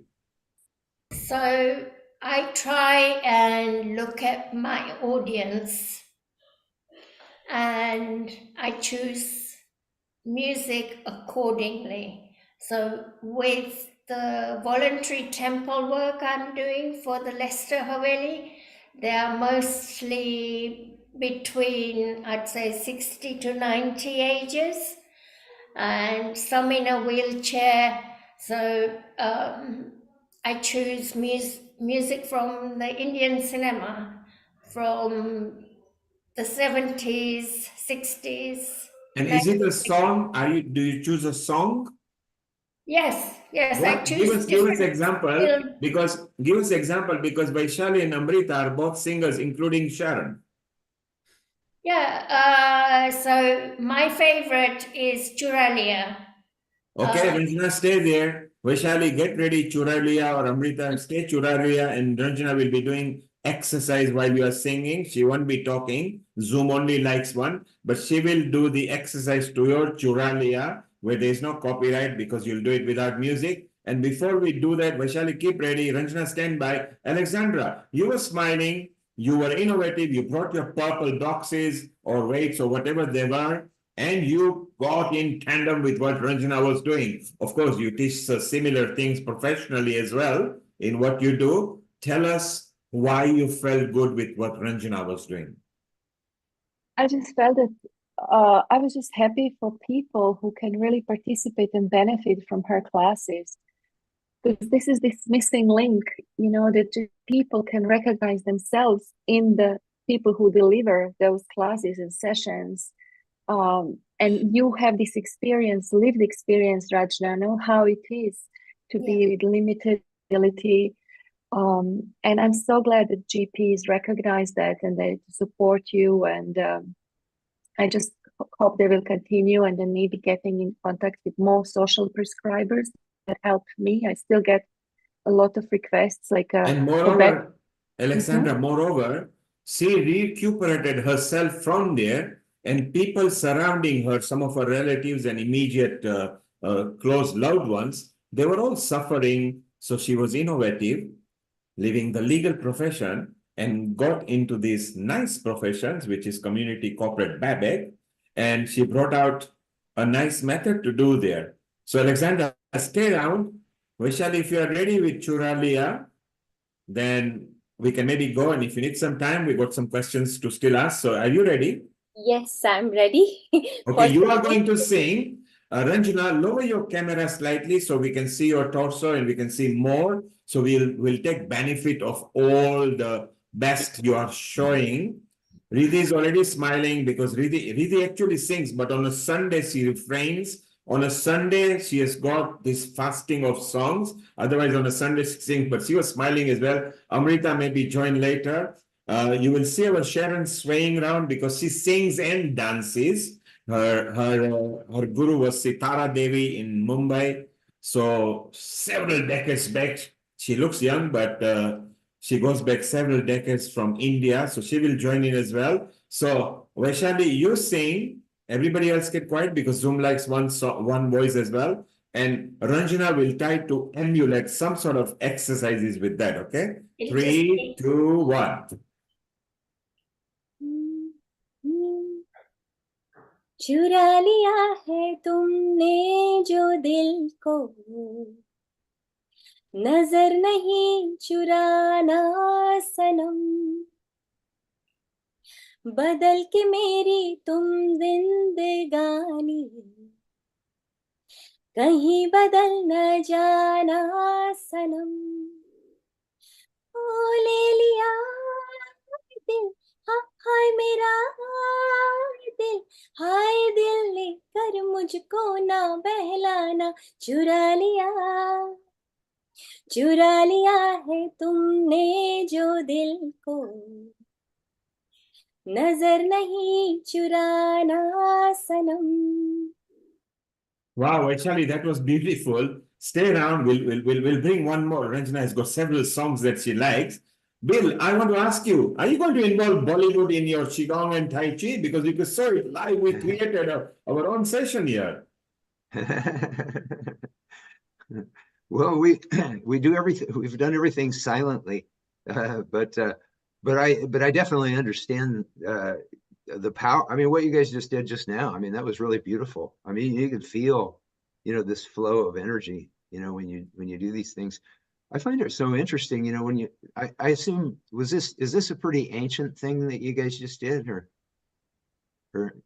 is this old? So the song was not very old. The song was not very old, but Ranjana actually uses music and song so people can get into the mood. And when they're in the mood, then they will follow your arm movements as well. And in so doing, they will build their mobility. So she herself used what she is actually now practicing and teaching. And our Lata also attends sometimes to Ranjana's classes. So it was Lata's idea that, look, let's bring in Ranjana and bring in. And you can now see what our Sharon is doing, because Sharon actually used Kathak, dancing and song. And because Sharon used to love dancing, she went to India to study the Indian classical dances with the music. And music actually is very soothing. In a right mind, music and exercise together builds your happiness. When you are happy, then you need less medicines, because as you are happy, your DNA is improving. DNA doesn't change, but it improves. Your immune system improves. So the best medicine on the earth is music, walking, sun, water, and happiness. You don't need any other medicines if you take this regularly. Bill, we are going to come back to you because you've got lots to say, but our Sharon has got lots of things to input. So Sharon, what Vaishali did, well, you saw Ranjana doing that, you saw Riddhi and Lata smiling. What are your thoughts, and how did you involve exercise and music to build your immune system and happiness? Well, I've been working on this all my life. So I began dance, you'll hear more next week, as a very young child, ballet and modern dance. And then Kathak and all kinds of dances from all over the world. And also at the same time, I've been studying healing, craniosacral therapy. I'm trained in something called the psychophysical method of neurosensory re-education. I began studying yoga in the late 60s. And then I encountered Qigong about like 7 years ago, and my film Quantum Chi should be ready in a couple of months, Bill, finally. But I worked in schools for quite a while.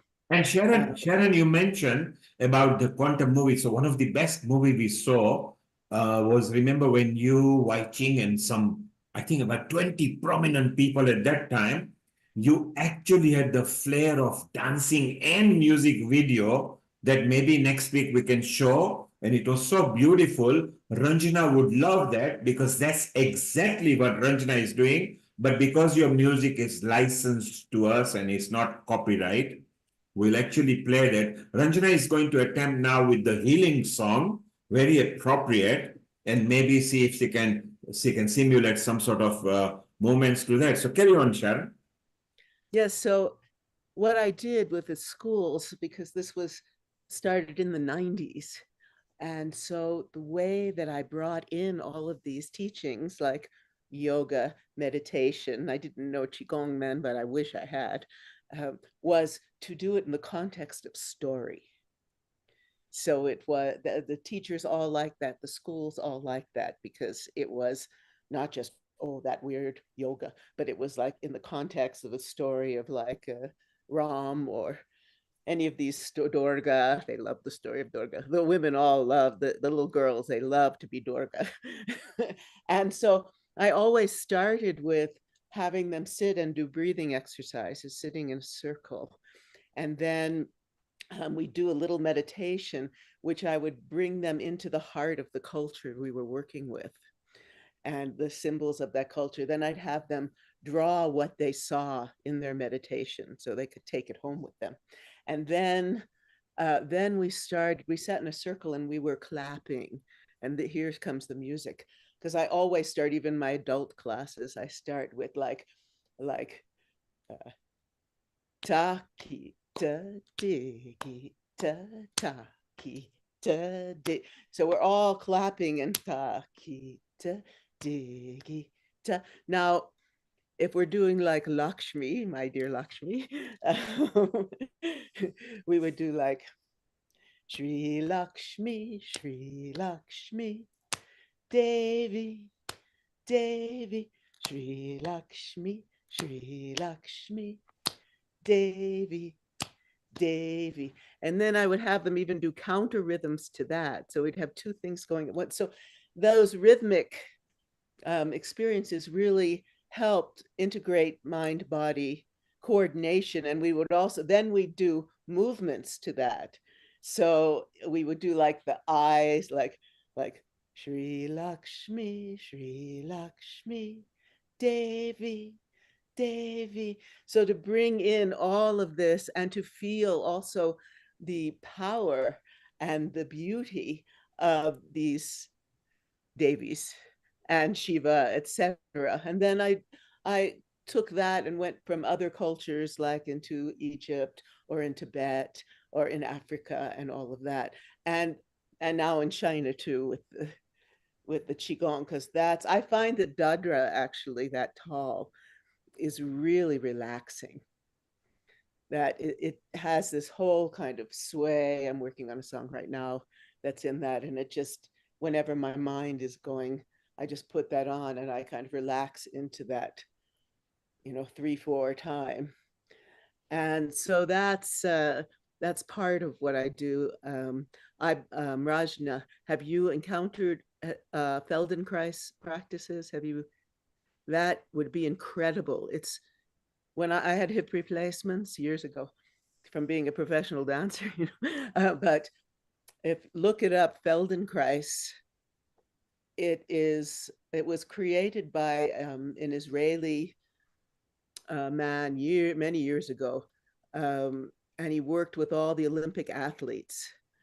And it's very simple, very slow movements to bring, first of all, you're bringing consciousness into the tissues. And I think that that's a really important aspect of all of these mind-body practices. Right, Bill? And so I really highly recommend, and if you want to connect with me, Rajna, I'd love to, because there's a lot that we share. And I'm very excited about what you're doing, and we need much more of that. And Bill, what can I say? You are a force of nature. I met Bill a number of years ago in the context of Qigong world and Tai Chi world, and I am so amazed at his heart, his love of all of this, and we are really, all of us here, on the same path of bringing the world together into a healing, deep healing mode, and a level of understanding. What I loved about working in the schools was that I could bring different traditions together and show the common threads of all of these traditions, the common threads that lead to healing, that lead to really deep understanding, and also the joy of movement and the joy of bringing this beauty and the beauty of nature and the beauty of every individual and the beauty of every culture to everyone I've encountered. So I'm thrilled to be on here. I'm thrilled to be working with you, Bill, and let's talk soon. So that's what I have to say, and grateful to you all.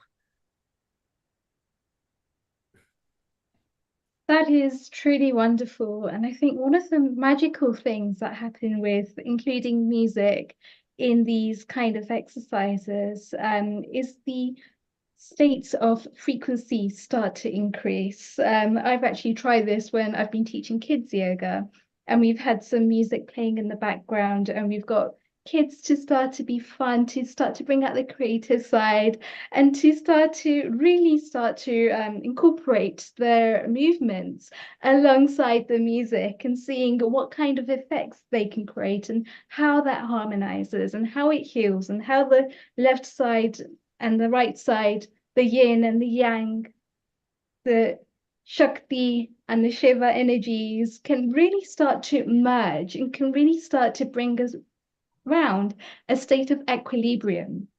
And I think that is something that is so important. And it's something that both Sharon and Ranjana, you do as well, is to actually start to get people aside of the stress sphere. Being a lawyer myself, I can relate to the kind of pressures that are associated with that kind of work, where you do actually need a kind of mechanism that enables you to let go. And especially when you're building and you're building and you're building and you're really striving, if there is no release at the end of that, those energies can get locked, and they can get locked into the real sort of biophysical levels, chemical levels, individuality levels. And so it needs a release. And the best thing about actually incorporating music into these practices is that it really starts to work on the BP, for example, blood pressures, when we're actually going for faster music or we're going for slower music. And so because music is actually related to the pulse as well, it's related to the blood pressure. So when we're actually increasing the music, we're actually increasing the ragas, we're increasing the frequencies, as opposed to when we're playing something a little bit slower. So we're playing something in a Talmil, for example. And so we can start to see how these different things balance. It really is a yin and a yang practice.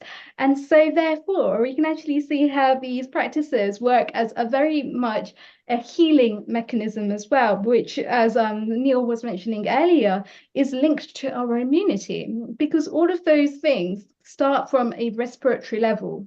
All of these illnesses that are stress related is because we're keeping that tension within our bodies and we're not releasing it. So because everything is being very much tied down, on a physical, on a mental, on a spiritual, on an emotional. Let's hit all four, because why not? We can start to then see how actually just playing around with different frequencies, with different musics, can create different states, mental states as well as physical states. And how easy is it, Ranjanaji, to actually just incorporate some physical movement? I think this is so important. Having members of my family as well that are going through similar things right now, I know for a fact, by actually increasing the amount of movement, by starting to build that strength, it gives them a state of hope. And to actually start to make that fun, start making that creative, and start getting them to do things that work for them. I think some of the music from the olden and golden ages that they can really start to connect with has a positive impact. And it really is that stage of giving people hope. It really is that stage of giving people clarity. And that's really, something that they can do from their own homes.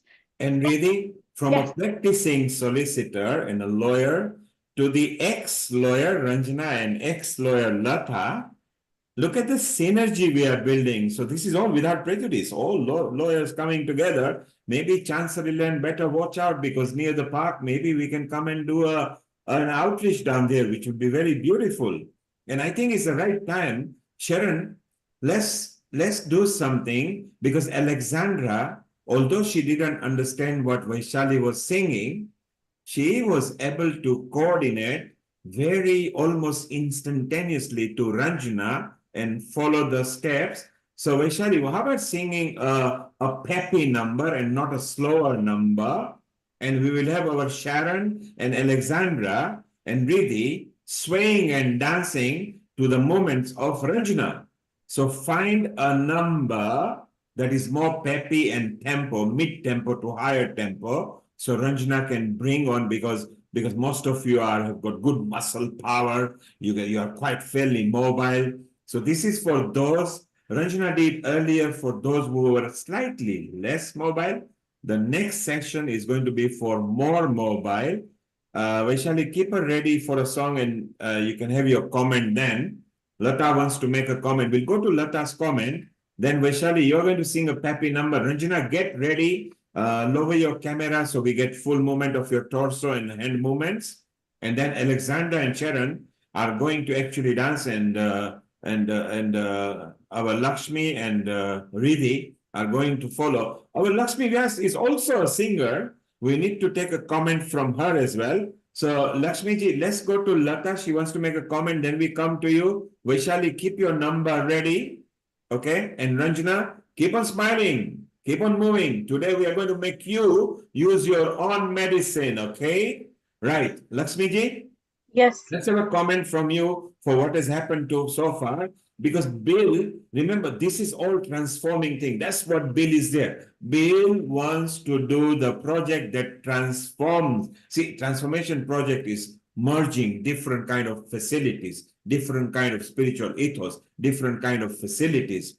And slowly, as he mentioned, that if we can, we need to now help him systematically to get more signatures. So Lakshmi ji, you can pass it to all the, since you are the president of Hindu Forum of Europe, let's spread the word. At the moment, it's not in a right format. It will take me 6 months to put it in a correct format where people will then support more positively. And remember, once India is on a bandwagon, to get 100,000 will not be very far from. So Bill, we need to work out towards some sort of facilities where we can take advantage of each people. Even each people over here brings us 50 signatures, that amounts to some number. And then they send it to 50 other who can bring 30, then 30 other bring only 20. Then we are already on this. So slowly together, us as a family, we want to do that. Lakshmi ji, your comments, then we'll take Lata's comment. Vaishali, get ready. Ranjana, take some water, be ready. Riddhi, you, Sharon, Alexandra are going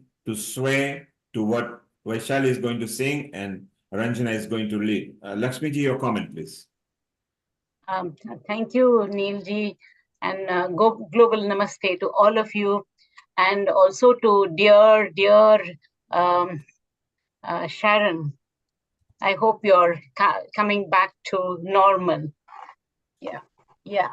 So my comments is I feel music is something which really helps you to calm down and achieve a lot of success in whatever you want to do. So for me, whenever I'm upset or whenever I feel low, I sing. Either it is a Carnatic music or some Hindi film songs. I'm a crazy fan of all Hindi songs. And of course, my Carnatic music. So in my Carnatic music, when I do the swaras and the tals, I just forget myself and I come out of any situation very quickly back to normal. So this is how I have been practicing myself to be, pleased and fine-hearted. So Lakshmiji, keep a number ready as well. We're not gonna let you go because Ranjana is in a mood. You bring 1,000 songs and she will be here for 1,000 songs. She's ready beaming and smiling because she loves the recuperative model that has been created. Alexandra in Croatia is ready. You bring any language, she can move her arms in any of the 300 official national languages of the earth. So she will be able to do. Bill will actually sit up over there and he will enjoy as well. Lata, your comment and we move on to Vaishali. So can I just say that I've got an elastic band to do the resistance if you want to do that, or a scarf. We could always use a scarf.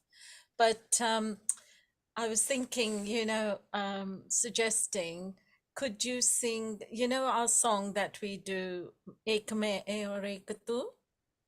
Do you know that one, Vaishali?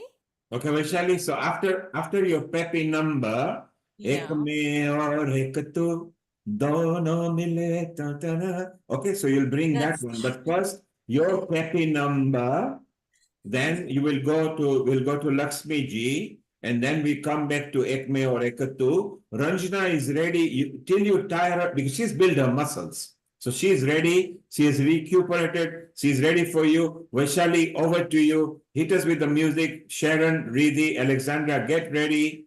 3, 2, 1. Let's have the song. Ranjana, get ready.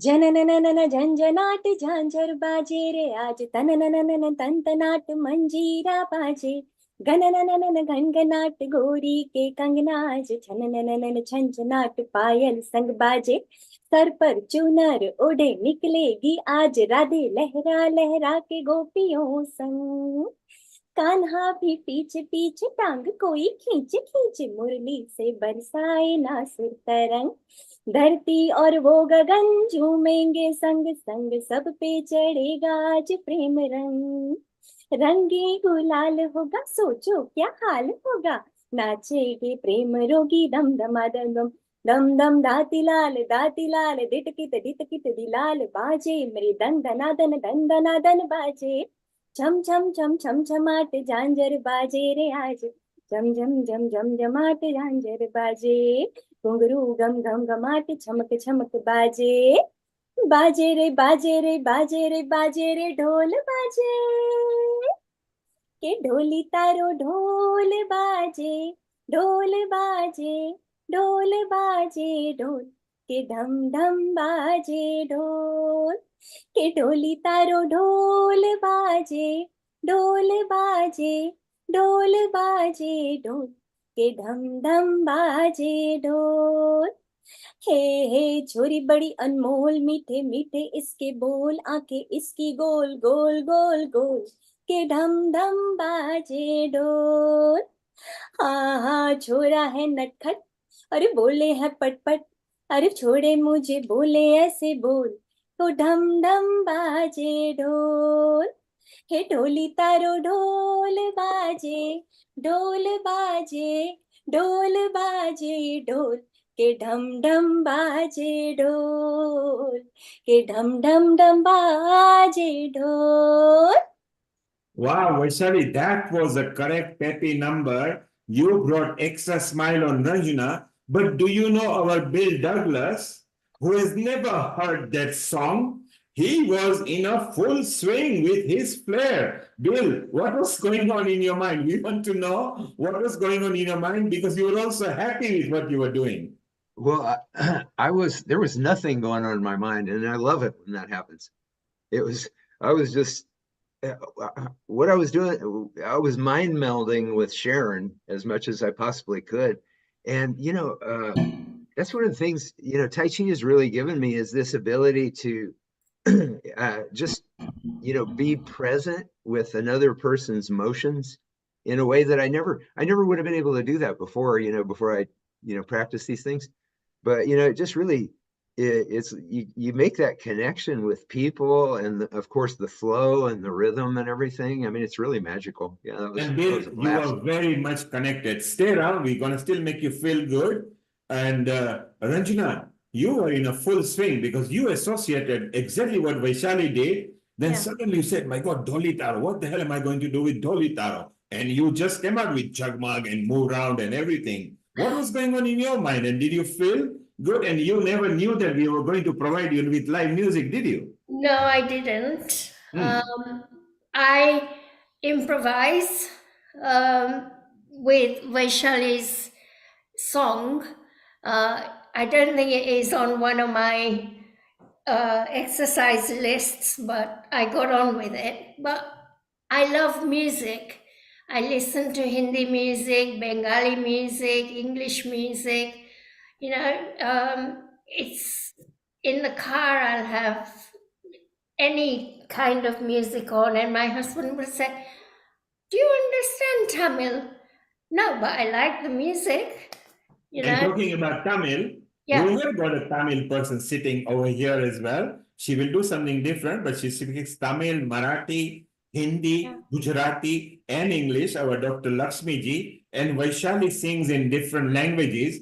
She is your friend now. And now you can have her live in your sessions where not only can she bring the physical knowledge of muscles and everything, and which part of the muscle, which part of the body is what muscle called, but she can sing for you live as well, and you become friends with her. That'd be lovely. And that's the whole part at Healing Our Earth. We bring people, we bring their smiles. When you get Bill swaying as well, who had never heard it, then you can see at Healing Our Earth, there is never impossible. Alexandra, you were smiling and you went in a full swing as well. What did you feel? You didn't understand the song, but did you understand the tempo and you just went with it? Yeah, I really loved. I mean, Vaishali, you have like really angelic voice. It's just so magnetizing, you just can't resist. And then I followed Rachna, and I just was like, as Bill said, I didn't think. I was just there with you guys in this virtual world. Now the foundation you want to lay for your mother for well-being and education, you've got the support of Ranjana, Vaishali, Riti, Sharon, Meeta, Dr. Lakshmi, Bill, and Lata. Okay, they're all with you. Each one of them have got lots to contribute. So you make mom proud and go and do it. And Sharon would love it because she loves mother, as does Vaishali. In fact, everybody over here loves their mother. Let's have Mother's Foundation that Healing Our Earth can actually bring it to the world and bring the education as well, which is so beautiful. Lakshmi ji, you were there as well, and you were just wondering what to do, and then you got into the swing and you selected your number. Have you selected your number? What do you want to? No, I've not selected any number. And what would you like to hum? I will just hum something. Okay, go ahead. ये रातें ये मौसम नदी का किनारा ये चंचल हवा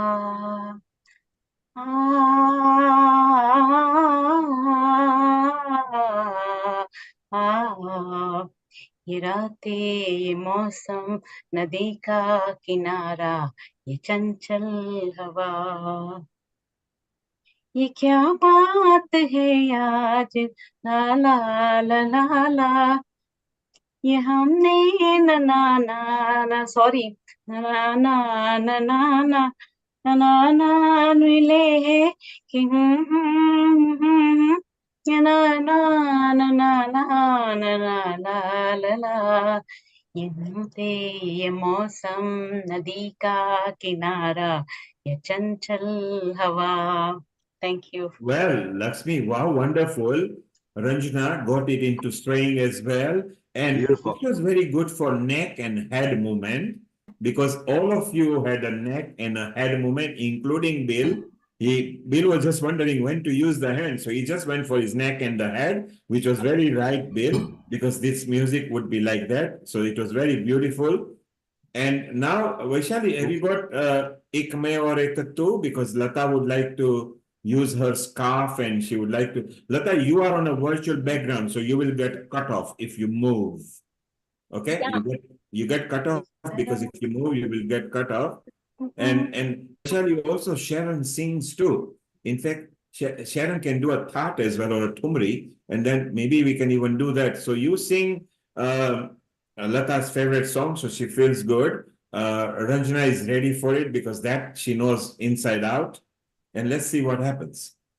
So I just know the mukhra. I mean the first two lines. It'll be good enough. I don't know the antra. Sorry, Lataji, but Mukhra will be good enough. She just wants to show her scarf. Lata has got 10 scarf there, so she just wants to show them. All right. So there we go. एक मैं और एक तू दोनों मिले इस तरह. हाँ, एक मैं और एक तू दोनों मिले इस तरह. और जो तन मन में हो रहा है ये तो होना ही था. एक मैं और एक तू दोनों मिले इस तरह. और जो तन मन में हो रहा है ये तो होना ही था. ये तो होना ही था.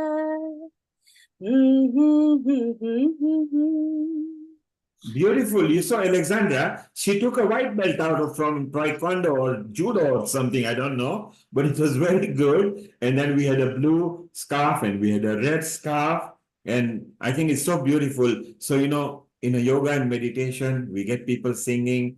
We can get people in the mood, which is the whole beautiful part. Sharon, you are also good at singing and tapping and kathak and everything. And I'm sure Ranjana will see an alternative to that. Ranjana, did you enjoy your scarf moment? I loved it. Yes. So there you got a live new friend, Vaishali Acharya, who is our resident beauty expert and a host, but she also comes from the gym facilities as well and singing fraternity. So and she's connected to you on your chat now. She might have sent you a thank you message or something. You also got a Riddhi. Riddhi, you are smiling and beaming. What was going on in your mind that scarf's coming out with ek mein aur ek tu? Sometimes, Neilbhai, it's just about being present. And I think that is the gift of presence, that everyone has just been present. Beautiful, simple, but reality, you know, just be in the present time. Lata, yes, you were swaying as well with your red scarf, and you particularly wanted that, so you are happy now? No, it's one that we usually do it too, don't you? You have a sequence and then you know where we are by the time we reach, and so it helps Ranjana to, you know, keep a tab on where we are and what time we're at. And we have kept Ranjana so busy today. By the way, Neil, this is elastic resistance. So we have to stretch our arms really hard, you know. Okay, because you are on a virtual background, you are cutting off. But yes, she has got an elastic stage where she can actually use it. So it also flexes the muscle, but it also gives that mobility, which will be very useful. Let's go to Sharon. Sharon, what are you going to sing and sway? And then you know, we all speak Croatian on a Sunday. So Croatia, we're not going to meet. Alexandra, I know that you are not a stage singer, but you sing quite well. We want to listen to one or two lines of Croatian because we can do a movement to that. And we're not going to let Bill go either because Bill has got transformation power of merging different facets as well. So we'll keep a line or two ready. It doesn't matter. We are not in an exam year. People on the social media are enjoying because this is turning out to be a fun time. Sharon, over to you. Okay, this is a special one. It's a treat for Bill. This is a song I'm working on for Kuan Yin. Kuan Yin. She is a Buddhist goddess, Chinese bodhisattva of compassion. And I build in layers. So here's a little bit of it. It starts with Om Mani Padme Hum, Om Mani Padme Hum, Om Mani Padme Hum, Om Mani Padme Hum. On top of that is Namo Guan Shi Yin Pusa, Namo Guan Shi Yin Pusa. So those are going together, and then on top of that, I'll sing the first verse. Mani Padme Hum, Om Mani Padme Hum. Feel her chi flowing through your body. Feel her light flowing through your mind. Feel her warmth rising from the earth. Feel her waves of bliss pouring from the sky. And it goes on like that. At one point, Beautiful. there's 5 parts all going at once. And some of you met Beth. She's on there. It's going to be very beautiful with the Chinese erhu player, which is a 2-string gorgeous instrument, and harp and dulcimer, and yeah. So this is a bit of it for special. You had Vaishali there in a full swing there, Sharon. And it was the correct way of moving slowly, arms from the top into bringing bottom, because the sway of the song, exactly swaying the body, upper part of the body, which was very beautiful. Over there in Croatia, Alexandra went into trance. She closed her eyes and she perceived what you were doing. Bill, of course, remembers this because this is a Wai Ching kind of music where you and Wai Ching know how to sway around. Wai Ching uses her hand to sway.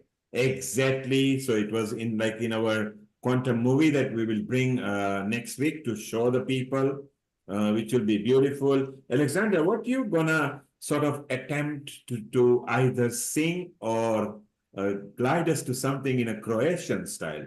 Because we are international here. I just wanted to thank Sharon for sharing that. I could really see like the intention, your motivation behind that, and it was very powerful. I really felt it very strongly. Well, so thank you for that. It weaves together, because I like to weave cultures together.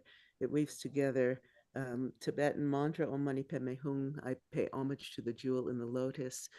Namo Guan Yin Pusa. That's Chinese, that's Mandarin, and that is I pay homage to she who hears the cries of the world, and then it continues in that vein. It actually, Bill, I'll play it for you. It also brings in kind of the essence of the healing practice of the 6 healing sounds, which clears all the organs of the emotional obscurations. So the 6 healing sounds is also something, maybe next time there's a yoga meditation. We'll do some of those, because yes, we are going to have yoga and meditation at least once a month, because we've got so many facilitators, so many people who want to come. We like the chit chats now so that more people can give input. We like giving actually simple portions where people can take home and they can actually enjoy. Alexandra, are you going to attempt to sing a line or two? I can't do that, Neil, just because it's you. I'm really not a singer. I love to dance, but I can't sing. But I'll do something just that you can hear creation. It's a pop song. Ranjana, Vaishali, get ready. You need to dance to this. Okay. But it's a slow one. It goes like this. Nošem dahom sna, doletel je crný oblak na môj dlan. Zašto koda znam, al to sam jutro dočekal. Koda sam i ja leteo s njim, krilima teškim, olovnim. I video svet, zakriven iza zlatnih oblaka. Let's leave it like this for. Well done, Alexandra. You made a good attempt. And you saw Ranjana and Vaishali at the end. They did a hand Mexican wave to just get into it because they didn't understand what the words were. So they just got the fingers indexed together and flexed them so they feel good, because it's the finger digits that you use to lift instrument. And when you're cooking, the digits are very important. So that was beautiful. Riti, you people don't know you sing as well. Normally on Sunday you refrain. What have you got lined up for us, Riti, that we can merge with your knowledge of yoga and meditation that people can sway around to and get mobile? What would you like to attempt? I think you can come back to me at the end. I'll do some mantras for you. Okay, so we'll do a mantra. We'll do a mantra therapy. Vaishali, keep a song ready if they want one. Bill, we don't want to let you go. You can either recite a poem or you can sing. You are a good singer too, but you can bring your transformative singing so that we can adapt some sort of rehabilitation sways with you. Well, I don't really have any songs. I do have a poem though. I'm a poet. Yeah, go ahead. Okay. It's called The Awakening. Right, let's get ready to awaken and see what you can bring on. Okay, let's see if we can. And Ranjana, this is a new test for you. Apart from healing our earth, how can we bring poems? And while we have attracted people's attention through the words, how do we bring in some sort of rehabilitation exercises? Okay, so Bill, 3, 2, 1, over to you. Well, I think getting people to write poems is very therapeutic. Yeah, to have a blank heart and see what comes out of it. But anyway, this poem is called Awakening, and it goes like this. Life had the appeal of a West Texas jail, till the siren of life dropped her 10,000 veils, and the truth that is me no longer whimpered but wailed, like a million volcanoes neath King Triton's mad gales. Through the womb of a dream, I redefined me, I an army of armies, a trembling leaf on a tree. Faith not the issue, belief had now become me, far beyond definitions of a word called free. Beyond nightmares of Auschwitz, beyond precious Christ, beyond a mocking constipation I once referred to as life. Through my eyes all could see. As creation breathed me, I was everywhere and nowhere in between matter seems. I was young and old, meek yet bold, walking past so far past the tiny roads we'd been sold. No preacher preached it, no president decreed it, but if your soul had a hunger, this is the trough where you'd feed it. Deep inside, we all see it. In simple truth, we all be it. So be it. Wow, Bill, very well put. You actually mesmerized everybody. They forgot to swear and they just got into you because they wanted to listen to it, because it became a listening game. Of course, listening is also a very good exercise for the mind, because see if you can learn to focus. We are not learning to focus. So we Sometimes we speak over others. When we argue, we only bring our point. We forget other people. We forget to surrender to other people's idea. We think we are caring for our siblings or children, but we become controlling. So you brought everybody into a stance where they got actually listening to you, which was very beautiful. Vaishali, have you got a number before we finish? Sharon, do you have anything you want to bring in, or Vaishali can finish with the last number and then with a Gayatri mantra, and we can all say good night, good morning, good evening, wherever we are from. Actually, the mantra that I want to sing, it is very much related. Sharon can relate, because Sharon, first of all, I feel you and I love you. All I want to say is I have been sending you all the healing energy, throughout these days.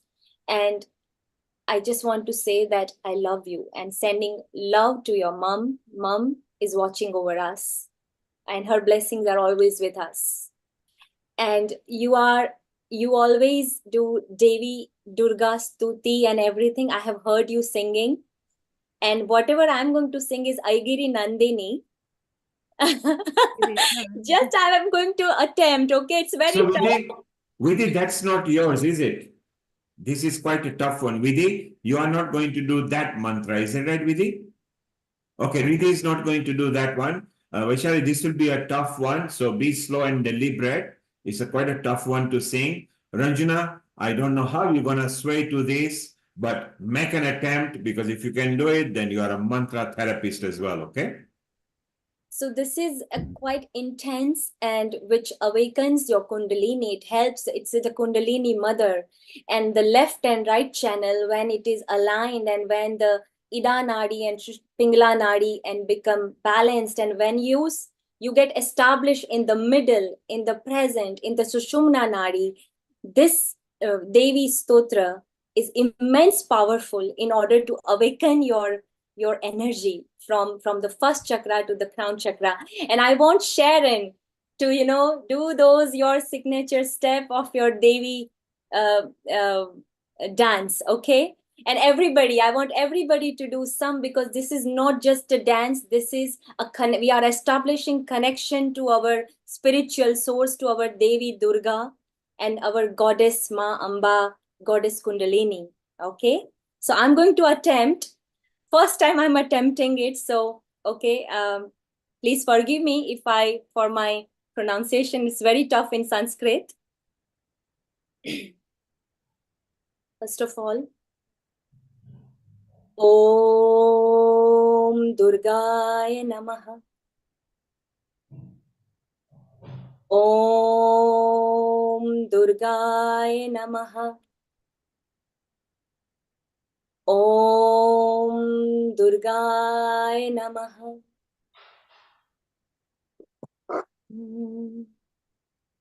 ऐगिरि नन्दिन नन्दित मेदिनि विश्व विनोदिनि नन्दनुते गिरिवर विन्द्य शिरोधिनि वासिनि विष्णु विलासिनि जिष्णुनुते ऐगिरि नन्दिनि नन्दित मेदिनि विश्व विनोदिनि नन्दिनुते गिरिवर विन्द्य शिरोधिनि वासिनि विष्णु विलासिनि जिष्णुनुते भगवति हेशिति कंठ कुटुम्बिनि भूरि कुटुम्बिनि भूरि कुते जय जय हे महिषासुर मर्दिनि रम्य कपर्दिनि शैलसुते सुरवर वर्षिणि दुर्धर दर्शिनि दुर्मुख मर्षिनि हर्षरुते त्रिभुवन पोषिणि शंकर तोषिणि कल्पितमोषिणि दोषरते दनुजनि रोषिणि दितिसुत रोषिणि दुर्मद शोषिणि सिन्धुसुते जय जय हे महिषासुर मर्दिनि रम्य कपर्दिनि शैलसुते जय जय हे महिषासुरमर्दिनि रम्यकपर्दिनि शैलसुते ऐगिरिनन्दिनि नन्दितमेदिनि विश्वविनोदिनि नन्दनुते गिरिवरविन्द्यशिरोदिनि वासिनि विष्णुविलासिनि जिष्णुसुते भगवति हेशिति कण्ठकुटुम्बिनि भूरि कुटुम्बिनि भूरि कृते जय जय हे महिषासुरमर्दिनि रम्यकपर्दिनि शैलसुते रम्यकपर्दिनि शैलसुते रम्यकपर्दिनि शैलसुते ॐ दुर्गाय नमः ॐ दुर्गाय नमः ॐ दुर्गाय नमः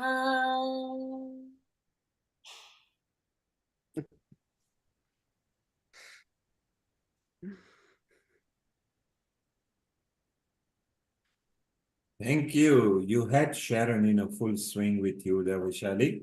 Sharon, I have no words. The goddess Durga, and I'm sure everybody is feeling the vibrations that you are transferring into us. Even this is your lowest time. And you know what, Sharon? I have also gone through such griefs in my life, but your strength lies even in your lowest time. You are able to give the best energy to us. That is your biggest strength. And you know what? We are so grateful, so grateful to you, to your energy, to your love, and what you gave to us. You have no idea. So thank you for being you. Thank you so much. Truly grateful. Thank you all. It's been to have all of you in my life, especially now during this time. I am so grateful. You have Neil G, when I was there, we were in touch during, my mother was unconscious, but still breathing. And Neil was going, just take your hand. I mean, I had my hands on her and all of that, feeling her energies, etc. And Neil said, just take your hand and put it on her forehead and just keep moving it upwards. And I was sending her into the light. And then my sister and I were there, and my mother is was very involved in the Jewish tradition. So my sister too. So we were singing all these Hebrew songs for her as she was leaving. It was very powerful. I felt all of this light and surrounding her, and then all of these beings as she was going, coming to greet her. And then I saw her with her second husband, who they really loved each other, and he passed 17 years ago. And I saw them as like when they first met, walking off into the sunset. And then that evening I was just suffused with light, and it's a very interesting experience, which I'm sure that some of you have experienced. I feel her presence in and out. I get very tired, and then I'm okay. And I'm just going through this process because I can't even imagine a better mother. She was extraordinary. At her funeral, the big message was her gift of unconditional love and non-judgment to everyone she met. So thank you. Thank you all for being here with me and caring for me. I'm so grateful. And of course, next episode, Sharon, International Women's Day, you are going to bring Mom's legacy, and we will share it on the earth to the people, everybody, that why the International Day for Women's Empowerment important. I believe empower women, you empower community. So it's very important that we do. So next week, we want all the women back on here. Let's bring love to the earth, harmony, peace, and unity. And Riddhi, this is the time you can end up with a mantra, and the last mantra, Gayatri mantra, or any mantra that you like. And we can formally close. Meanwhile, thank you all. Love you all. Riddhi, over to you. It's your turn now. And let's formally use your mantra, and then we close. Okay. So thank you all for such a beautiful session today. I think we've just seen how all of the different modalities can come together and can serve as a healing vibration for the world. And I'd like to continue that healing vibration of the world with Om Sarve. And really, just before you do, Mita has her hand up. So let's have a last word from her before you formally use the mantra to close. Mita, unmute yourself and make your comments, and then we formally close the session. My heartfelt condolences to you, Sharon, and to family. And I know how special mothers are for all of us. And she lived a good life. And as you said, it was a very touching farewell with your Hebrew songs. So may her soul rest in peace. Yesterday was my mother's 87th birthday. And she's in the hospital. So all the hospital staff came and wished her. We had a cake where hospital staff came and celebrated with us, brought some donuts as well yesterday. So yeah, so it is a privilege that even though she's in hospital, she's still with us. So she became 87 yesterday, my mother. So yeah, thank you very much, Neil. Yeah, so I want to say happy birthday to my mom. Could I? So there you are. Happy birthday to your mom.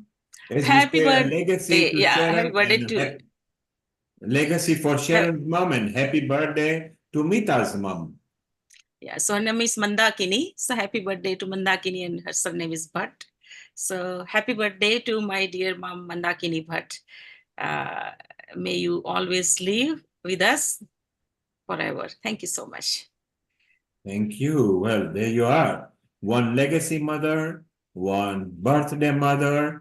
Mothers, wherever you are always special. For whatever happens, women can do something men can't do. So all the men listening, try to empower women if you want to empower humanity. Over to you, Riddhi.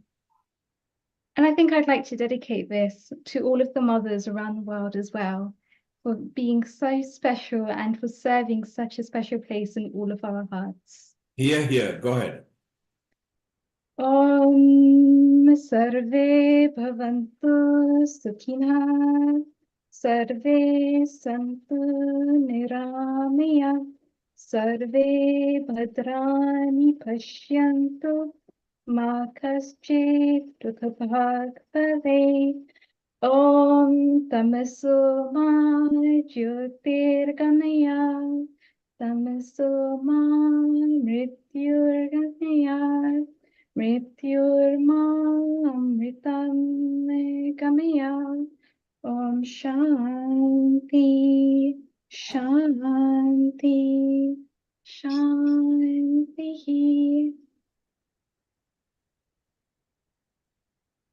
Beautiful. That brings peace on the earth. And it comes to a time where, Sharon, can you remind people what's happening next week? And then, Vaishali, let's have one Gayatri mantra from you, and then we close. Sharon, let's remind people what are we planning next week, because again, it's a very special week as well. And we want the world to know why women are special. Next week, it's women's empowerment. And it's going to be, always every year, it's just amazing and wonderful. We have so many very empowered women in Healing Our Earth. International Women's Day special.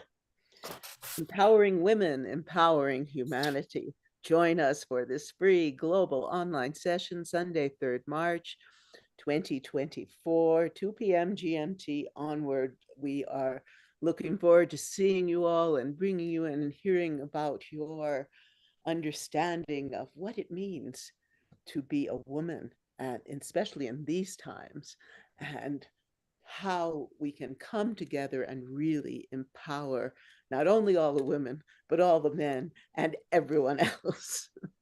Yes, beautiful. And Sharon, the following week from there, we are bringing World Kidney Day. Kidney are very important organs for human body, and and so many people in the world at some point will require that. So we are doing it with Saha group of Midlands, who are part of NHS facilities, who will be here with us. They are part of Healing Our Earth as well. So next week, International Women's Day. Following week, the World Kidney Day. And then we got itinerary planned from there on. So it'll be beautiful. Sharon, thank you very much. And all the ladies, we love you, whichever country you're from. Vaishali, a nice Gayatri mantra. And then we bid everybody good morning, good afternoon, good evening, good night, whichever country you are from. Vaishali, over to you. I would just like to say that let the peace, love, light be the new language of humanity.